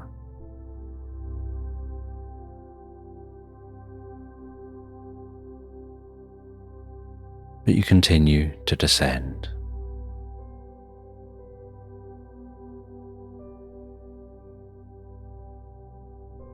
And once you're down near the bottom, deep at this point in the ocean, you look through the windows as you gently turn and maneuver the sub.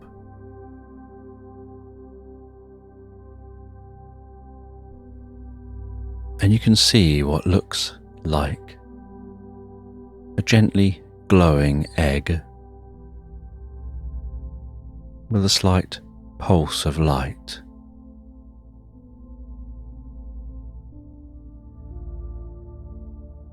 And you move that sub close to that egg. And you see that it's landed in a slight self-made crater, slightly wedged into the ground. As it continues, almost hypnotically, to pulse gently, where you find your eyes almost locked on that pulsing.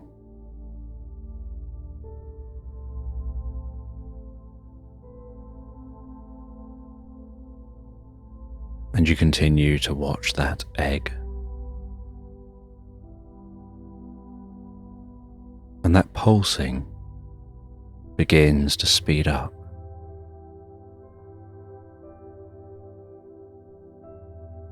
And then you notice cracks forming around the shell of that egg, and light emanating from within the egg, almost like the light reflecting off a disco ball as it spins.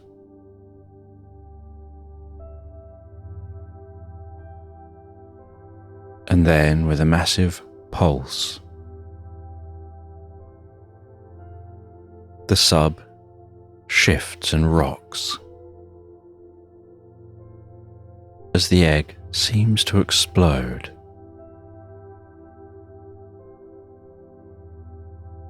And in its place is a small dragon, surrounded by the water, almost like there's a pressure around that dragon, pushing in all directions, creating a bubble of air around where that dragon is, with the water vibrating and pulsing, and the sub vibrating and pulsing, and that young dragon stretching its wings for the first time before diving down into the seabed and seeming to burrow itself into the sea floor, with that filling in behind it, and the bubble of air vanishing, the water refilling that space, shattering the remains of the eggshell into tiny pieces, and then there's silence.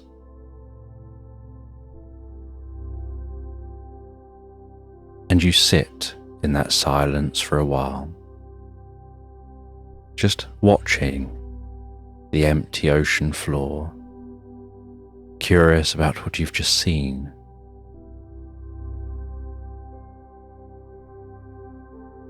before rising back up towards the surface. And you take many hours to rise back to the surface. And back at the surface, it's now night time.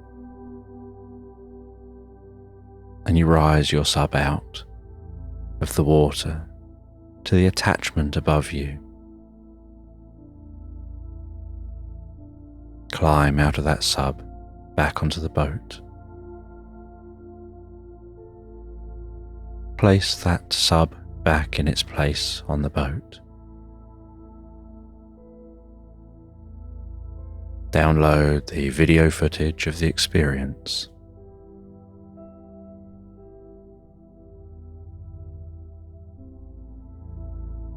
And then, with a nice drink, you sit watching the video of that experience.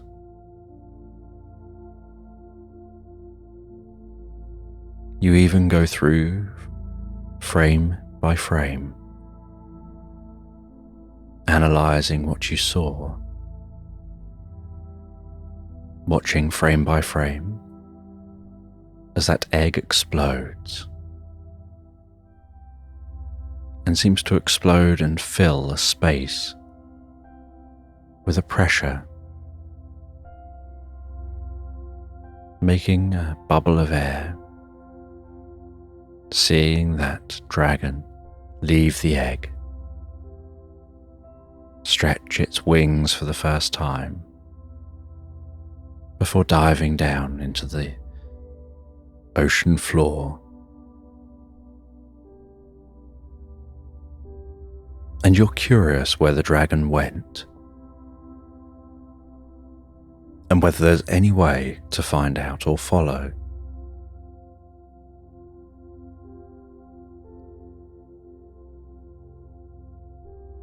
And that night, you settle down in bed, still thinking about the dragon, and with the boat gently rocking, you drift peacefully and comfortably asleep. And while you sleep, you're awoken by a gentle, pulsing hum. And you open your eyes, and you leave the bed, and you walk around to find that hum. And you head out to the front of your ship. And in the front of your ship, you see what looks like a glowing portal beginning to appear, gently pulsing and humming as it begins to form and grow. And you start to see in that space what looks like some woodland.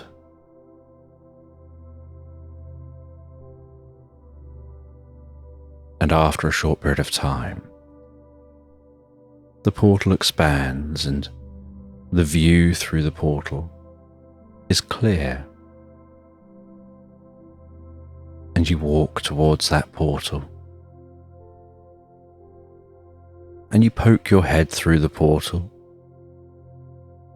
looking at the view, but uncertain whether to pass through.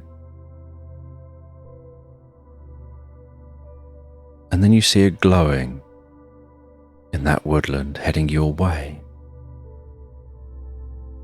And so you back up on the boat and just carry on watching for now. And that glowing gets closer and closer.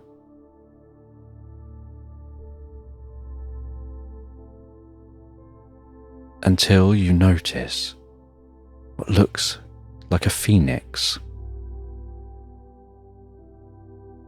Its body flaming as it approaches. And then as it passes through the portal and onto the ship, the flames seem to almost sizzle and die down. And you see that it is a phoenix, and on the back of that phoenix is a little duck wearing what look like biker glasses pulled down over their eyes.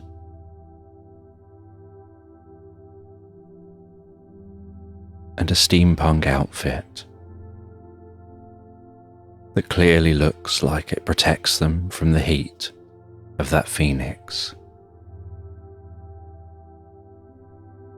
And they pop the glasses up onto their forehead, and they call over in a gentle voice, asking if you've seen anything strange here.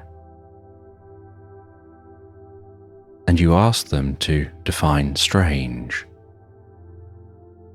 And they say, have you seen anything perhaps fooling around?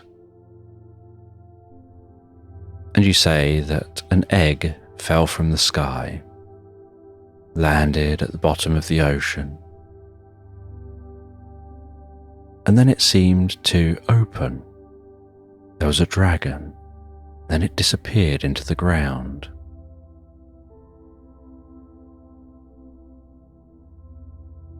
And they say that there was a rip through the multiverse, and the egg had passed through, and they had come to collect that egg. But now they'll have to come to try and get back that dragon, and that the dragon will have found a safe place to keep themselves while they're here. They probably sensed that there was a cave deep beneath the ocean, and that would be a safe place for them to go and hide.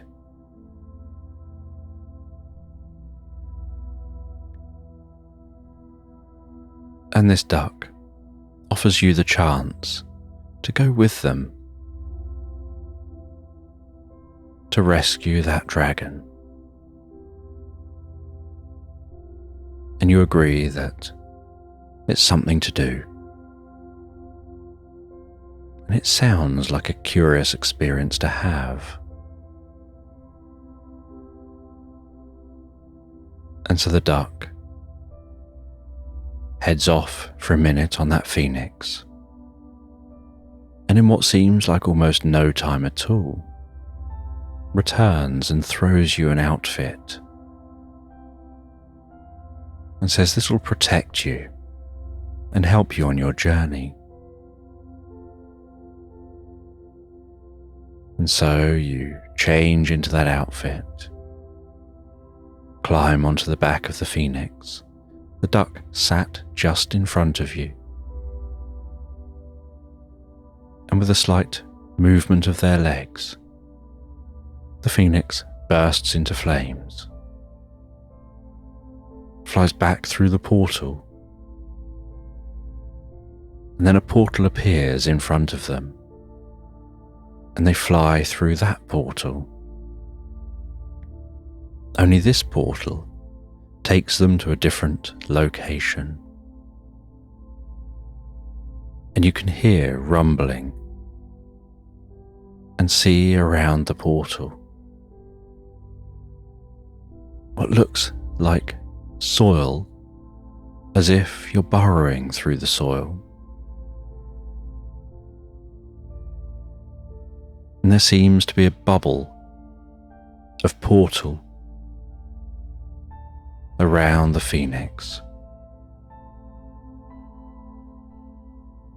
And you notice that the duck seems to have a small dial, a little bit like a clock, that they have in front of them just rested on the neck of the phoenix. And they're twisting and manipulating that dial. And in doing so, they're manipulating the portals so that they can create one in front, one behind, and connect the two, like having a bubble, travelling along under the ground, with the ground passing through the portal at the front and out of the portal at the back, and them in the middle.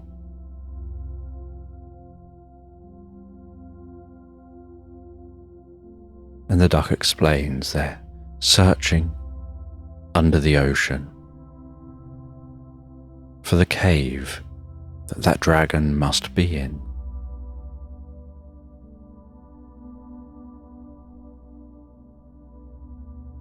And after some time of searching, they come out into a gap and find themselves in the cave. And there's the gentle sound of the occasional drip of water.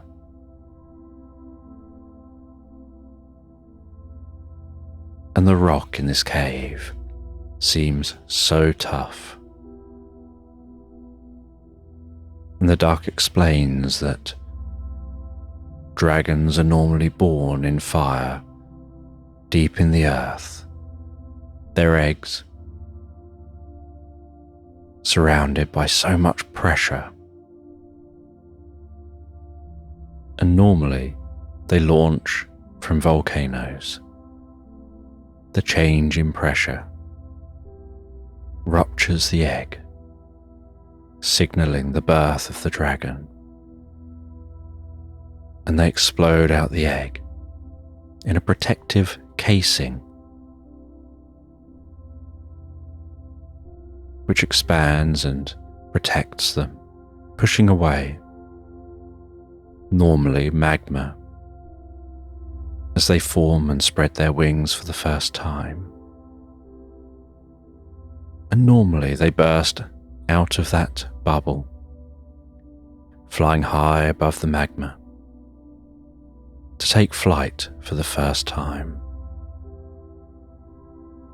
But here, the pressure change must have triggered the egg to rupture.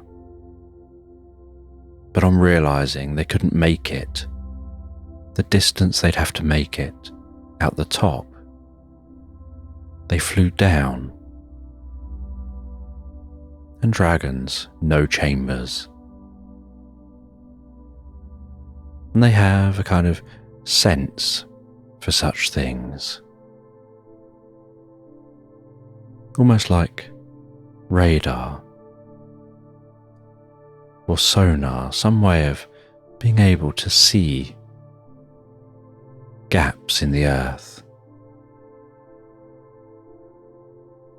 And so they will be in here somewhere.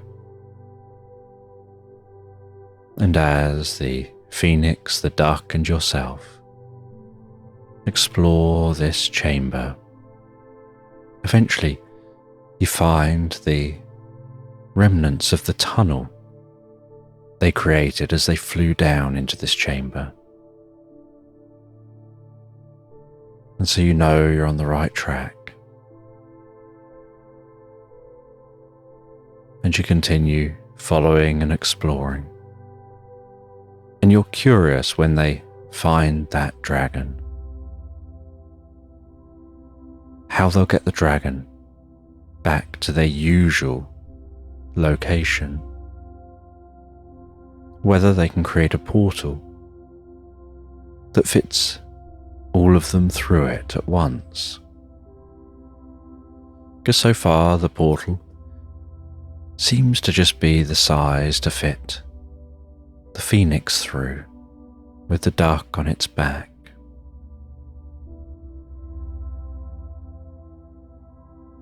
And in the distance, a deep rumble can be heard, the sound of the dragon breathing out fire.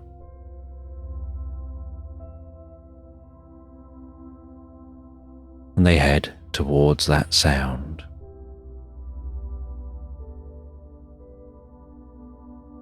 And after a while, can see the gentle glow in the distance each time that dragon breathes out.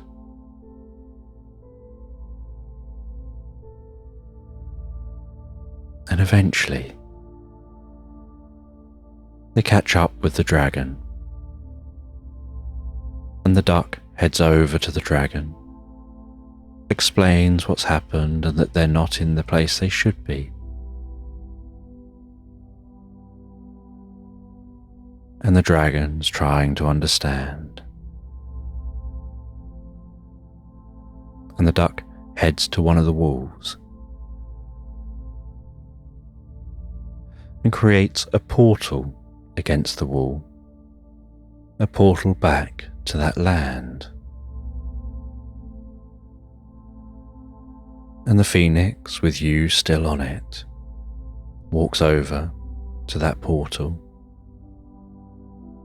And the duck encourages the dragon to head through the portal. And the dragon heads through that portal. The duck climbs back on the phoenix and says that it'll be easier to take you with them for now. They can take you back to your ship after they've dealt with this dragon.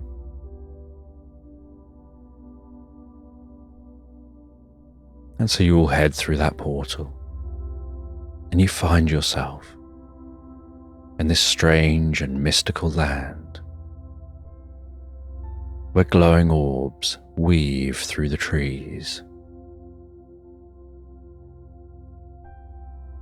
where a moon in the sky seems to have a small second moon, almost like that moon is orbiting the moon.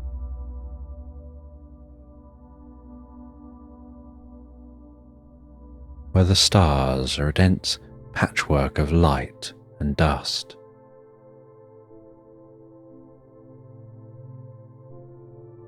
And birds are singing the most beautiful yet different song to any they've known before.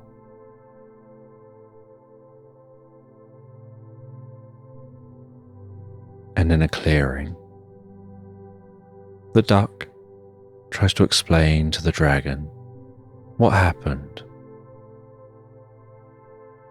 But the dragon's still young and doesn't really understand.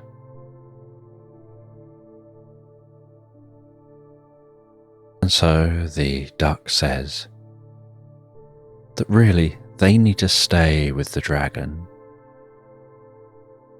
Make sure that it doesn't get lost. They need to reunite it with its mother. And the best way to do that would be for you to go and find the mother.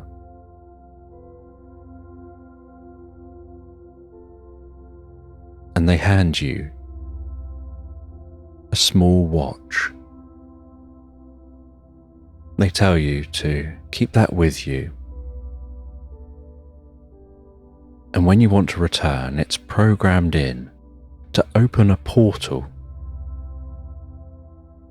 to their timepiece. And so if this dragon goes elsewhere, and so they're not here when you come looking for them, the portal will open to wherever they are, and you'll be able to find them straight away. And that portal will open wide enough for you to bring with you the mother dragon.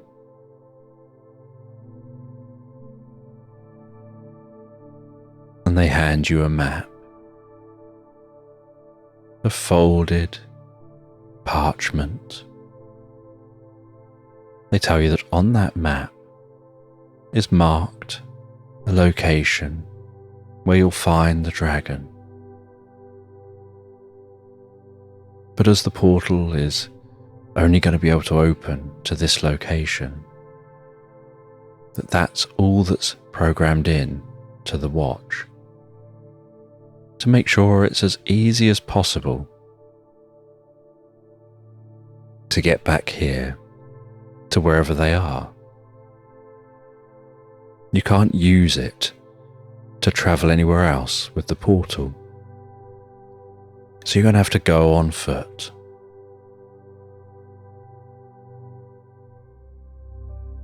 And you're happy to do this, to explore a strange land in search of a dragon. And so you set off following that map. You head through the most beautiful orchard of trees with the sweetest of scents.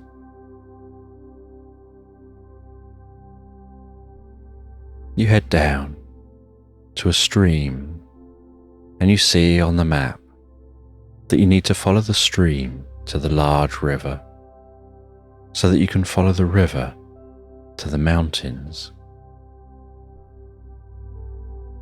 That it says that's the easiest way to get to your destination. And so you follow that stream, sound of the water bubbling gently alongside you. You notice the way the moonlight dances on the surface of the stream, like silver sparkles bouncing their way down that stream, weaving around stones and rocks.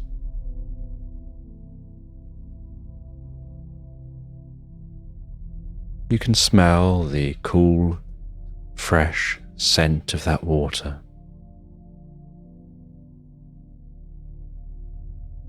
And feel the gentle thud of each footstep you take, the sound of the feet carefully moving through the grass. As you walk following this stream that winds through woodland and out into a meadow, weaving among the wildflowers, against the most delicate blue backdrop of the night sky, with a deep sense of peace and calm.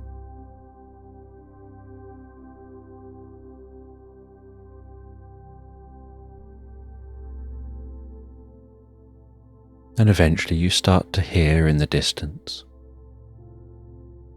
the sound of more substantial flowing. And as you round a corner of a hill in this meadow, you see the stream meeting the river,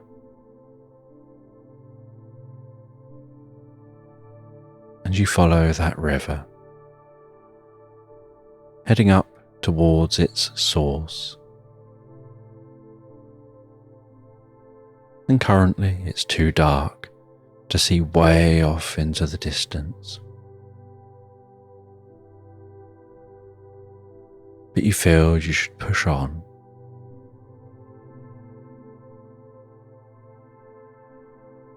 And so you follow this river.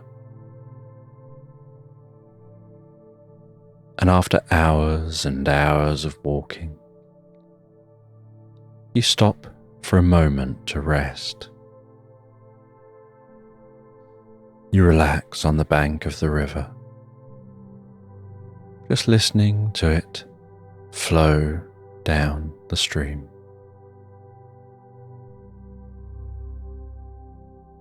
Feeling a little bit of spray from the river from time to time.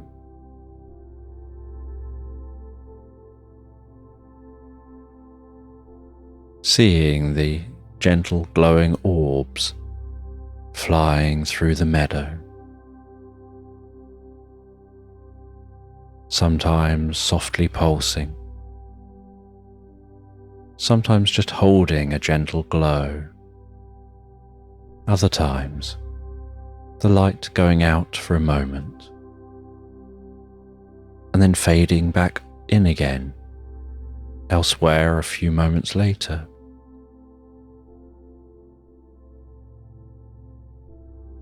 And as you rest there, you gaze up at the night sky. You look at those two moons, the blanket of stars. You can make out the clouds passing across the sky. At points on the sky, they're illuminated by the moon. At other points, it's just an absence of stars that reveals their location.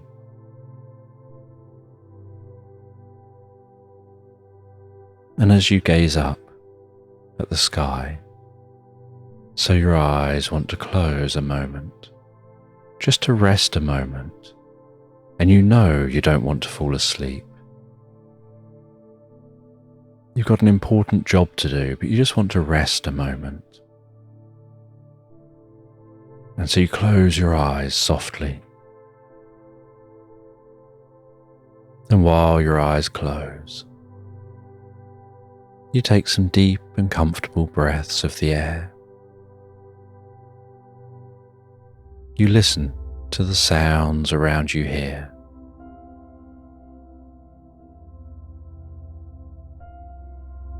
And as you breathe that air out, so you feel your muscles relaxing, your shoulder muscles, your chest, muscles down through your body, and you feel like each breath is breathing in peace and comfort. And it's almost like you're breathing out any stress or tension.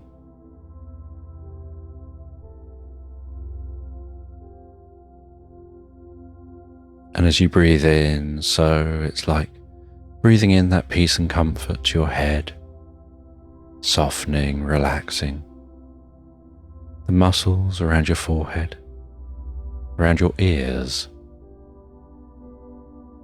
softening and relaxing around your eyes, your cheeks, the back of your neck. Breathing out any tension before breathing in more deep relaxation, softening the muscles around the jaw, relaxing the tongue, the lips, the eyelids, the nose, throat,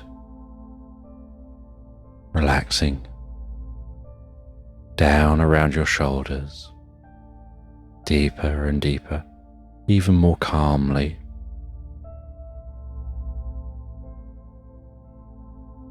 And with each breath, finding yourself relaxing even deeper still. Relaxing the upper arms, the forearms, relaxing down to your hands, to your fingertips, down your upper back, around your chest, down your sides, down your lower back, down your stomach, relaxing the muscles down to your bottom and down into your legs, so easily and effortlessly, so deeply and comfortably, all the way down to to the tips of your toes. Just feeling like this is the perfect moment to deeply relax for a while. But making sure to try really hard not to fall asleep, but instead to just relax deeper and deeper. In preparation for making the rest of your journey.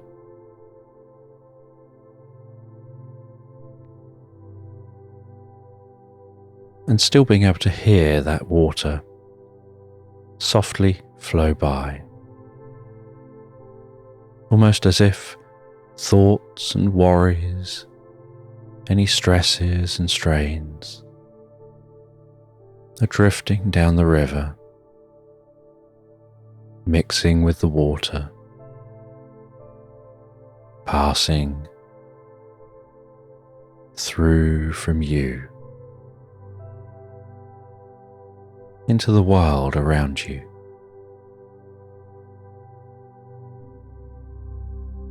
Helping you become more relaxed.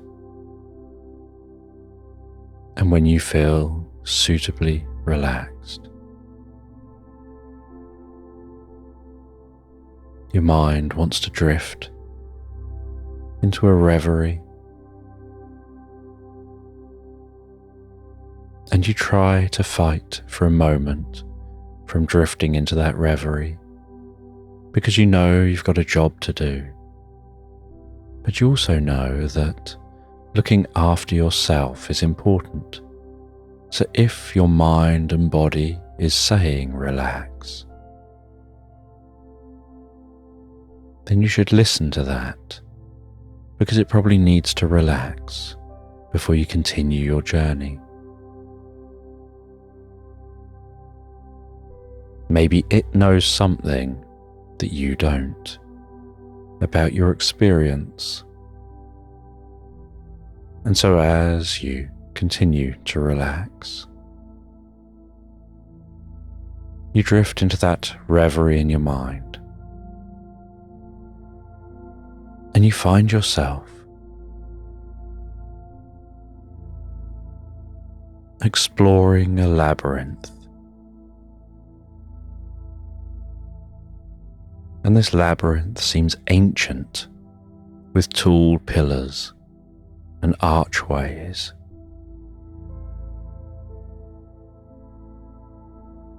And you see around this labyrinth a red thread, demonstrating that somebody has been here before.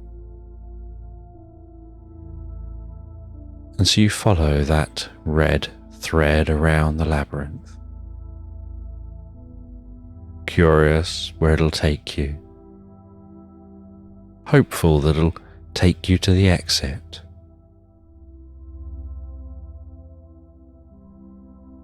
And you follow that thread, left and right, right and left, a left, then a left, then a right, then a left, then a right, then a right, then a left, then a right, deeper and deeper into the experience. And you don't give any thought to the directions you're walking. You're just trusting the thread, following that thread through the experience, until eventually you see a light at the end of the tunnel. You head out of that light. Notice you've headed out of the side of a cliff, overlooking a valley, a lake in the distance, undulating hills, green grasses, woodland. And you see in that valley an archer practicing, shooting a target. and you just hang back and watch. You see there are other men with them,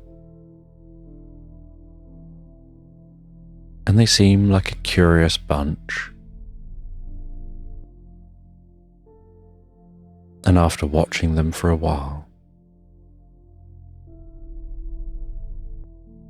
you head along the edge of the cliff, finding your way away from those men to explore your own path.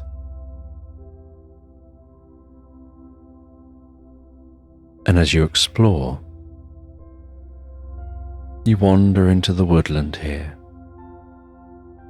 And the curious thing about the trees in this woodland are the sounds of tinkling bells they make as the wind blows a breeze.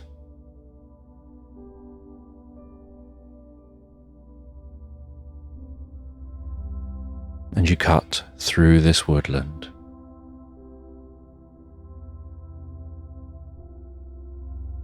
and notice a clearing through the woodland. You find your way out into that clearing.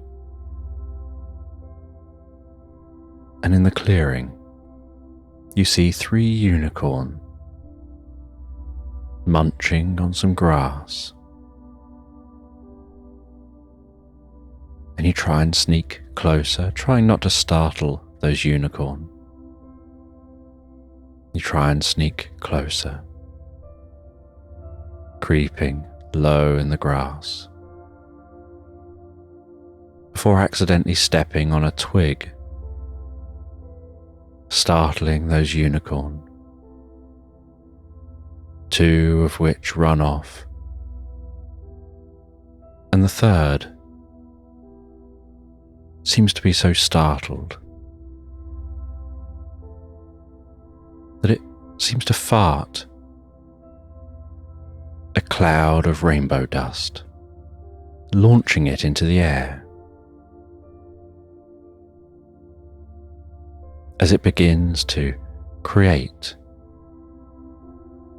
a path of rainbow beneath its feet,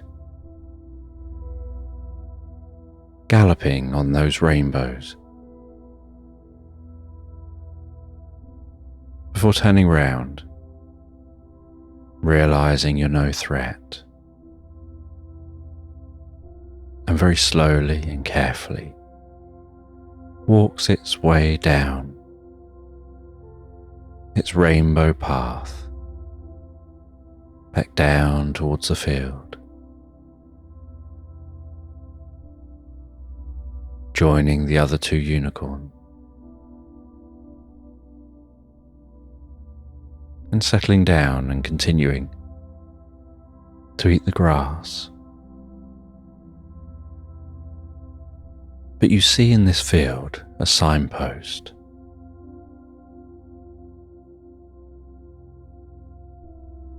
And on that signpost are 2 arrows.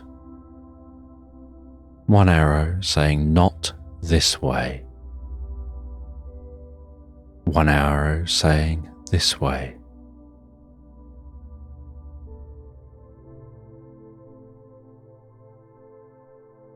And you wonder which arrow you should follow.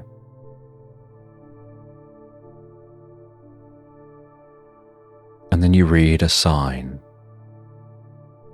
that's on the ground at the foot of the arrows. And the sign says, "At least one of these arrows is incorrect."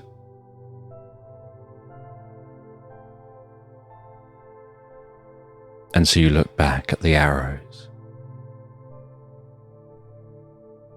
and then you work out the one to follow, getting an aha moment.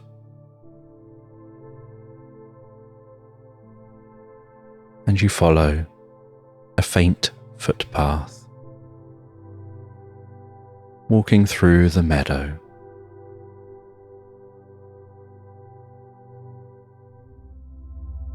until you hear a distant sound of purring.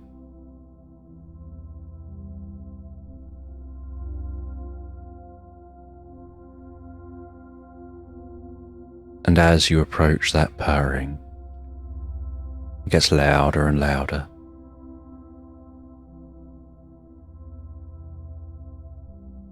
And you see that what at first you thought was a boulder is actually a massive, fluffy, sleeping cat. Its fur vibrating with the purr. And you walk over towards that cat, and the cat, wrapped up into a ball sleeping, is significantly taller than you are. And you approach the cat, and you try and get its attention quietly and carefully. You even gently touch its fur, feeling that vibrating, purring fur, as the purring seems to almost soothe and pass into you. Excuse me, you still try and get its attention. And eventually, in a very sleepy way, it opens an eye and glances in your direction.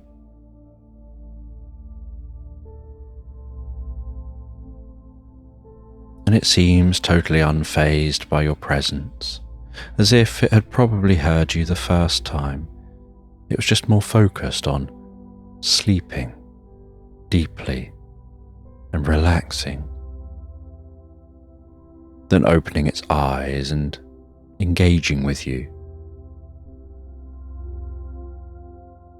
And then, in a way that makes you think that it's thinking, oh, this is so much effort, it raises its chin, turns its head over, rests its chin back down, so it's now facing and fully looking at you,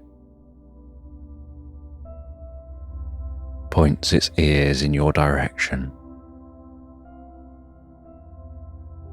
and in a gentle and deep voice, asks you what you want. And you say that you don't really know. You're here and you must be here for some reason.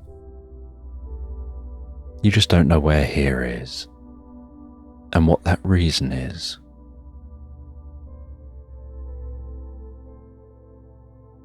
And it tells you that you'll know when you find it. Just continue along the right path.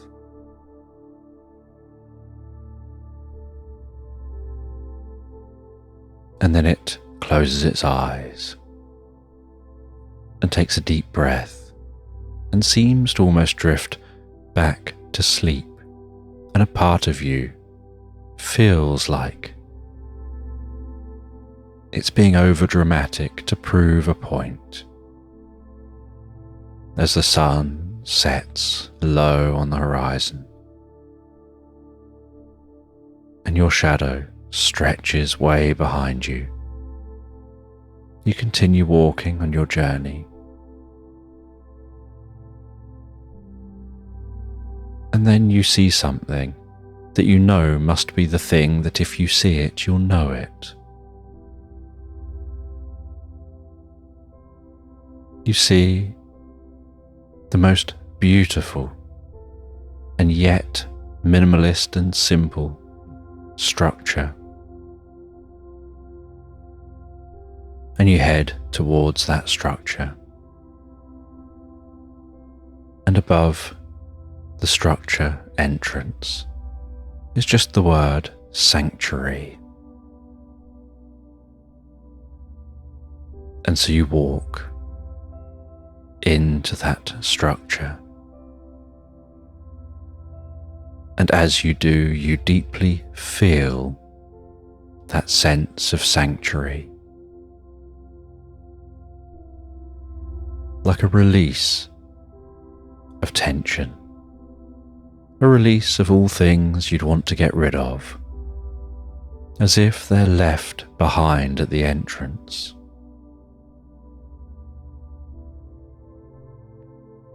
And in this sanctuary,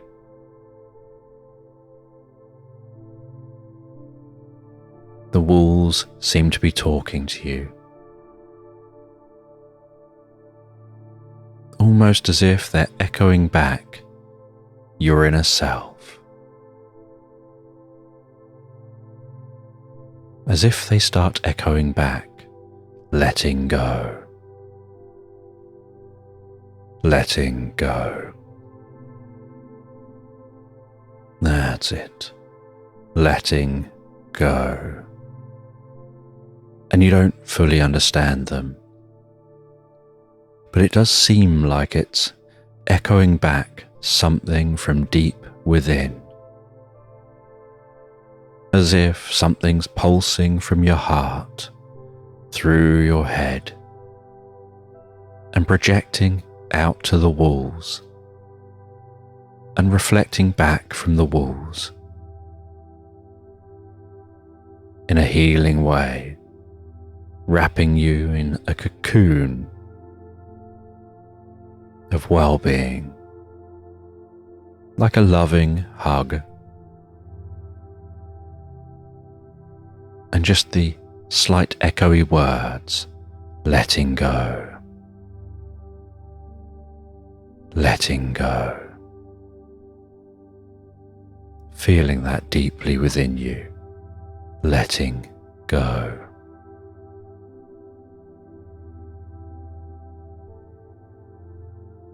And you feel that in the most meaningful way that you can always keep that in mind, letting go.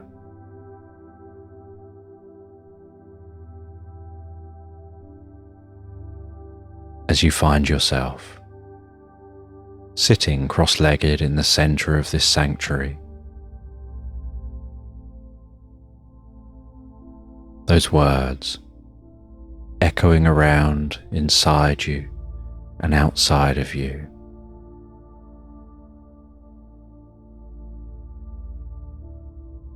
Almost like a mirror being held up before you.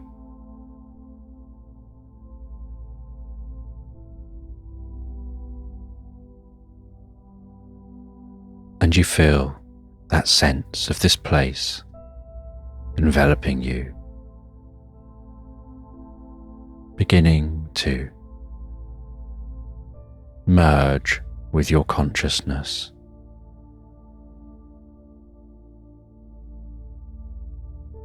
As you find the gentle sound of the river returning,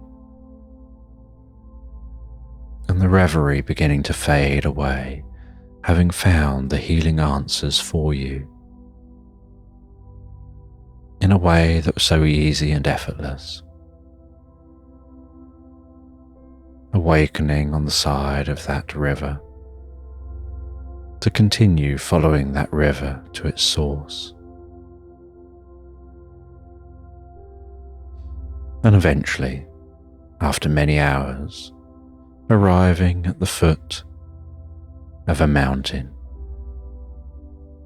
continuing to follow that river up through this mountain, weaving at first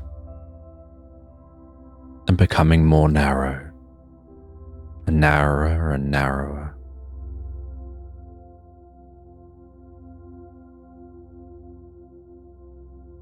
Before ending at a waterfall, and so you have to climb up the side of that waterfall,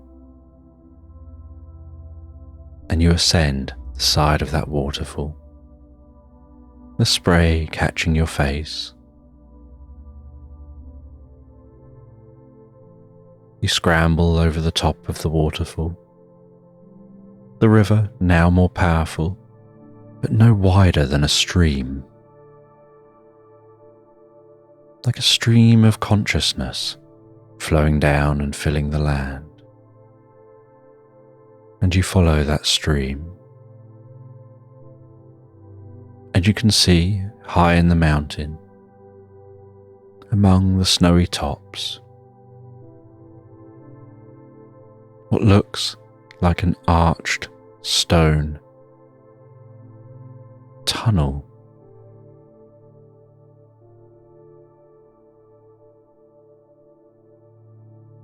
And with hard work, you eventually reach that tunnel. You see that this river seems to flow from within the tunnel. And you walk along the side of the water into that tunnel.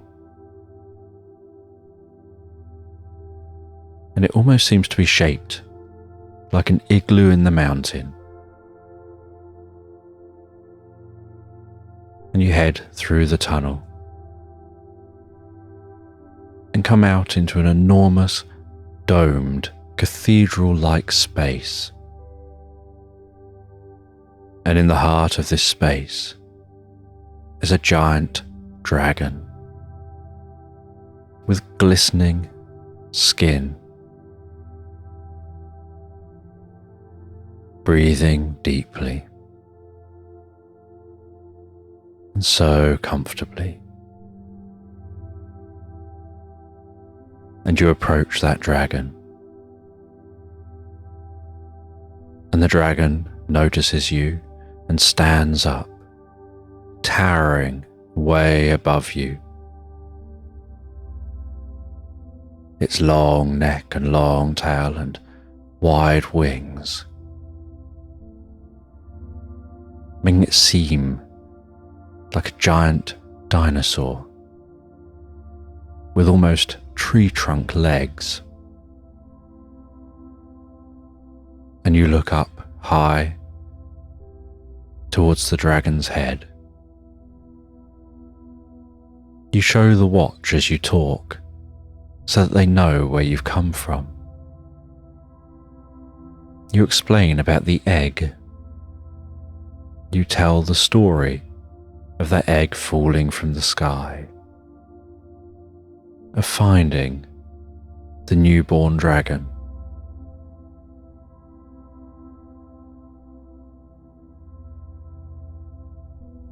And this mother dragon goes to leap up into the air, to launch through the ceiling of this chamber.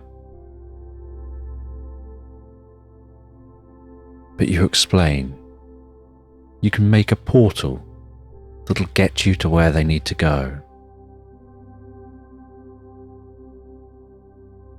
And so the dragon crouches forward to invite you to climb on their back. You scramble up a wing, up onto its back.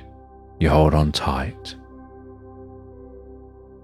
It launches up towards the ceiling, striking the ceiling with its neck, shattering the roof to this chamber, flying out of the chamber high above the mountain.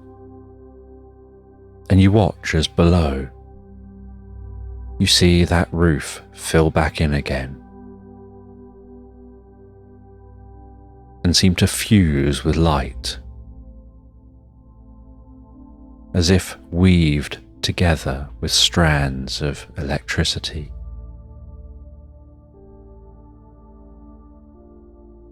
You then press the watch, and it projects a portal in front of yourself and the dragon, an enormous portal in the sky. And the dragon flies through that portal, and down in a clearing you can see the phoenix, the duck, and the young dragon. And it flies down, thuds to the ground, leans into that young baby dragon, which walks over towards them. And the baby dragon rests its head and neck on the neck of the mother dragon. They both seem to be making a low, growling, almost purring sound from their throats as if connecting and bonding in some way.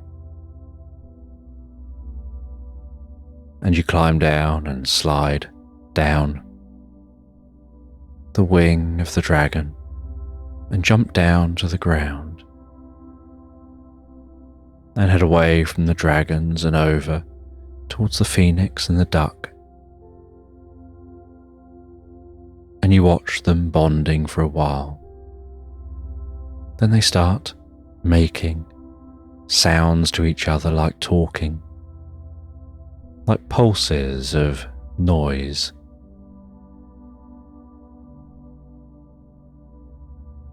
Before the mother launches up into the air, the child follows.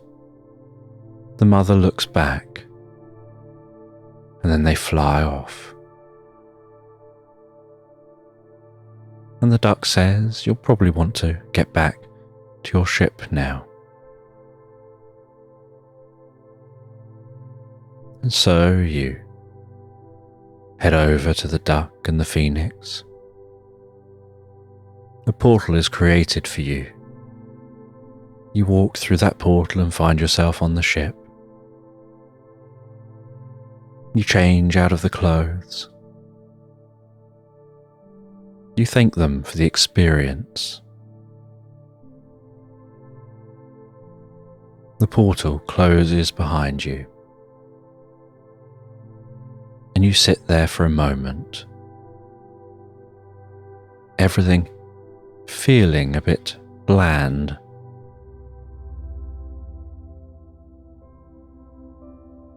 Like the come down after doing something exciting. And knowing no one would believe you if you tried telling anyone about the experience. You head into the ship and you see that almost no time has passed,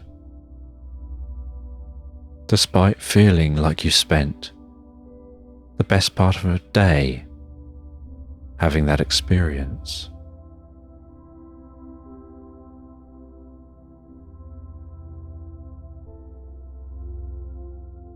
And so you prepare for continuing your journey in your ship. You'd stopped here initially just to rest and get some sleep before continuing your journey, having just a day of floating, not having to do much.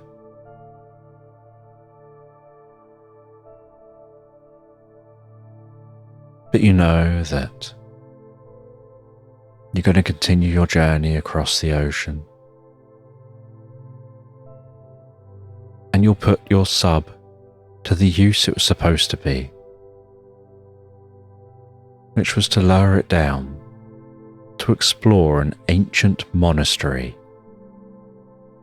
thought to have been a monastery in Atlantis.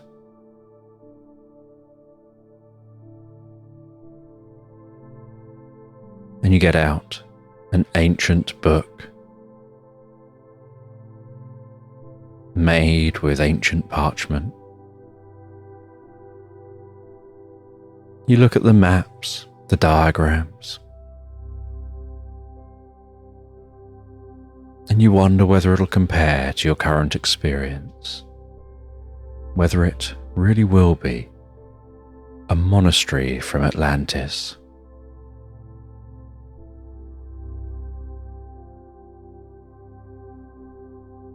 Then you close the book.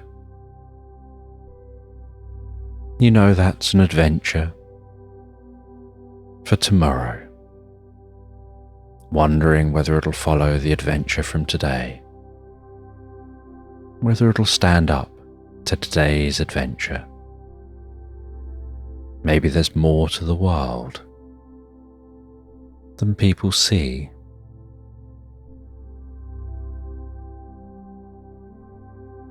And you have a hammock hanging in the corner of the room, and you decide to sleep in the hammock. you lie down in that hammock, the hammock gently rocking with the boat. And you rest there in that hammock, exploring the experience you just had in your mind, while drifting deeper and deeper asleep, and being curious as you start to get hints of that labyrinth in your mind. Only this time, you don't go to a labyrinth in your mind. You go to somewhere when you now sleep and dream, so much more pleasant, calming and relaxing, and deeply healing for you. As you rest and relax and drift asleep peacefully into Slumberland.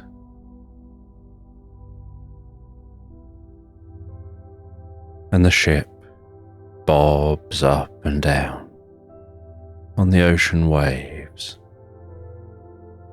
as they undulate beneath that ship, rising the waves, descending the waves, sometimes splashing through the waves, those waves breaking on the front of the ship. The spray slapping the seafaring squirrel barnacle in the face as they hold on and excitedly steer around this storm.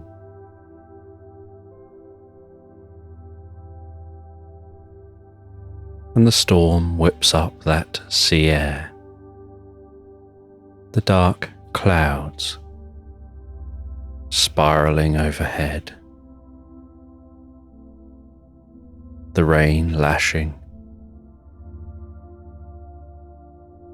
on the deck of the ship.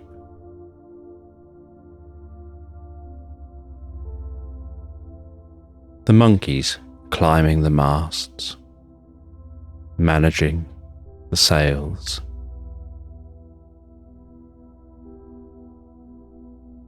And monkeys taking cover in the barrels, tied to the deck of that ship.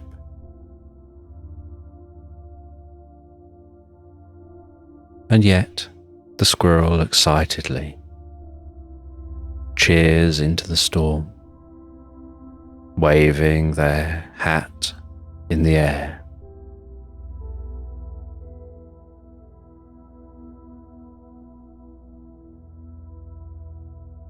Knowing that they'll beat this storm, and they can enjoy the calm ocean when the storm passes.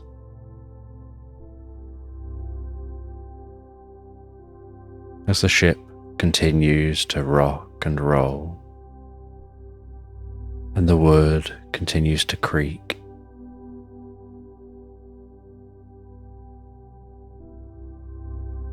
and water continues to splash onto the deck, a taste of that salty sea air, of that spray mixed with rain, the distant and low rumbling and cracking of thunder.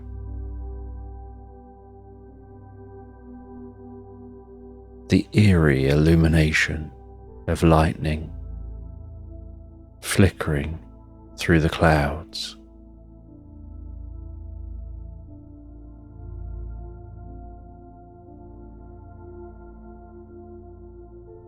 And after many hours, the storm eventually begins to calm down. The monkeys come out of those barrels. They survey the ship, set to business making repairs and fixing the things that were broken during the storm, fixing the sails as the ship bobs gently on the calm ocean with that storm fading into the distance. And Barnacle heads into the captain's cabin to sit down with his parrot Bill for a cup of tea.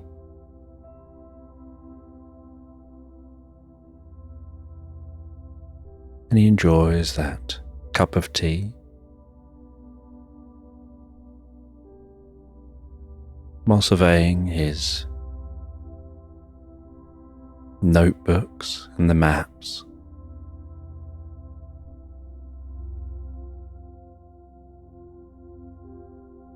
To check that they're still on course for the island they're trying to find.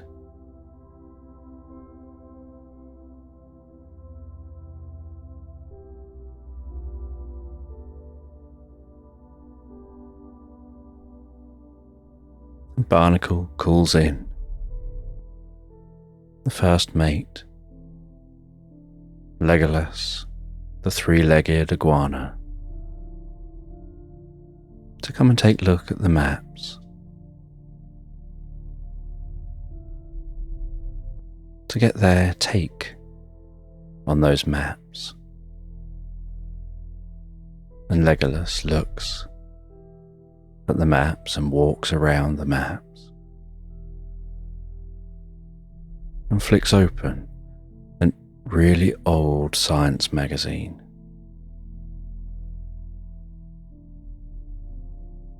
And scans down a page in that magazine.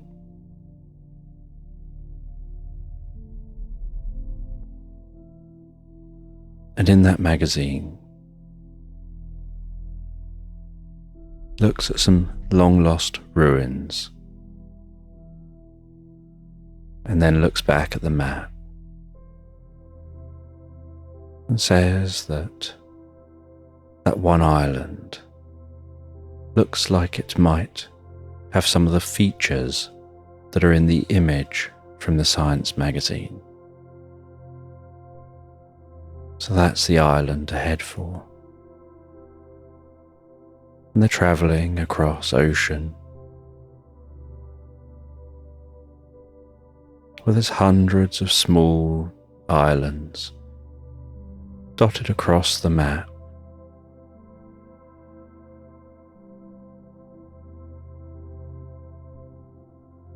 And trusting Legolas,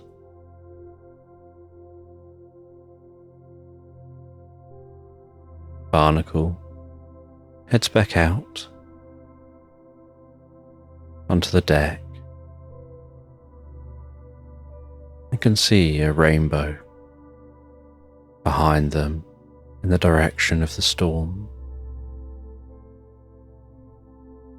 and the low sun casting the most beautiful golden light across the sea out before them.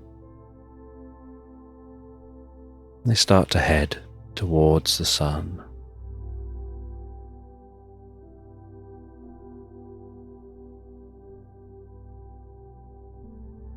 And they make slow progress at first, until all of the sails are repaired. And once all of those sails are repaired, they stretch them all out, and the ship powers along.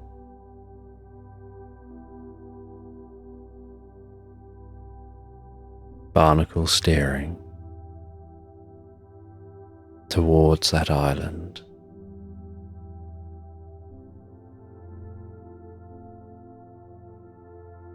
And as they near the island, they slow down and they see some dolphins come alongside the ship,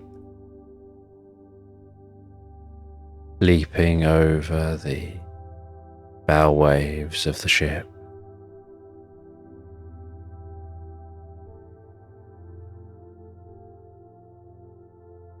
They see a narwhal breaching the water before diving back down.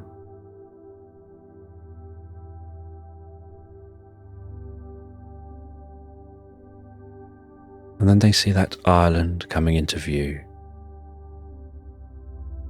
The greens of the trees, the golden sand.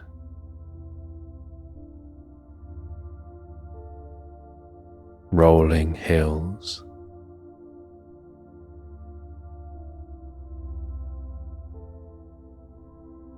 And they drop anchor a short distance from the island.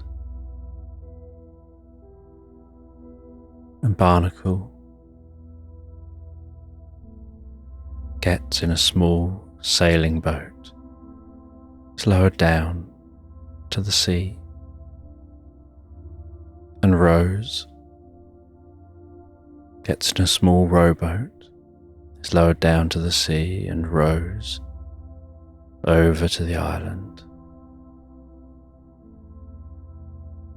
And rows the boat up onto the beach, jumps from the boat onto that golden sand,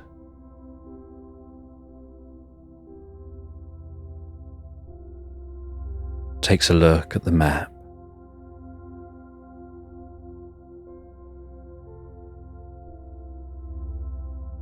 chooses the direction to head, and sets off into the heart of this island. And it doesn't take them long on entering the forest on the island, listening to the sounds of the forest birds, seeing the most beautiful birds in the trees, to see on the forest floor ancient ruins being reclaimed by nature.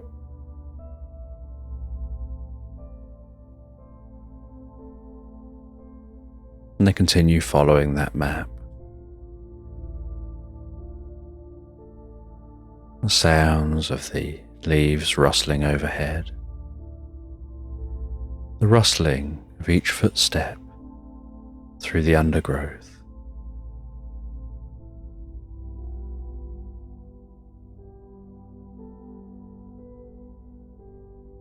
The way the light of the sun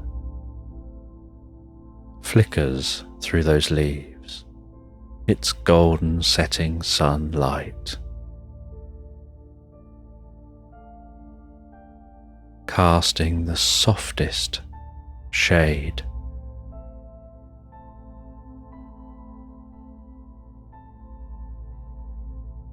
And as the sun sets, so Barnacle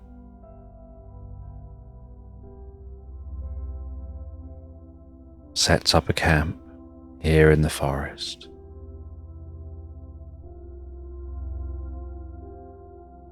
Lights a campfire and enjoys something to eat and drink.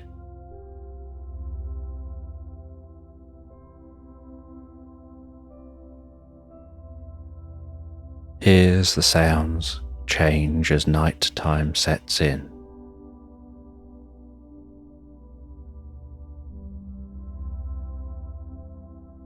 Before drifting gently and peacefully asleep.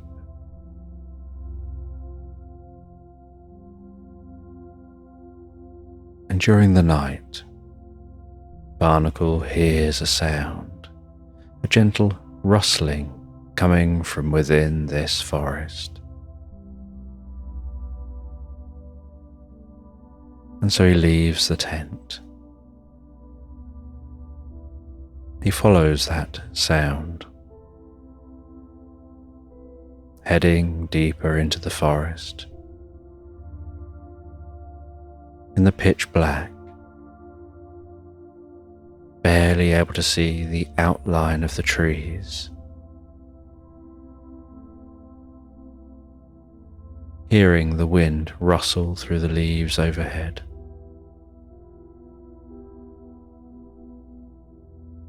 And then seeing a gentle, ghostly glow coming from deep in this forest.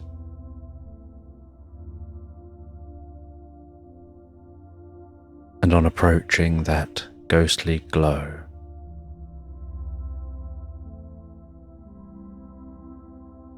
seeing that it looks like a goat walking among the trees, and the movements of the goat's mouth make it look like it's screaming.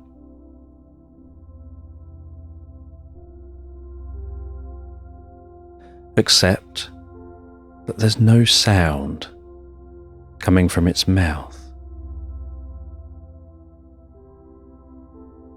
It's just a faint hum,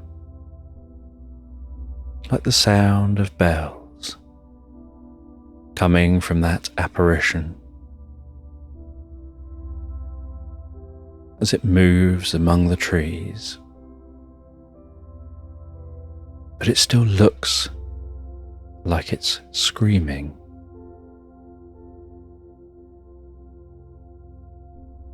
And Barnacle approaches, and it's as if that ghost doesn't notice them or acknowledge them. They get right up next to it. It seems to be almost like it's on autopilot.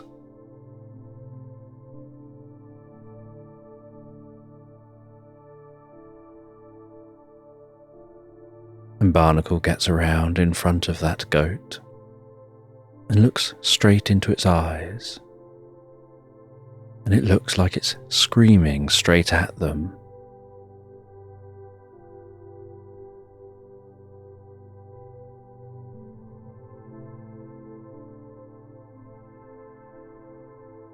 And then Barnacle reaches out and touches that apparition.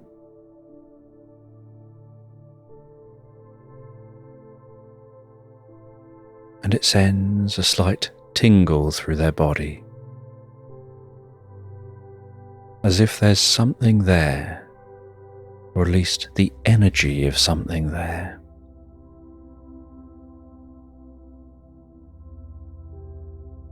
But as they touch it, that contact makes them hear it, and in their mind, they can hear it screaming. And it's only when they touch it and can hear it that it seems to look at them, as if it now notices them, as if that contact has made them share realities. And they stop screaming for a moment.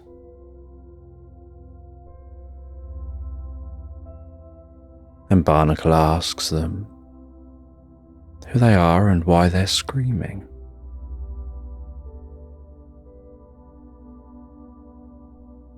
And they explain that they're a screaming goat, that in life all they did was screamed.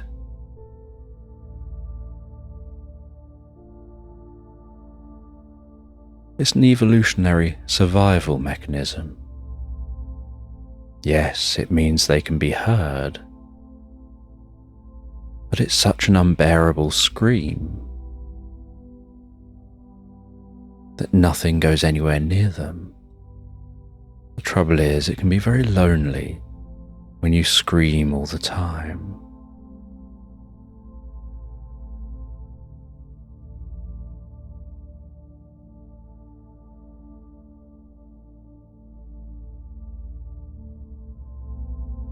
And they say that nothing ever truly disappears from this world. It just transforms.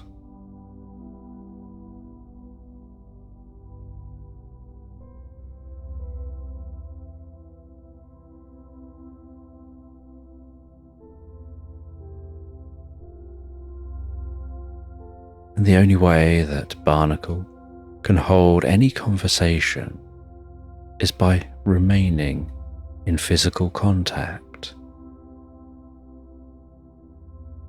And the screaming goat explains that they just follow almost a program of behavior now that they're just here as energy.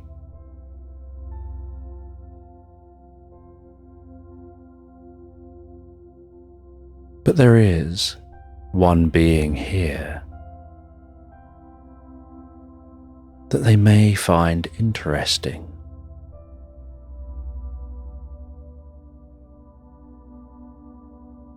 And that is the hexagon.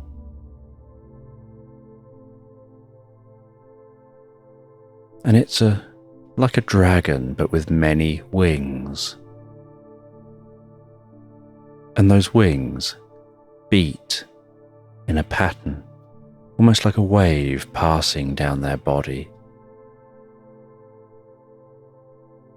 With the front two wings flapping down, and as they go down, just after that, the next two wings go down, and then the next, and the next, and the next. By the time the last two wings descend, the first two wings are rising up. And they rise up at a slight angle, cutting through the air. And they've got a long body, a slender body and a long, whip-like tail. And they've got long fur that starts near their ears, travels down their neck, and flows off beneath the front two wings. And they have 4 legs, almost like the legs of a lizard, and a long snout.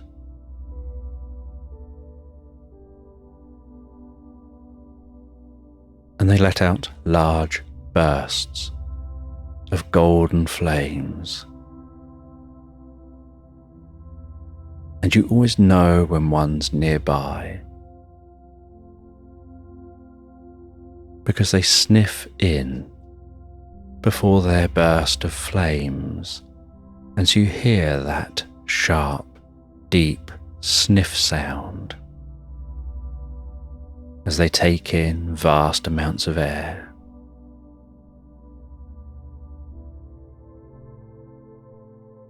And then they let out that burst of flame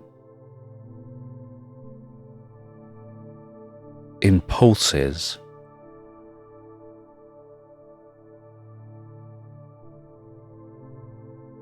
That almost sound like a tee-hee-hee-hee-hee sound.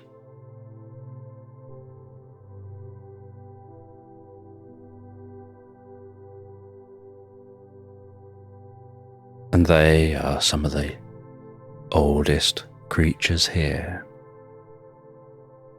And there's one in this area. And so Barnacle continues to explore and listen,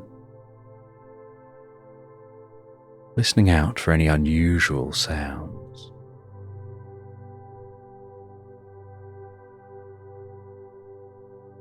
And they frequently stop and stand in silence.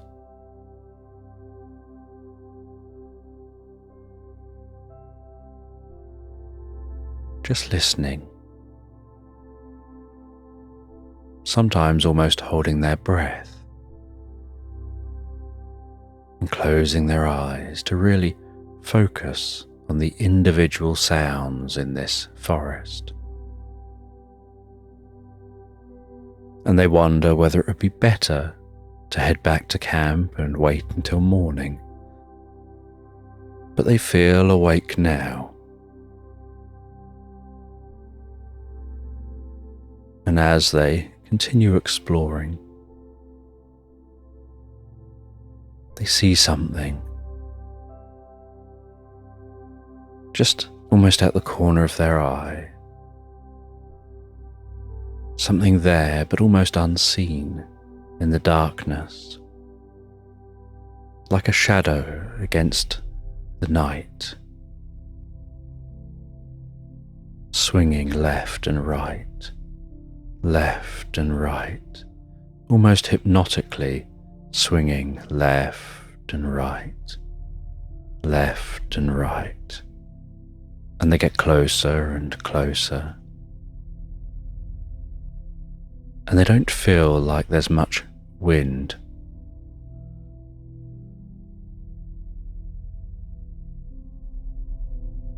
And so they don't feel like this swinging is something being blown in the wind. And as they get nearer and nearer, they realize it seems like something unusual hanging from the tree.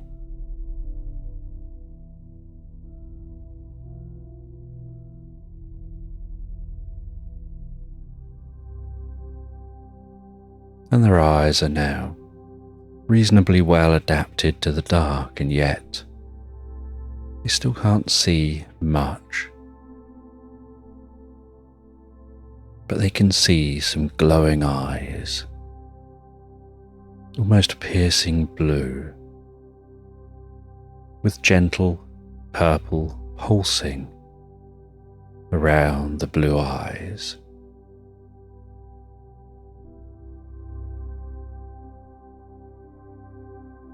And those blue eyes are at the end of whatever is swinging. And they stop and watch.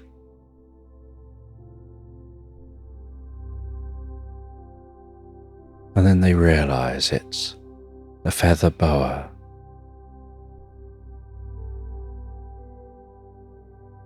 One of the rarest types of snakes that you can see. A snake that's covered in downy feathers, overlaid with the most beautiful, iridescent, peacock-like feathers.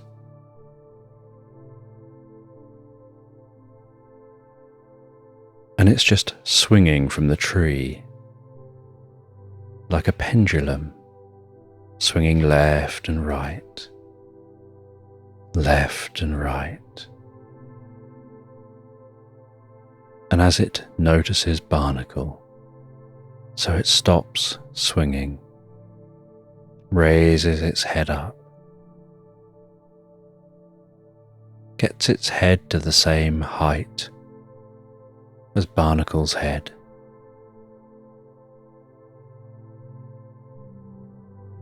and in an almost hypnotic voice begins to talk to Barnacle,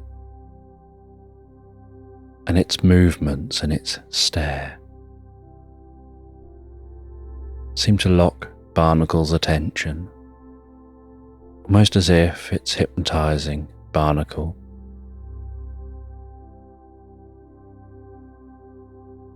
And Barnacle feels themselves becoming very still, very focused. Even in this darkness, they feel like their peripheral vision is getting even darker. They feel a deep sense of calmness setting in through their body.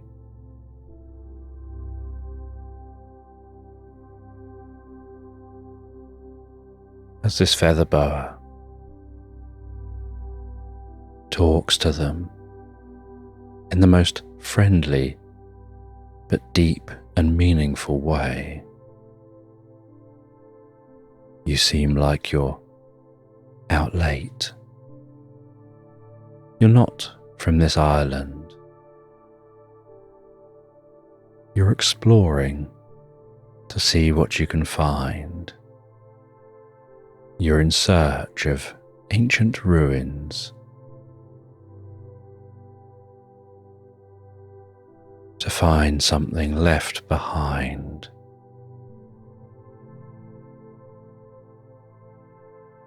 And you're searching for the cherry trees,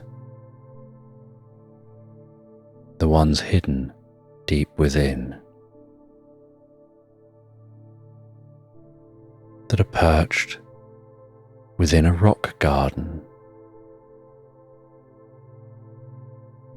with an elaborate stone figurine. And that garden is deeply tranquil, containing the most delicate etchings. And you're searching for the hexagon.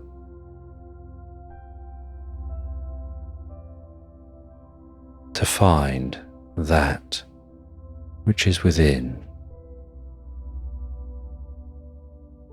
And they share that they can actually help if you'll let them access your mind with a two-way connection. And Barnacle feels that, from what they were saying, they probably already had access to their mind. It felt like they were reading their mind already. But the feather boa said that you just have to rest 1 foot gently on their neck. And Barnacle does that, and instantly gets a flash of the island as this feather boa sees it, almost like a view of the island in infrared, where the darkness isn't a problem. And they see in different shades of blues and reds a very different type of view of this island.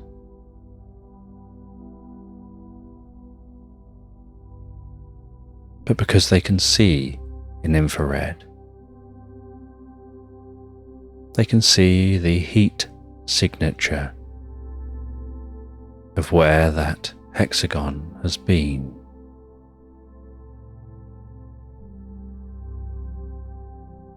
And so they thank the feather boa. They decide it would be sensible to safely make their way back to camp, find their way where they've got to go in the morning when it's lighter. Back at camp, they rest back down and once again drift peacefully asleep. And while drifting asleep, they ponder the journey tomorrow. And as they drift and fall asleep, they imagine themselves in an unusual world, a land of giant creatures.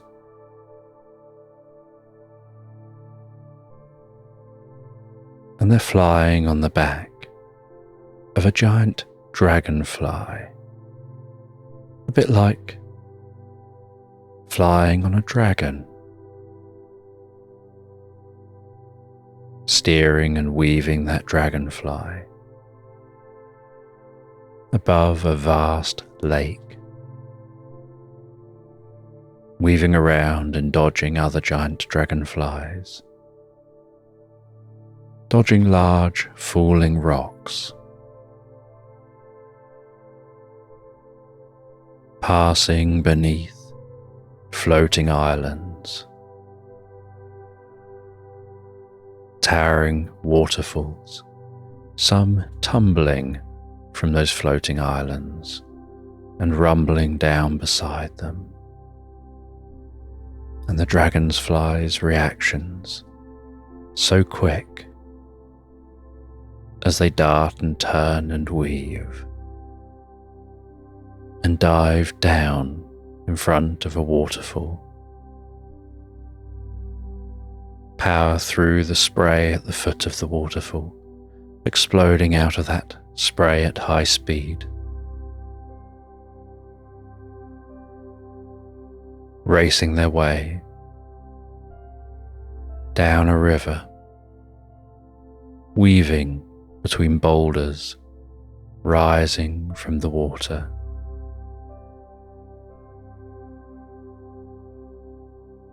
Before turning into forest, and at high speed, powering through that forest,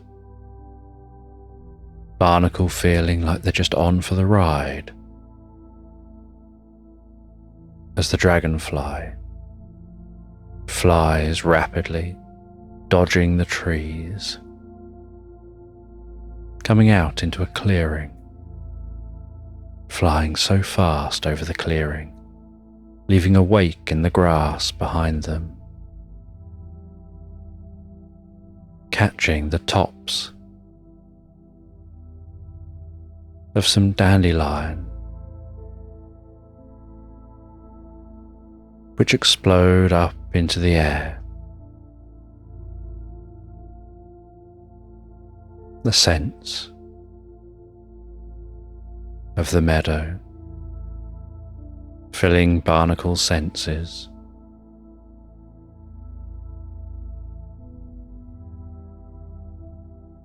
And then that dragonfly flying rapidly at a glowing blue portal, passing into that portal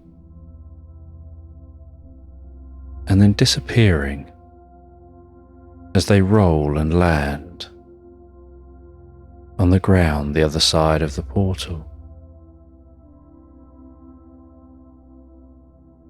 And as they look up,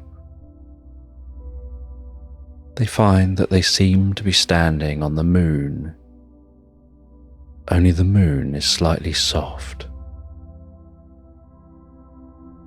And every movement releases a gentle cloud, and they realize this is a mush moon, like a giant mushroom, a giant fungus floating in space, so large it has its own gravity, its own atmosphere, and with every step, puffs of spores gently rise from the surface and float in the air, and each spore carries the delicate sound of a tinkling bell. And as the spores interact, so the tinkling bells interact and sing together.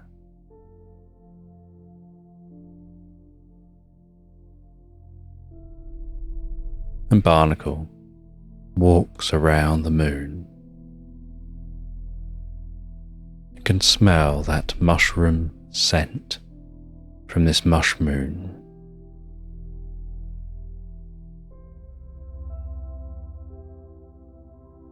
And can see a planet down below,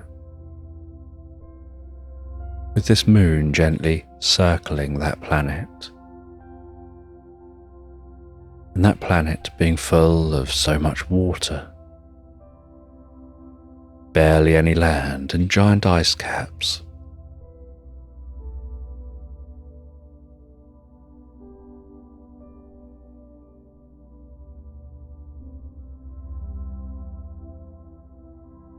And as they walk around the moon, so they see a bit of broken off mushroom, and they climb into that bit of mushroom, like a ball of mushroom, and gently roll around the moon, pushed softly by the breeze, rolling inside that ball of mushroom, so soft to touch.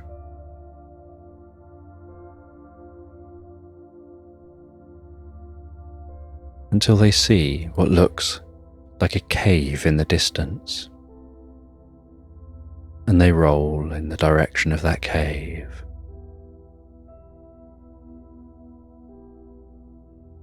And when it's near the cave, they tilt back a little, bringing their bull to a halt.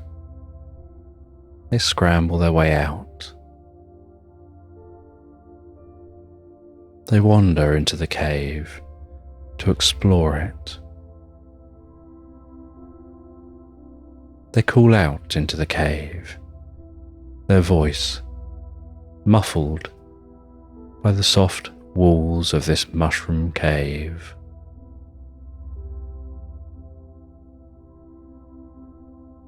But they hear a noise in this cave.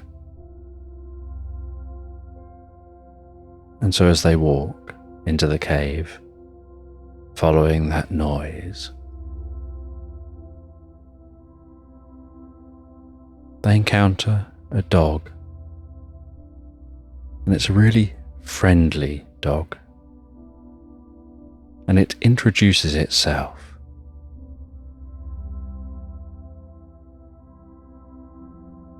As Milton.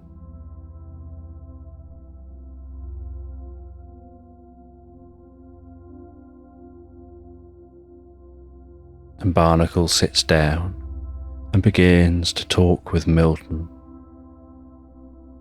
asking Milton about this place, saying that to them this is just a dream, but it feels so real and lucid.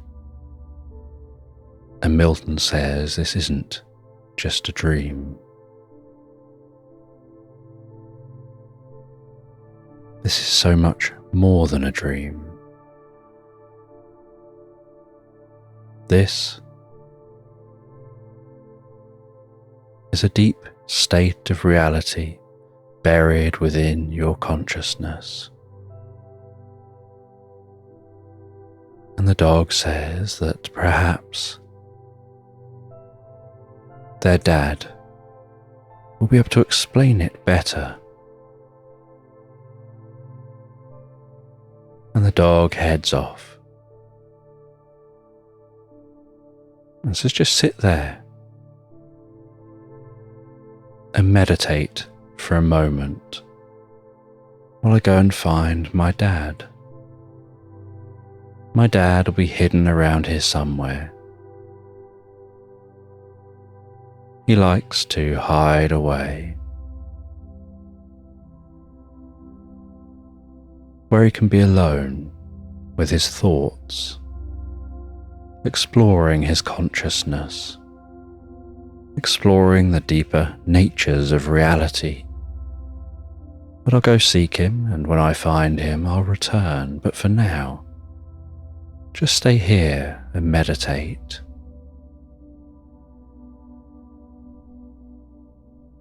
And Milton places something on the ground, flicks a switch, and a gentle light emanates from that object. And Barnacle gazes at that light, while Milton wanders off.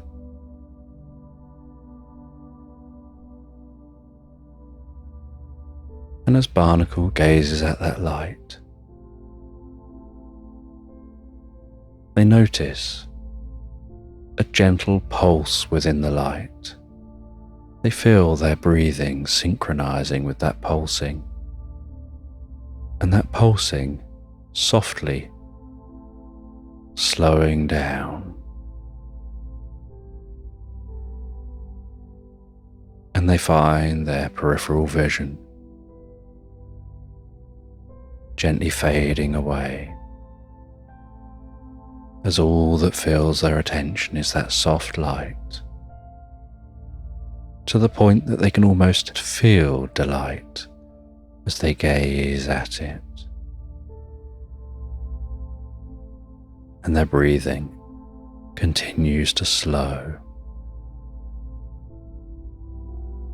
And while they gaze at the light, they have this sense that the light is containing numbers from 600, 599, 598, 597, and they feel themselves almost instinctively beginning to count down those numbers. 596, 595, 594, 593, going deeper and deeper, 592, 591, 590, 589. And as they count those numbers, 590, 592, they begin to lose their place. And so they pick up after their mind has wandered a moment with where they last remember counting 590, 589, 588. And every time they lose their place and can't remember the number they were on, whether it was perhaps 589 or 588 or 591 or 593 or 582, they lose their place. And focusing deeper and harder and more effortlessly, they carry on counting from where they last remember, finding themselves almost absorbed in what seems like a puzzle or some kind of game to them, to try in vain, to try really hard in vain, to count down, all the way down. And they really try to hold their focus enough to not let the mind wander and drift and dream and float elsewhere, distracted by losing count of those numbers. They really try to do that. And the harder they try to count, the more their eyes get heavier. And the more their eyes get heavier and heavier, and those eyelids want to close, the more they find themselves drifting into that game, trying so hard to do well at that game, until their eyes close and they find themselves lost in thought, find themselves exploring the most beautiful landscape, rolling green meadows, filled with magnolia trees, with the softest, silkiest flowers.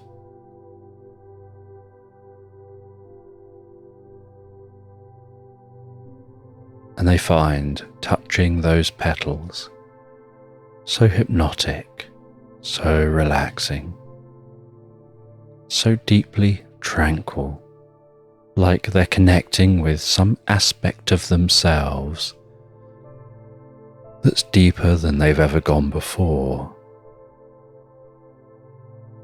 And then they hear a voice in their mind, beginning to bring them back to the moment. And as they open their eyes, the light has been turned off, but the light remains.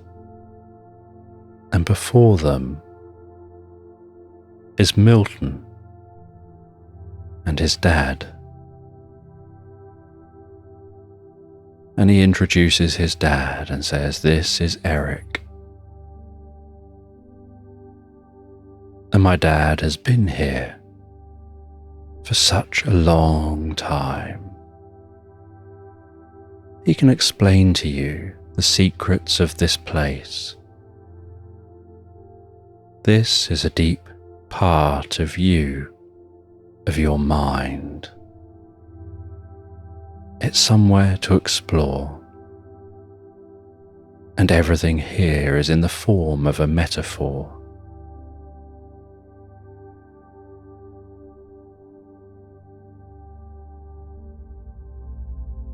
And so, Eric begins to guide Barnacle through a meditative process. They tell Barnacle to gaze back into delight, to absorb yourself in delight. And as you absorb yourself in delight, you can listen to the sound of my voice. And while you listen to the sound of my voice, you can just say what you see. And Barnacle explains that what they see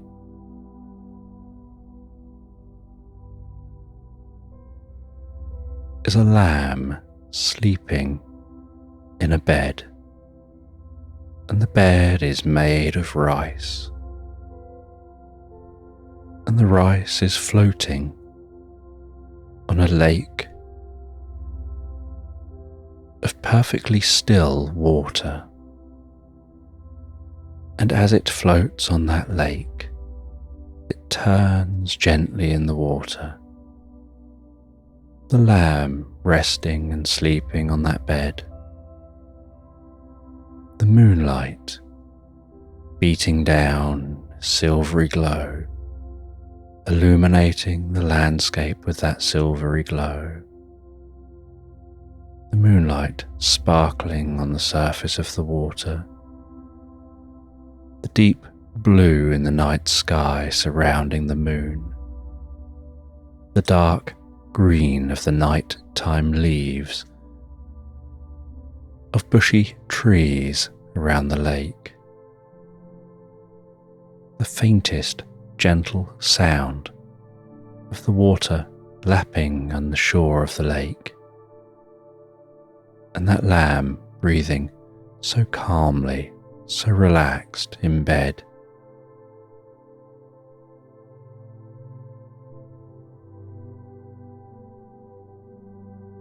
And Eric guides Barnacle deeper. Says just take a moment to connect with the lamb's thoughts. Imagine yourself becoming one with the lamb. What's the lamb dreaming about?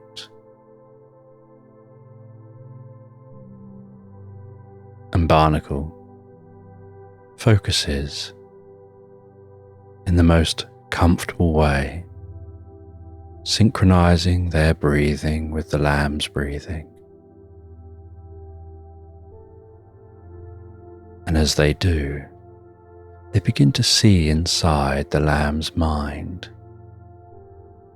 And the lamb is in a field on a beautiful spring day, and the lamb is munching away on some grass, almost lost in thought, and next to the lamb is the mother. And from time to time, the lamb will look up and just count how many of those other sheep are in this field with them. 1, 2, 3, counting those sheep.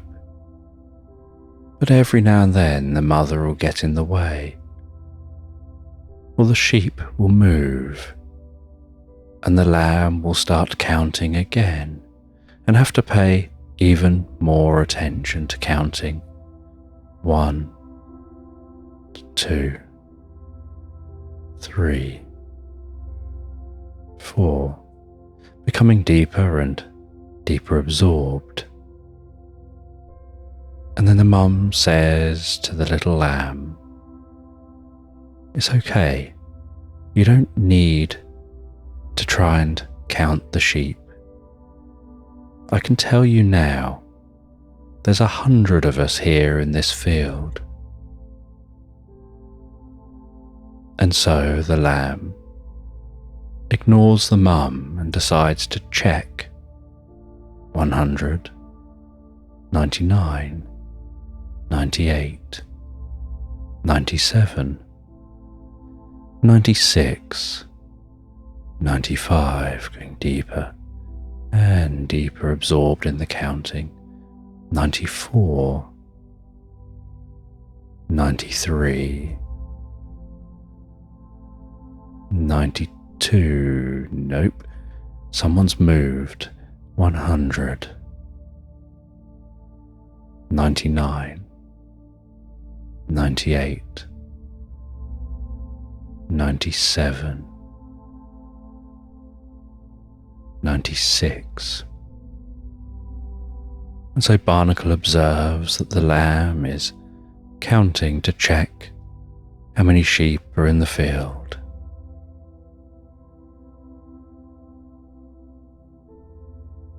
And Eric guides Barnacle deeper and deeper into the experience, until there's a moment of clarity where Barnacle sees what looks like a queen.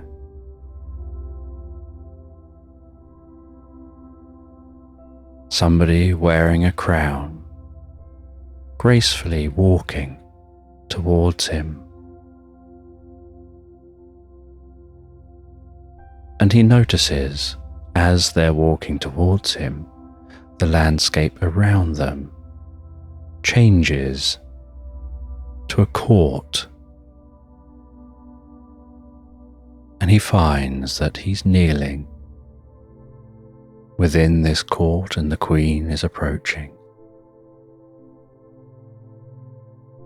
And the queen walks right up to him and places a chain around his neck.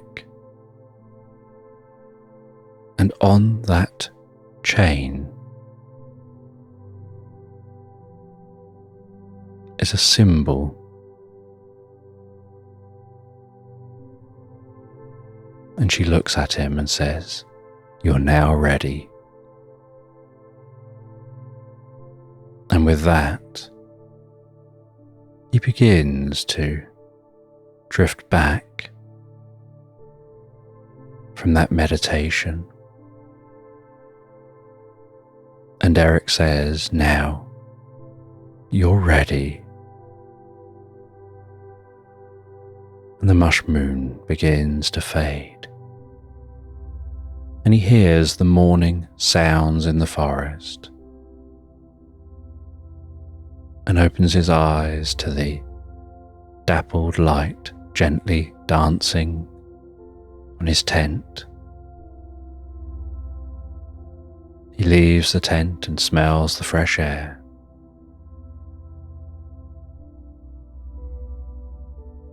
He packs everything away and begins to continue exploring this forest. And as he explores the forest, he listens out for that hexagon.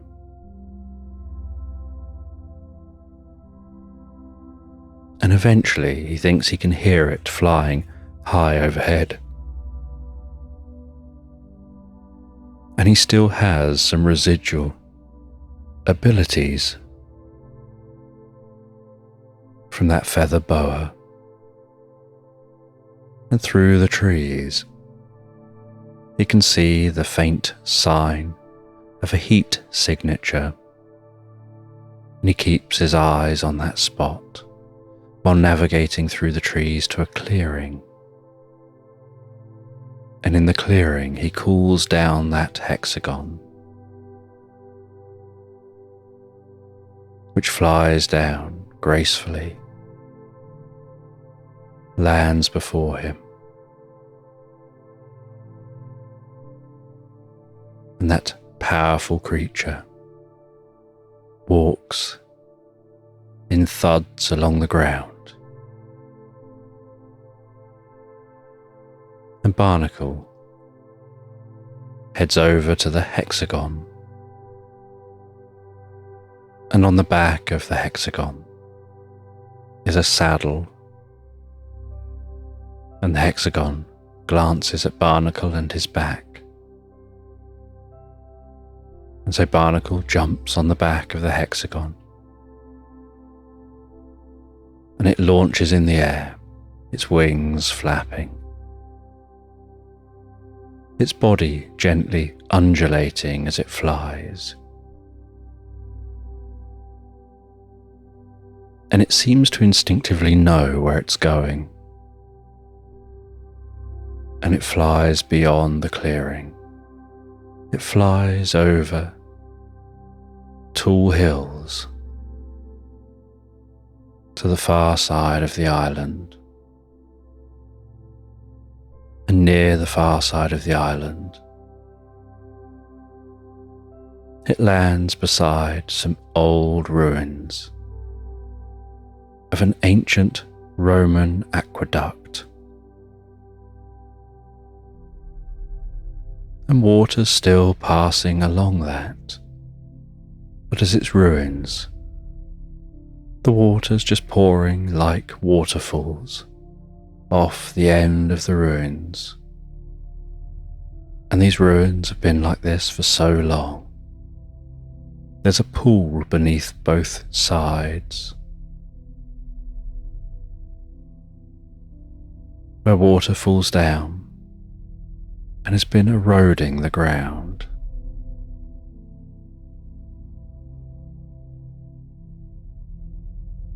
And in the centre of this aqueduct, which has 2 rows of flowing water,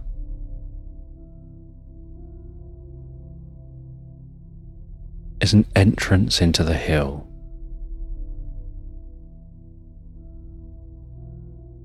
And the entrance has a stone doorway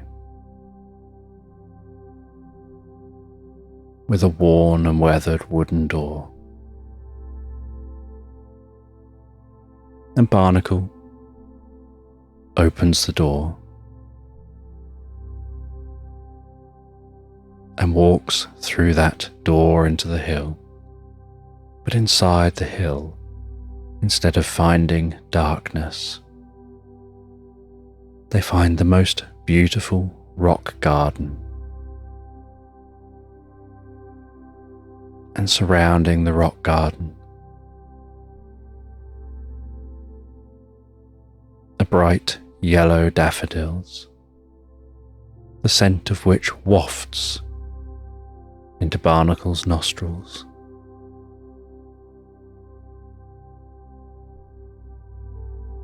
And in the centre of this rock garden is a stone figurine. And at the foot of the figurine is an etching. And the etching seems to be some symbols.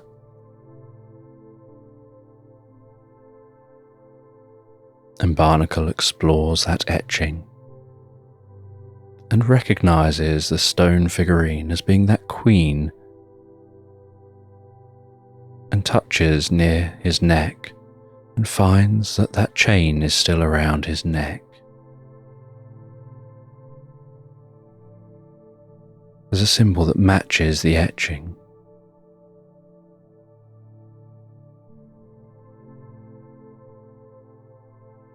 And so he walks around the back of that stone figurine, and behind the legs of the figurine, tucked just up against the heels, is a jewellery box. He takes off that chain.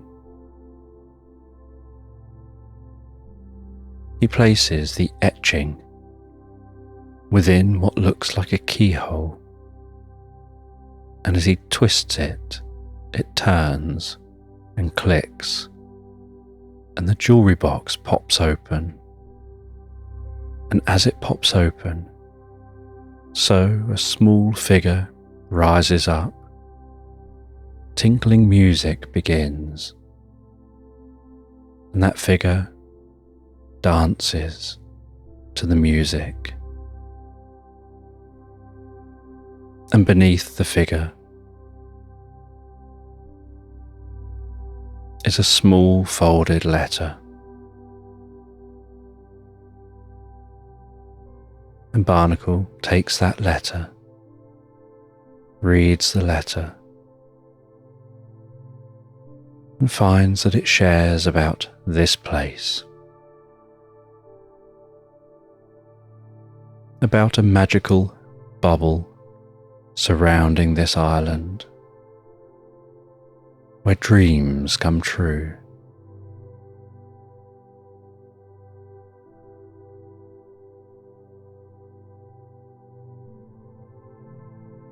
And so Barnacle sits beneath one of the cherry trees here in this garden,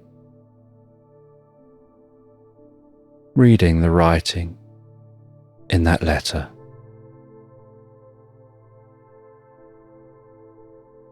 Learning that there is no physical treasure as they had thought they'd be seeking. The treasure is the island itself, the magic that it holds, its ability to expand consciousness, that the experience on that mush moon and the experience here are all connected, just different layers of consciousness.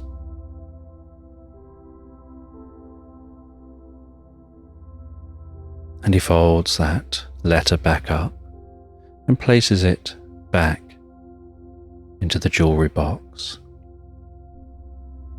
and places the jewellery box back in place.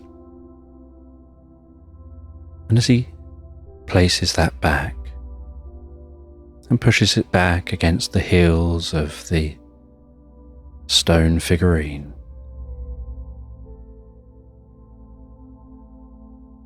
so something falls from within the crown of the figurine and lands at his feet. And he picks that up.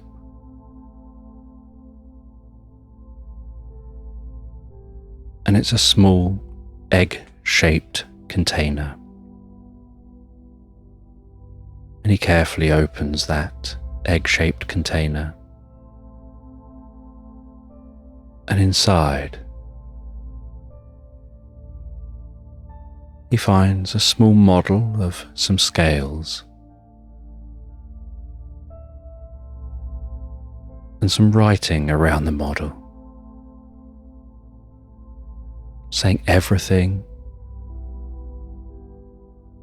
balances out. And this special surprise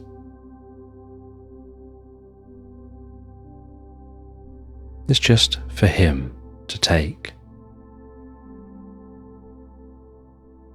And inside that egg is a rolled up bit of paper explaining it's a gift from the land to remind him of his connection to this place. And on the other side of that rolled up paper is a series of words which, if read,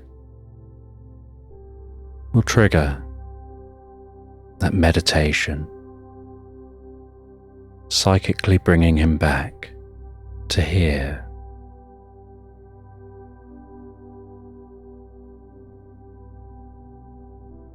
And he leaves this space, and he gets a lift back on the hexagon, all the way back across the land, back to the beach he started on. It thuds down onto the soft white sand. He dismounts, pushes his boat back out into the water, scrambles into the boat, rows back to his ship. And back on his ship, he begins his journey home. Legolas asking him what his journey was like, if he made any discoveries.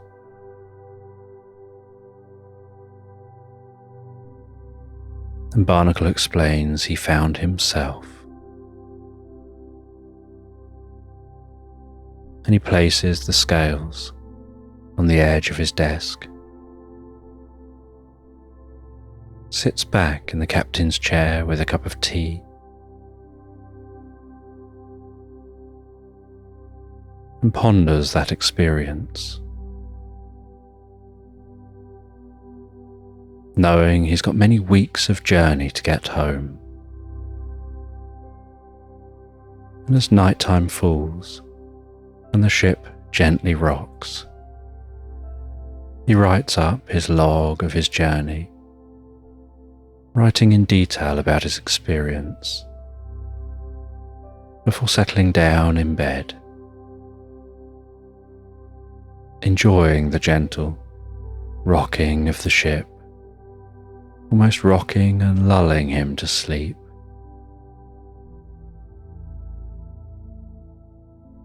As he begins to drift and float, so peacefully and so comfortably relaxed asleep,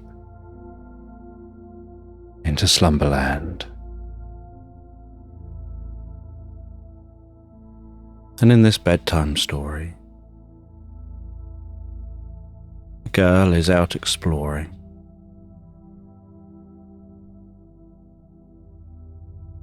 She's walking through a meadow on a beautiful summer's day. Some fluffy clouds passing overhead. The sounds of summer songbirds. The warmth of the sun beating down onto her cheeks.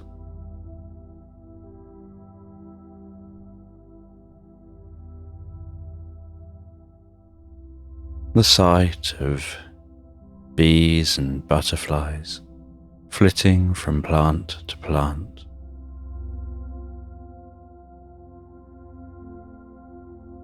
Just absorbing herself in her own thoughts while she walks. The sound of her feet moving through the grasses. That slight rustling sound, the dull thud of each footstep, the gentle tickle of the grasses against her legs,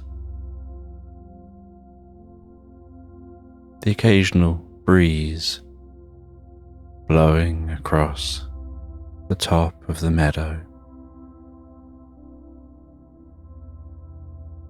as her mind drifts and floats gently into a reverie.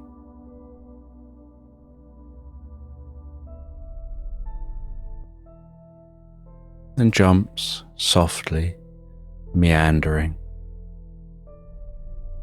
from focusing on roaming through the meadow to being lost in thought in the most pleasant dreams.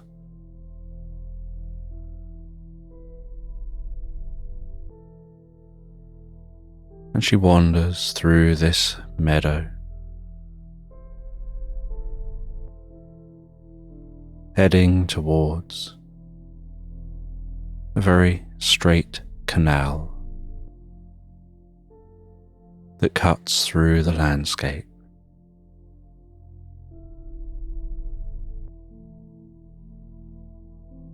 Eventually arriving down by the canal, ambling along the bank, along one side of that canal. The gentle waves lapping on the shore, the light of the sun glistening and dancing on the surface of the water.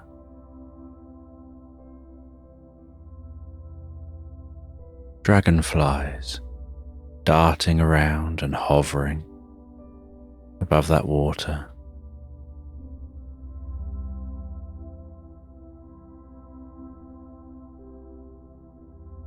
The occasional person on a canoe heading down the canal.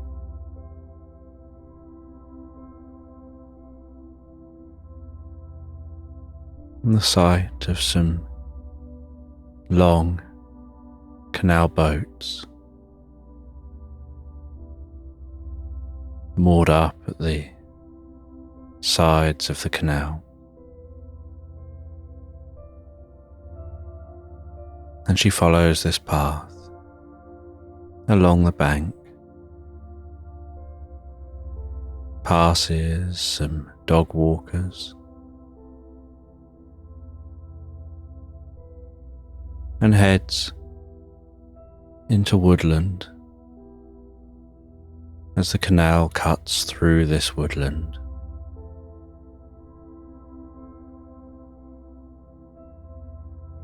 The trees rustling around her, the mottled light dancing before her.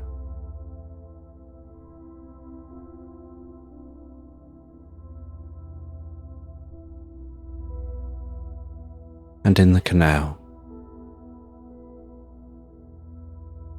she can see many families of ducks and their ducklings just swimming around in their rows. Sometimes the little ducklings getting distracted and having to dash to catch up with the group.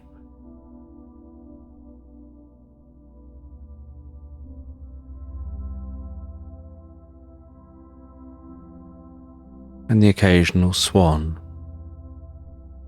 gracefully traversing that canal.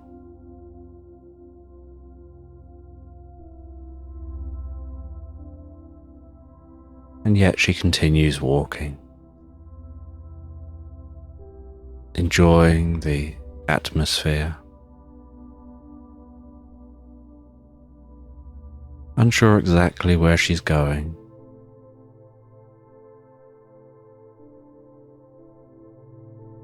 but curious what she'll discover on the journey and when she gets there.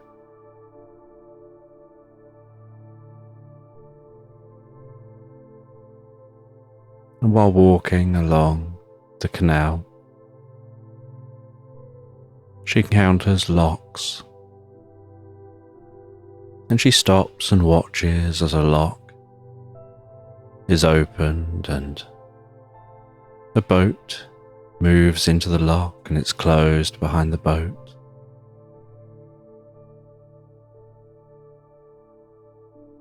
And then the water is carefully drained out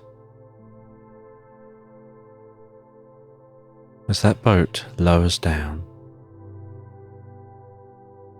And then the front of the lock is opened.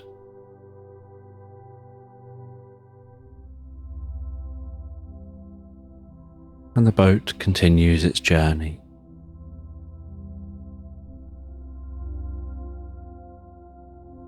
Just as the girl continues her journey,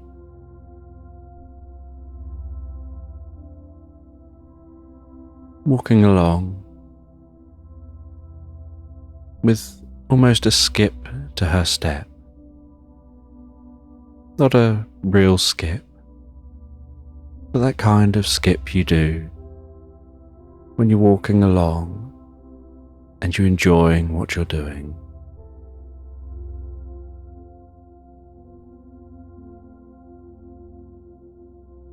And while continuing along through this wooded area, she sees a stag at the edge of the woodland, which stops eating and glances up at her. And it carefully watches as she passes by.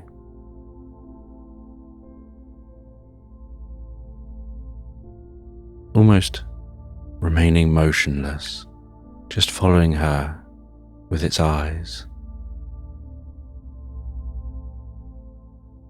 And she watches it back. And as she clears that stag, so it resumes its eating. As she resumes her walking and passes out the other side of the woodland, continuing along in the sunlight.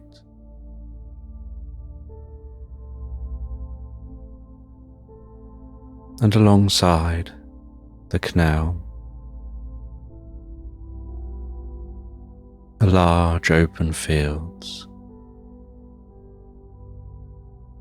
And she sees in one of the fields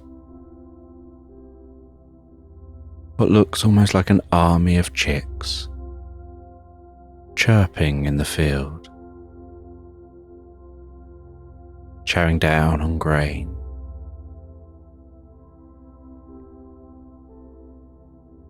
And continues on and sees all the chickens enjoying the food, enjoying the sunlight.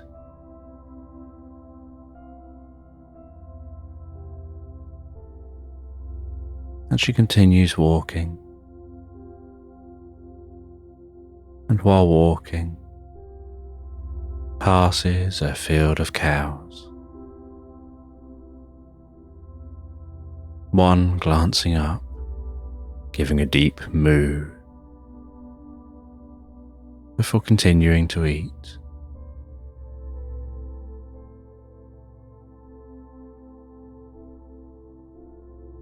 And she walks through the day.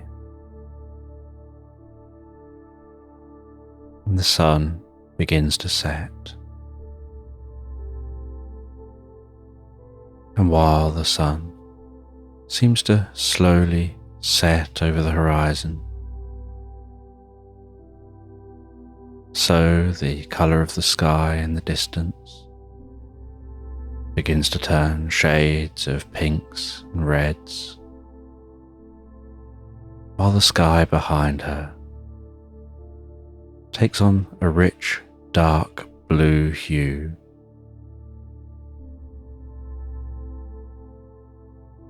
And the stars in the sky begin to turn on one at a time, jumping to life.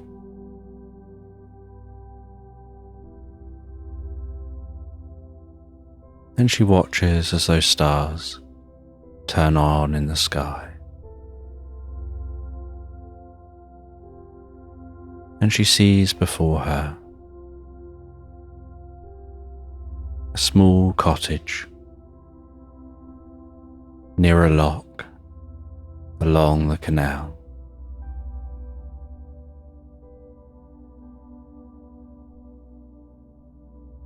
And there are cozy lights on in the cottage.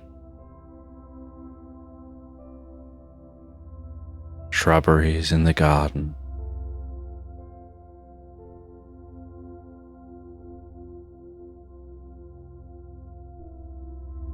And some lights dotted through the garden that are solar powered and emit just a very low level of light to give the garden a gentle glow.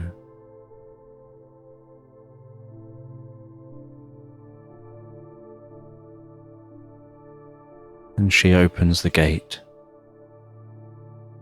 closes that behind her, walks up to the front of the house, rings the doorbell. And a friendly old lady answers the door and invites her in.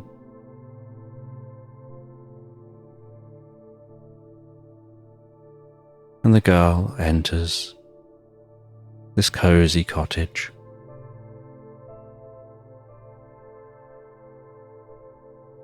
And she apologizes for running a little bit late,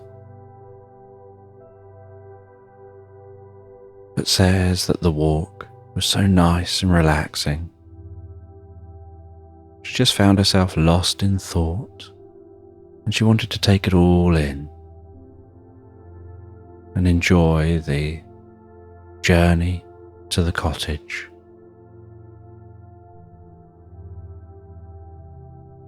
And the old lady says that's perfectly fine. She's here now, and asks if she's hungry. And the girl says that she is feeling a little peckish. And the woman says she's prepared some soup and homemade crusty bread.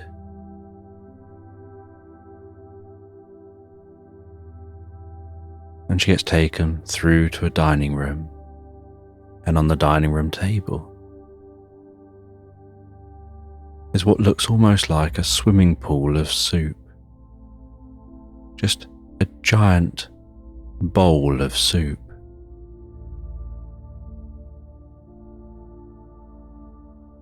And the soup has just gentle wisps of steam rising from it. And she says this soup is a secret recipe. It's an ancient recipe that's been passed down through her family for generations. From even before the family built this cottage. And the cottage was built about 400 years ago.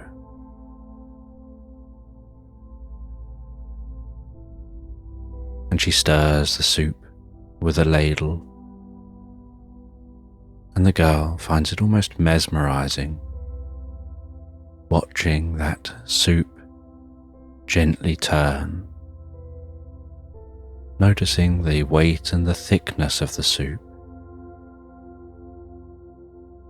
And then she tootles off to the kitchen and comes back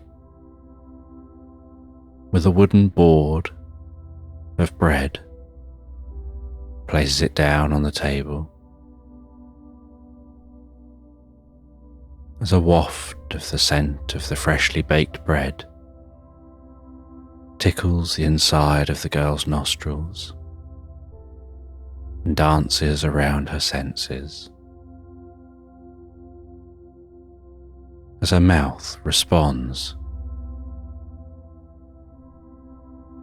to the smell of that bread.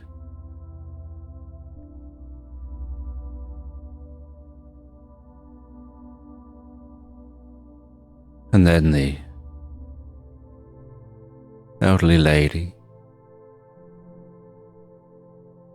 cuts up that bread into slices, places some onto a plate, hands it to the girl, and she puts it down beside her, then hands her a bowl and tells her to help herself to the soup.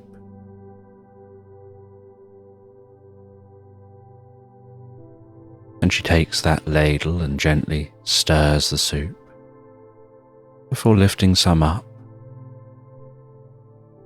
and pouring it into the bowl, watching it slop into the bowl, bounce gently around the side of the bowl,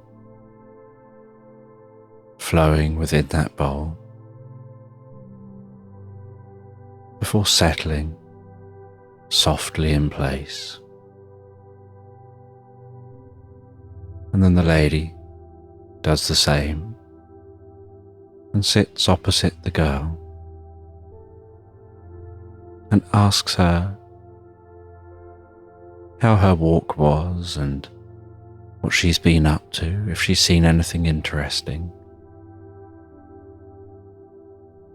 while they gently eat the soup and the bread, dunking the bread into the soup, finishing the bowl of soup, having felt the warmth of that soup gently pass down through the body, softening, relaxing, calming the body, and then wiping around the bowl with some bread.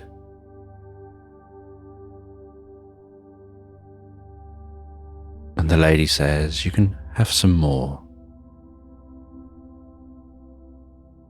And she feels deeply relaxed from this soup and makes herself some more.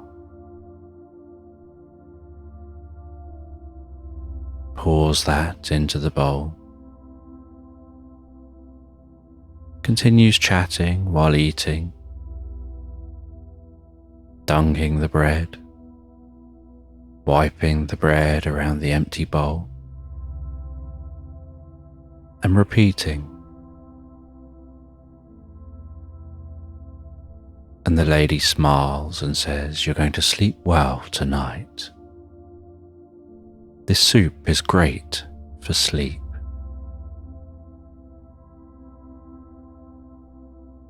And carries on eating her soup.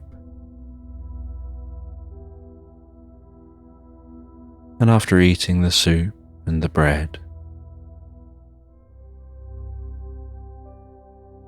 the lady invites the girl to sit out by the canal at the end of the garden, drinking a warm drink, listening to crickets and other nighttime sounds, hearing the gentle flow of water, the darkness of this space, seeing the galaxy stretching overhead,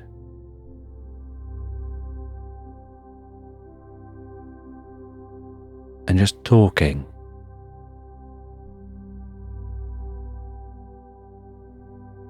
following just a flow of consciousness from thought to thought, unsure really where the thoughts are going, but finding it so easy to talk to this woman who sits and listens so well.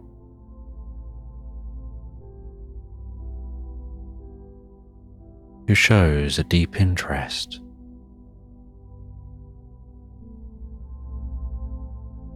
In what she's got to say. And as the night gets later and later, so the girl begins to feel tired and begins to want to go to sleep, and they head inside, and inside the girl gets shown to the bedroom she'll be sleeping in.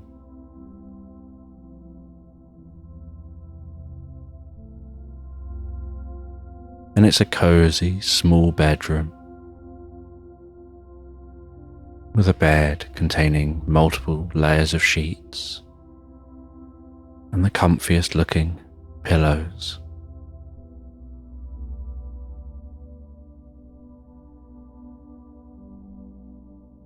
And a small lamp on next to the bed.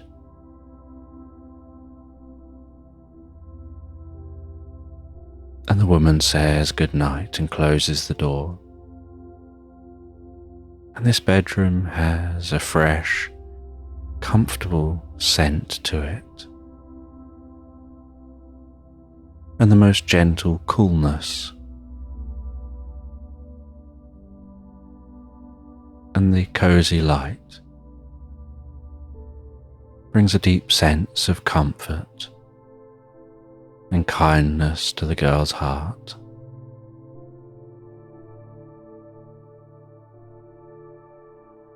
And she settles down in the bed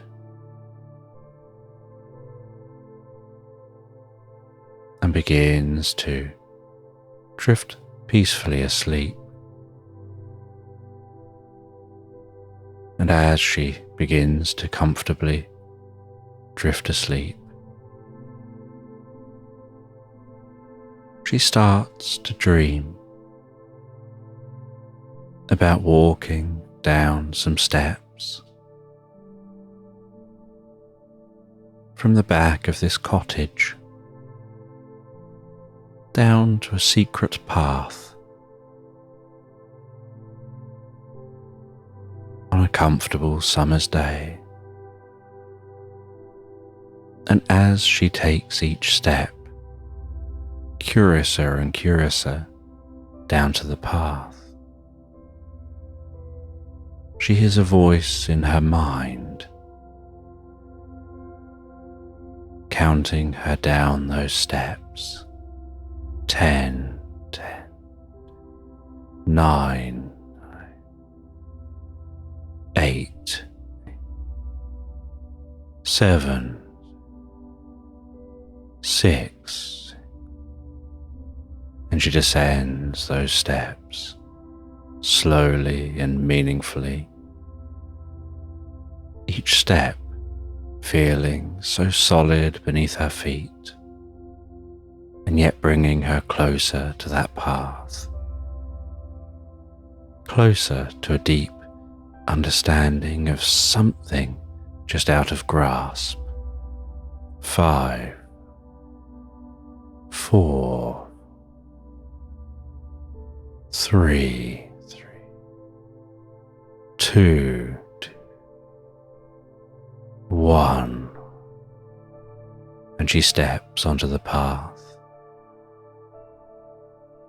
and finds the bright sunlight too bright, and realizes she's carrying an umbrella, and she holds that umbrella above her head, opens the umbrella out, and it's an umbrella of the softest, lightest fabric, decorated with spring flowers, with a gentle, frilly edge to the edge of the umbrella that's blowing softly in the breeze. And it shades her gently from the sun as she walks along this path. And this path is a gentle gravel path, and she can hear each step slightly gravelly while she walks, and finds herself exploring some landscape she's never explored before. And at first, the landscape seems fairly typical. There's a field of cows along one side, a long hedge separating the field from this path.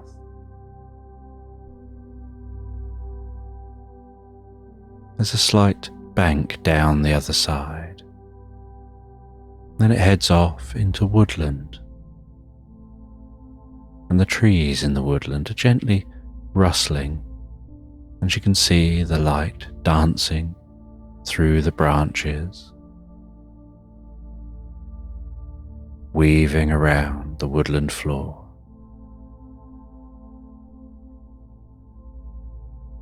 But then as she continues to walk, so the landscape seems to begin to shift.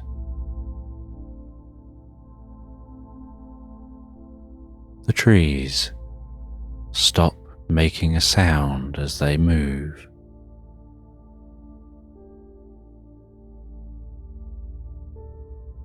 The fields begin to look more spongy and foamy, like she could bounce on them. And while she continues walking, suddenly she notices what at first she thought was a field of corn or some other kind of plant being grown. But notices at the top of each stalk is a tiny cupcake, and she sees in that field a combine harvester. Only the combine harvester is travelling through the field so delicately, cutting the tips of those stalks, just gathering up the cupcakes from the tops of each stalk. And instead of it shooting grain out of a pipe into a trailer, it's funneling the cupcakes onto small conveyor belts, and they're being moved from the front of the combine harvester through the combine harvester on small conveyor belts into rows at the back of the combine harvester. And once one row on the trailer is filled, the mechanism lifts up the conveyor belts are just slightly more than the size of a cupcake,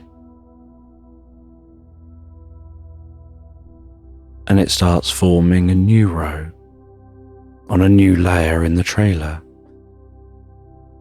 filling that trailer with cupcakes. And she can smell how sweet those cupcakes smell.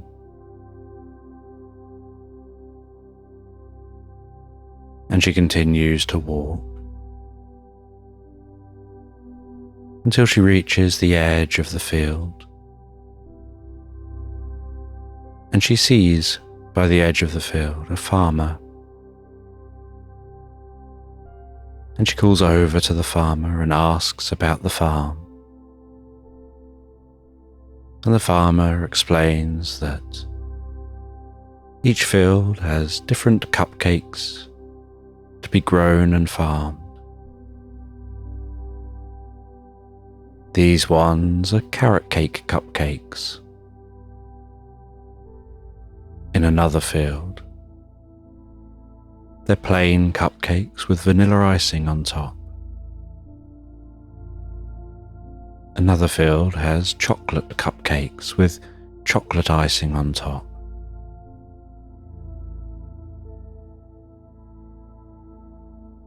And he says that his favourite cupcakes are the strawberry flavoured cupcakes. And he goes and grabs one of those cupcakes and offers it to her and places a small little gummy bear on the top of the cupcake, squidging it into the icing. He says that makes all the difference.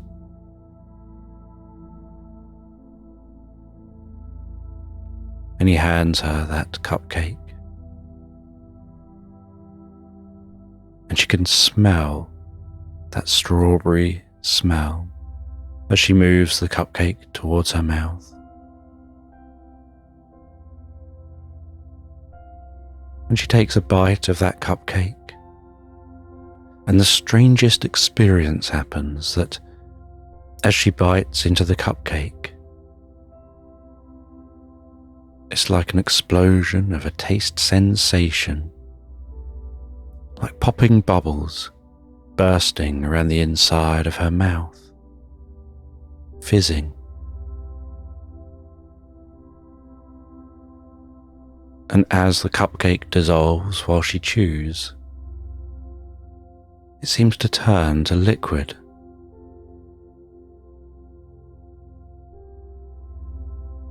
Almost as if the cupcake is like a solid form of a drink. And she acknowledges to the farmer the unique taste and sensation of consuming it. The farmer explains that each cupcake turns to pink lemonade once chewed, and the bubbles fizz and pop, triggering that sensation around the inside of the mouth, the throat, expanding the taste. And she eats the second half of that cupcake and gets given an additional cupcake to take away with her. And she says goodbye to the farmer and continues walking. And as she's walking, so she notices some trees with pink petals waving gently in the breeze.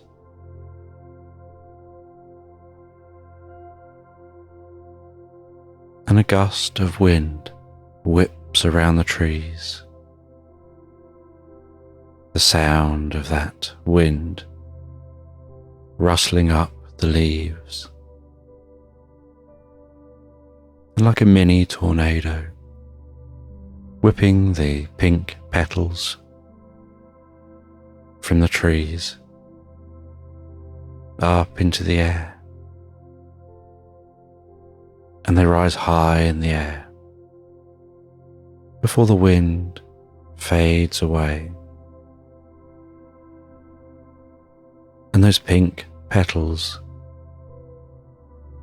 gently fall towards the ground, floating on the breeze. And she reaches down and picks up one of the petals, feeling its waxiness.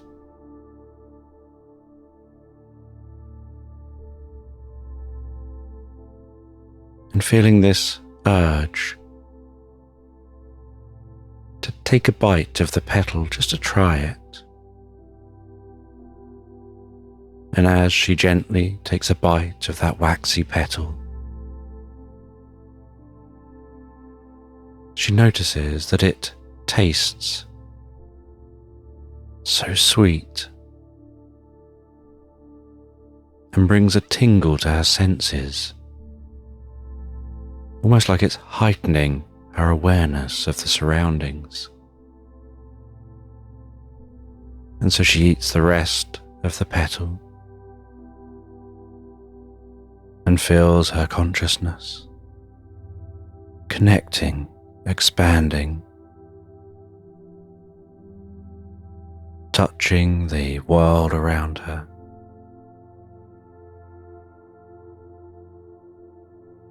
Noticing each and every movement of each and every twig, every rustle of every leaf, the movement of every single blade of grass. Can hear the flapping of the wings of every bird and every insect, and feels that something about the experience is trying to communicate with her a direction to go.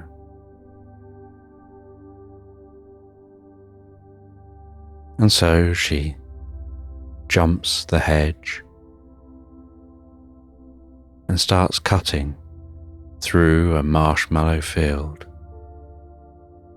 walking along that marshmallow, her feet gently sinking into it as she walks.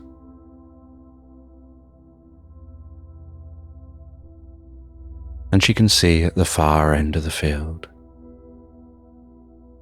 is a farmer with a tractor that seems to be almost hovering or sliding along the top of the marshmallow, dragging behind it what looks like two blades that seem to be cutting the marshmallow into slices. And then there's a device behind that seems to roll it up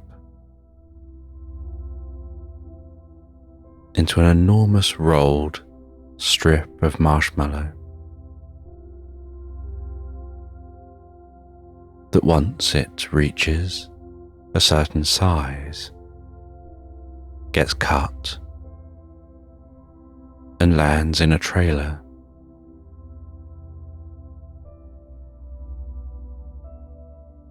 And she continues bobbing along this marshmallow field, finding it difficult and time-consuming to walk through this field, like trying to walk along a stony beach. But eventually she reaches the far side of the field, and she feels drawn to something over here. She jumps the hedge this side, walks into the trees, and in the heart of this woodland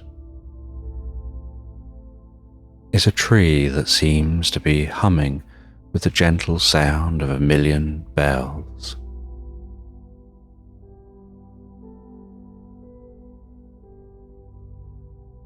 And she looks around the tree and gazes up into the tree, and high in the tree she notices a rickety old tree house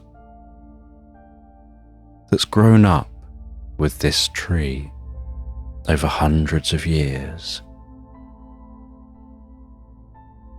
And she scrambles up the side of the tree into the tree house.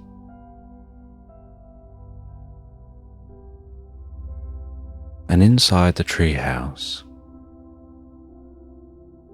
it smells of wood and ever so slightly musty. And there's a small, weathered metal box. And on that box is what looks like a combination lock, only not like a modern combination lock. Looks like something that somebody invented specifically for this box.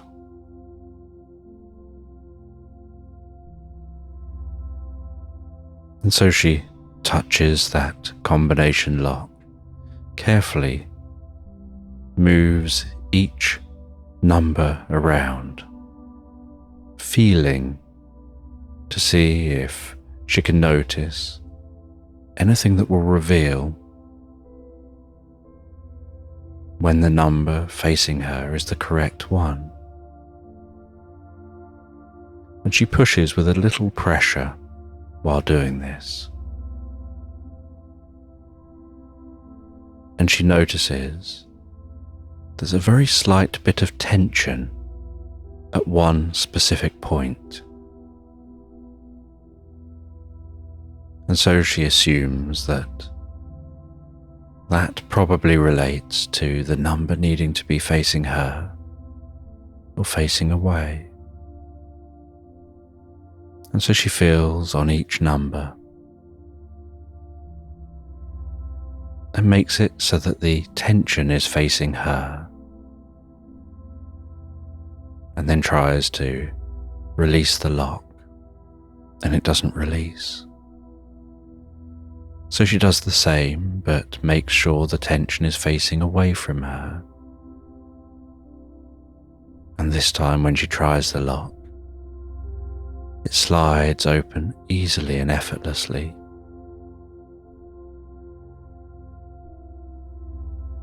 And she opens that metal box. And inside the metal box, she sees a flip book and a pen, which looks like was the one used to draw what's in the flip book.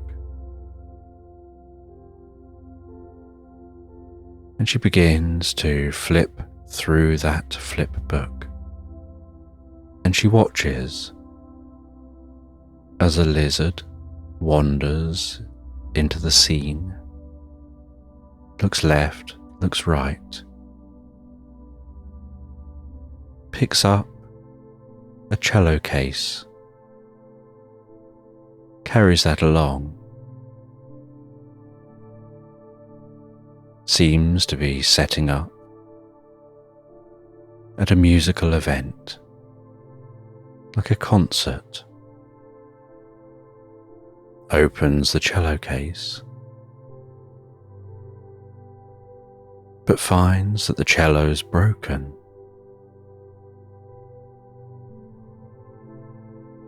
And then the lizard's eyes droop,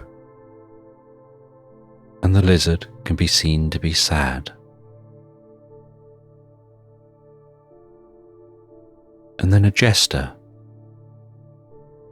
dances its way into the scene, pirouetting, jumping, springing about, full of joy and happiness.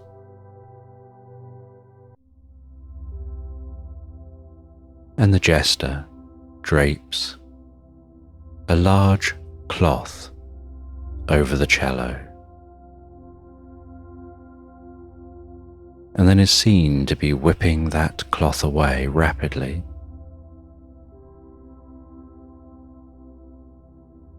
And then the words, "Ta-da," appear on the flipbook page.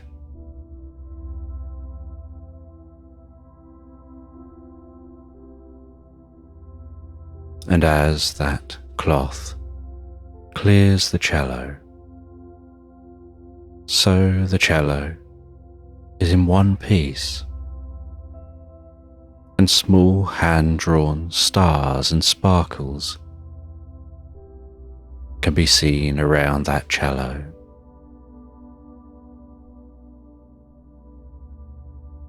And then the jester points to a calendar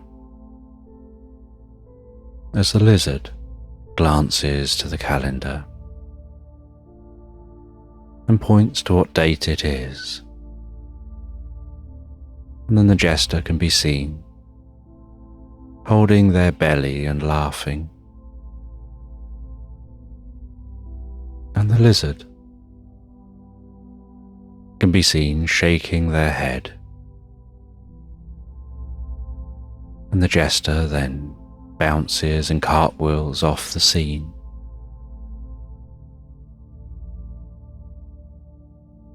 As the lizard plays that cello before an audience, with a single spotlight shining down on them as they do a solo. And then the flipbook ends with the page lighting up, the spotlight now gone, and a crowd cheering and standing up and clapping, and a tear in the lizard's eye. And then it says the end.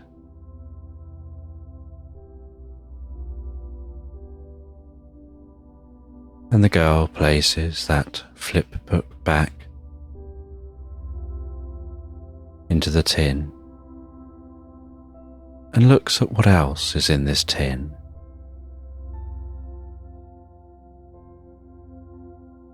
And finds inside this tin a key attached to some purple ribbon. And she takes that key and looks at it and wonders what it's for. And the only keyhole she can see in this treehouse is into what looks like a medicine cabinet attached to the trunk of the tree. Just a small door in the shape of a box. And so she pops the key into the lock, twists that key with a slight click, opens the door of that cabinet, and notices that instead of seeing the inside of a cabinet, or even seeing the trunk of the tree, she sees the inside of the most opulent mansion. And so she crawls up into the cabinet, crawls through that cabinet, and climbs down the other side, climbing down into a living room of a vast mansion with marble floors, thick rugs, dense curtains hanging by the windows, the most incredible furniture, paintings many times her size hanging on the walls in golden frames, and silver candlestick holders dotted around the shelves and above the fireplace, with tall white candles in those holders. And she walks around exploring this mansion. And as she explores, she feels drawn to a dark corner that seems like it's hiding something. And she heads over towards that dark corner. And in the corner, she sees a small door, like a secret door built into the wall. She crouches down and heads through that small door and finds herself walking through an icy snowstorm, and yet can tell she's still inside.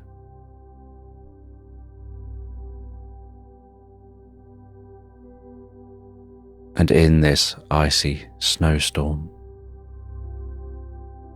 she encounters a snowman who shares with her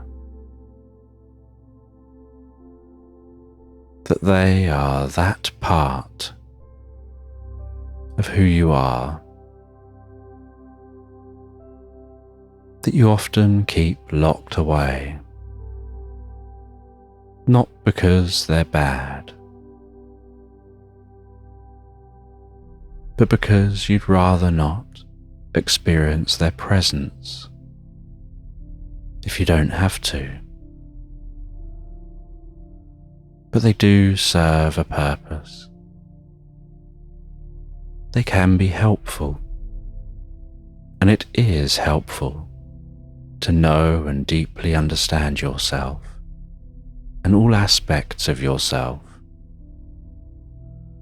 because there's a time for them, just as there's a time for all those others you've met on this journey.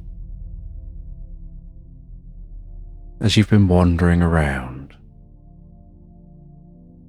the inside of your mind, exploring all the corners of your brain in a way that you can understand and connect with.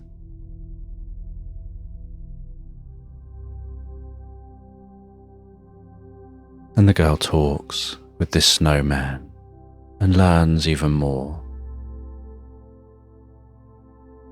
before finding that the ice storm is calming, and so the snowman recommends it's time now for her to go. Because she's diluting who they are, and they're a part of who she is. And she heads back out of that room, and she explores some of the other rooms in this mansion, before beginning to feel that pull of wakefulness, beginning to realize she slept through the night.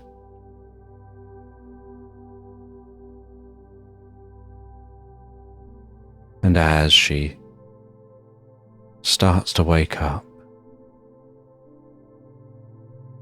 so the experience around her begins to fade and dissipate to black.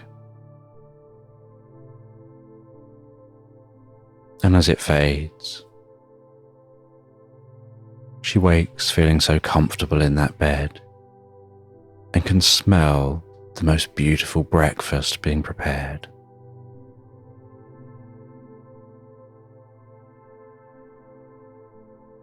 And she goes and enjoys that breakfast with the elderly lady. She smiles and says, "I can see the soup worked wonders. I can see that you've dreamt and your mind is expanded, and you have a deeper understanding of yourself. and the girl enjoys the breakfast.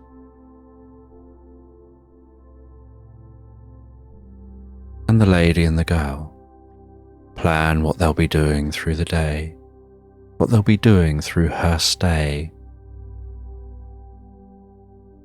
as she learns more about herself over the coming days. Each day getting to spend some time resting by the canal. Each day learning new skills.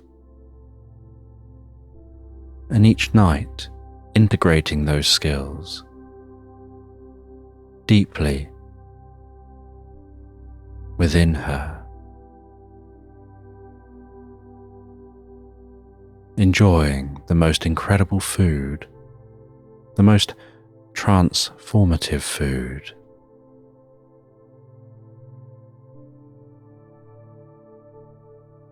And on her last day, as it approaches her last night before she'll be heading back home, the lady says there's one last thing for you to experience. And that's to experience connecting deeply and comfortably with the world around you.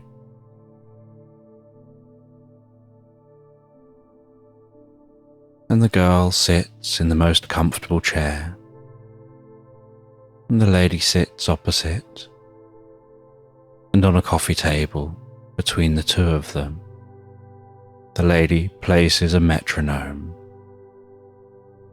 starts that metronome ticking, and tells the girl to remain very still and with just your eyes watch as that metronome ticks and tocks, and I'll be just talking to you in the background. And so the girl gazes at the metronome, and her eyes follow the tick and the tock,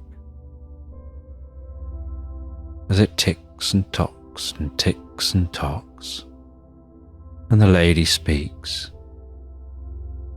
and says it isn't about the ticking or the tocking. Just watch that metronome as it ticks and tocks, but focus your awareness on the spaces between the sounds. Focus your awareness on the nothingness, not on the tick or the tock, but on that space in between. And as you focus on that space between the tick and the tock, you can notice how the more you focus, the deeper you can go, and the deeper you go, the more you focus, and the more space you find between the tick and the tock, noticing that it seems to just take longer to tick and tock.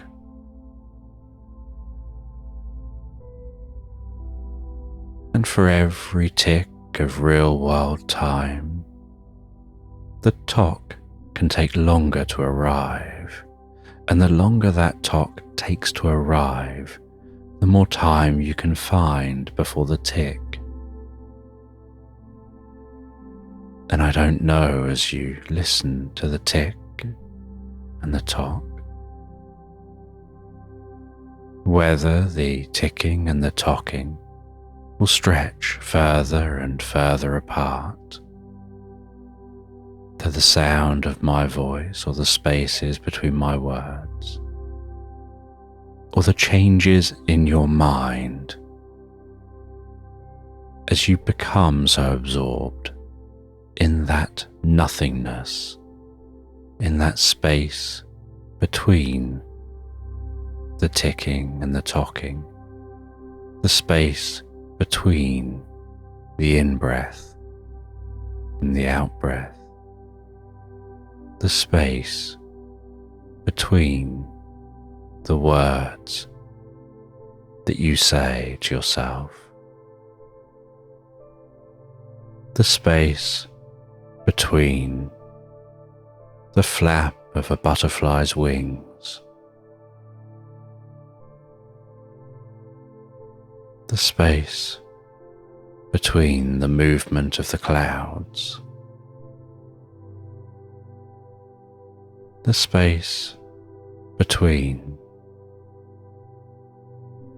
the earth and the moon, the planets and the stars and each other, the galaxies,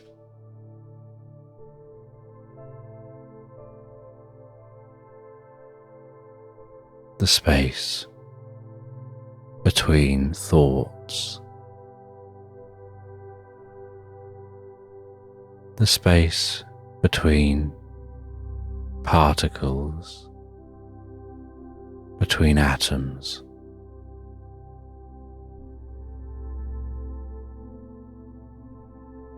the space between the crests of the waves that make up the particles,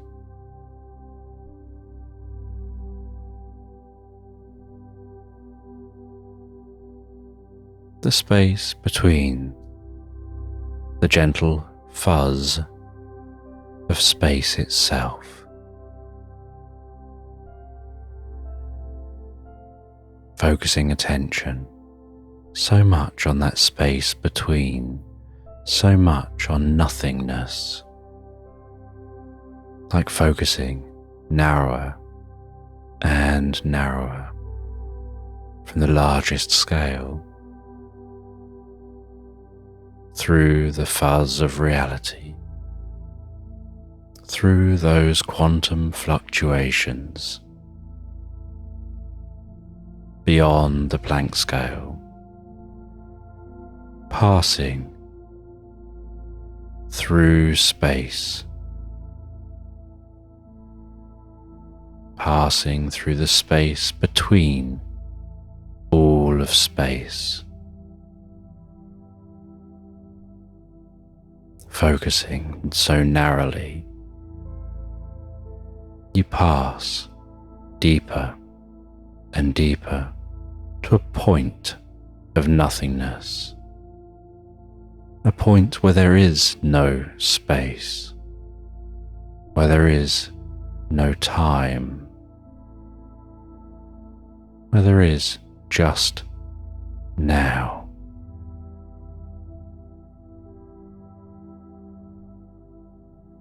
And letting your mind sit now.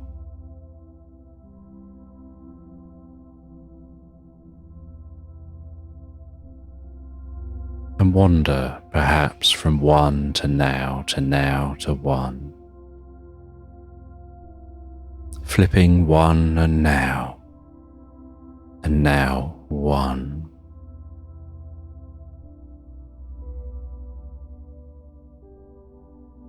Absorbing yourself in that fundamental point,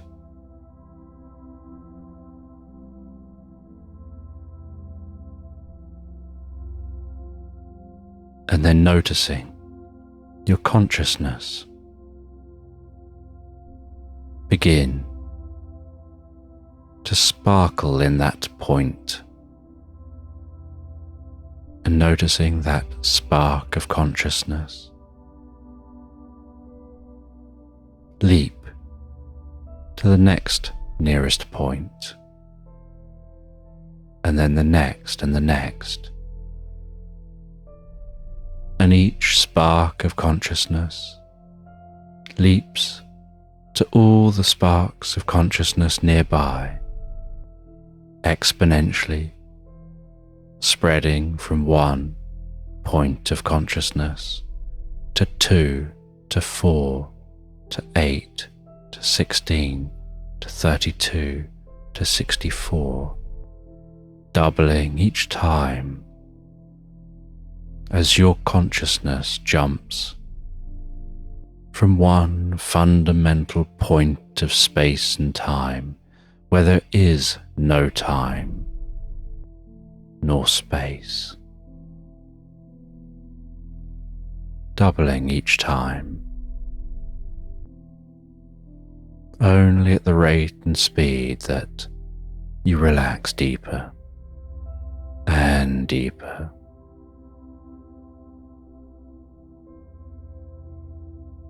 More profoundly into the experience of expanding consciousness, of shifting realities, exploring the multiverse,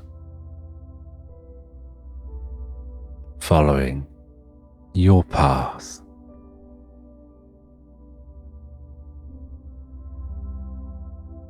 As you see those sparks of consciousness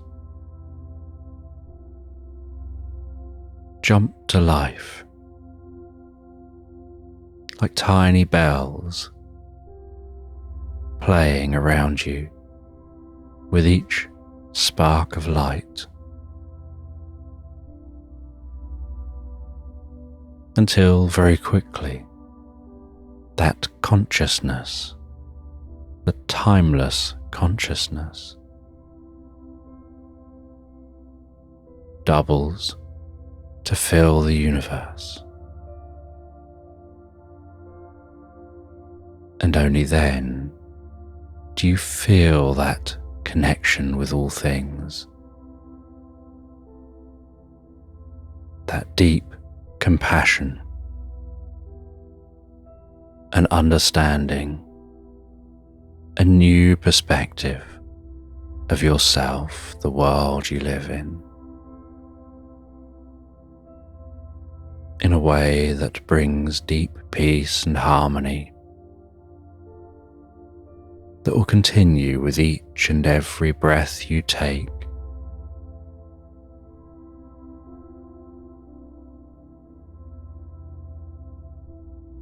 And that will continue to build and expand and grow with every dream, in every way that's good for you, your well-being.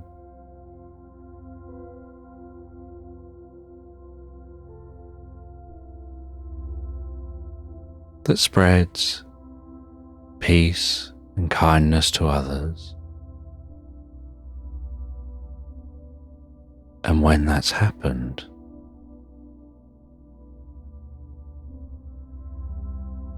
and it becomes a part of you, then you'll begin to drift back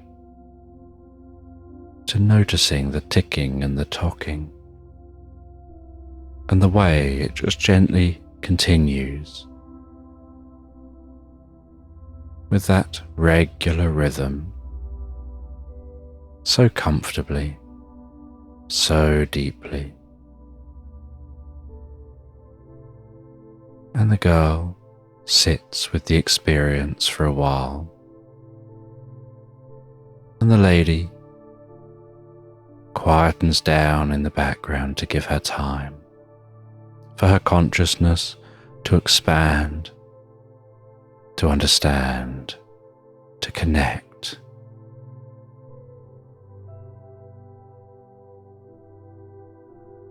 To the changes undulating deep within you now.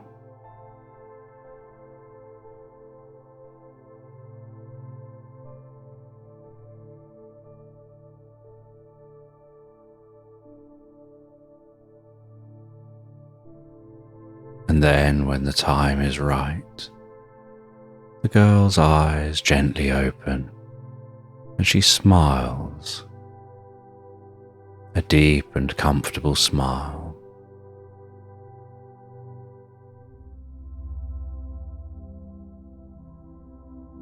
And the lady stops the ticking metronome and the girl feels ready for bed. She feels like her mind has expanded in ways it needs to learn and rest, to process the changes that have happened here, now.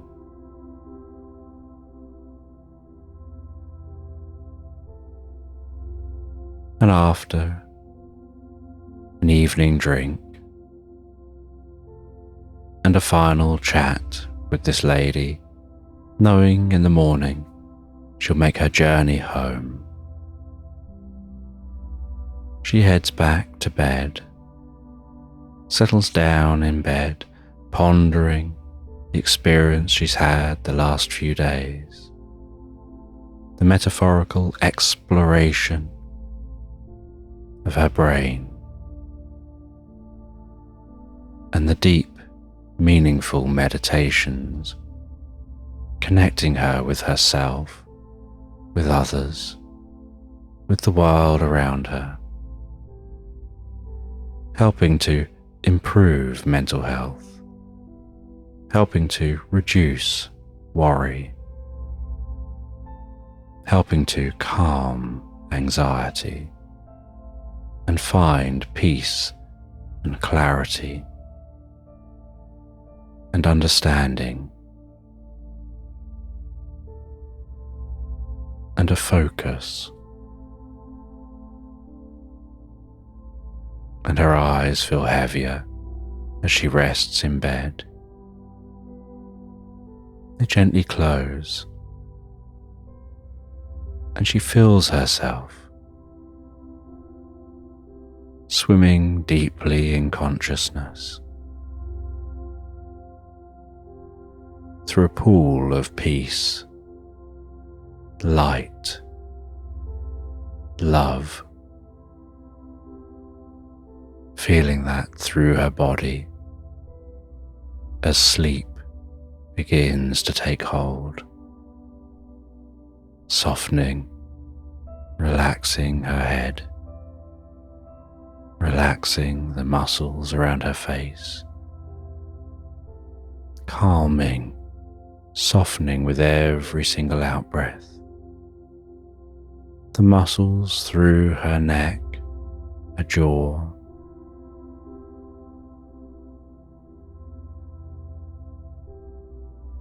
softening and relaxing down the shoulders, down each arm, all the way down to the fingertips, and deeply and comfortably down through the body, the breathing softening and deepening.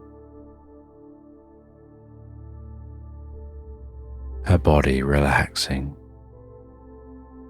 inner healing taking place, relaxing the lower back, calming, softening,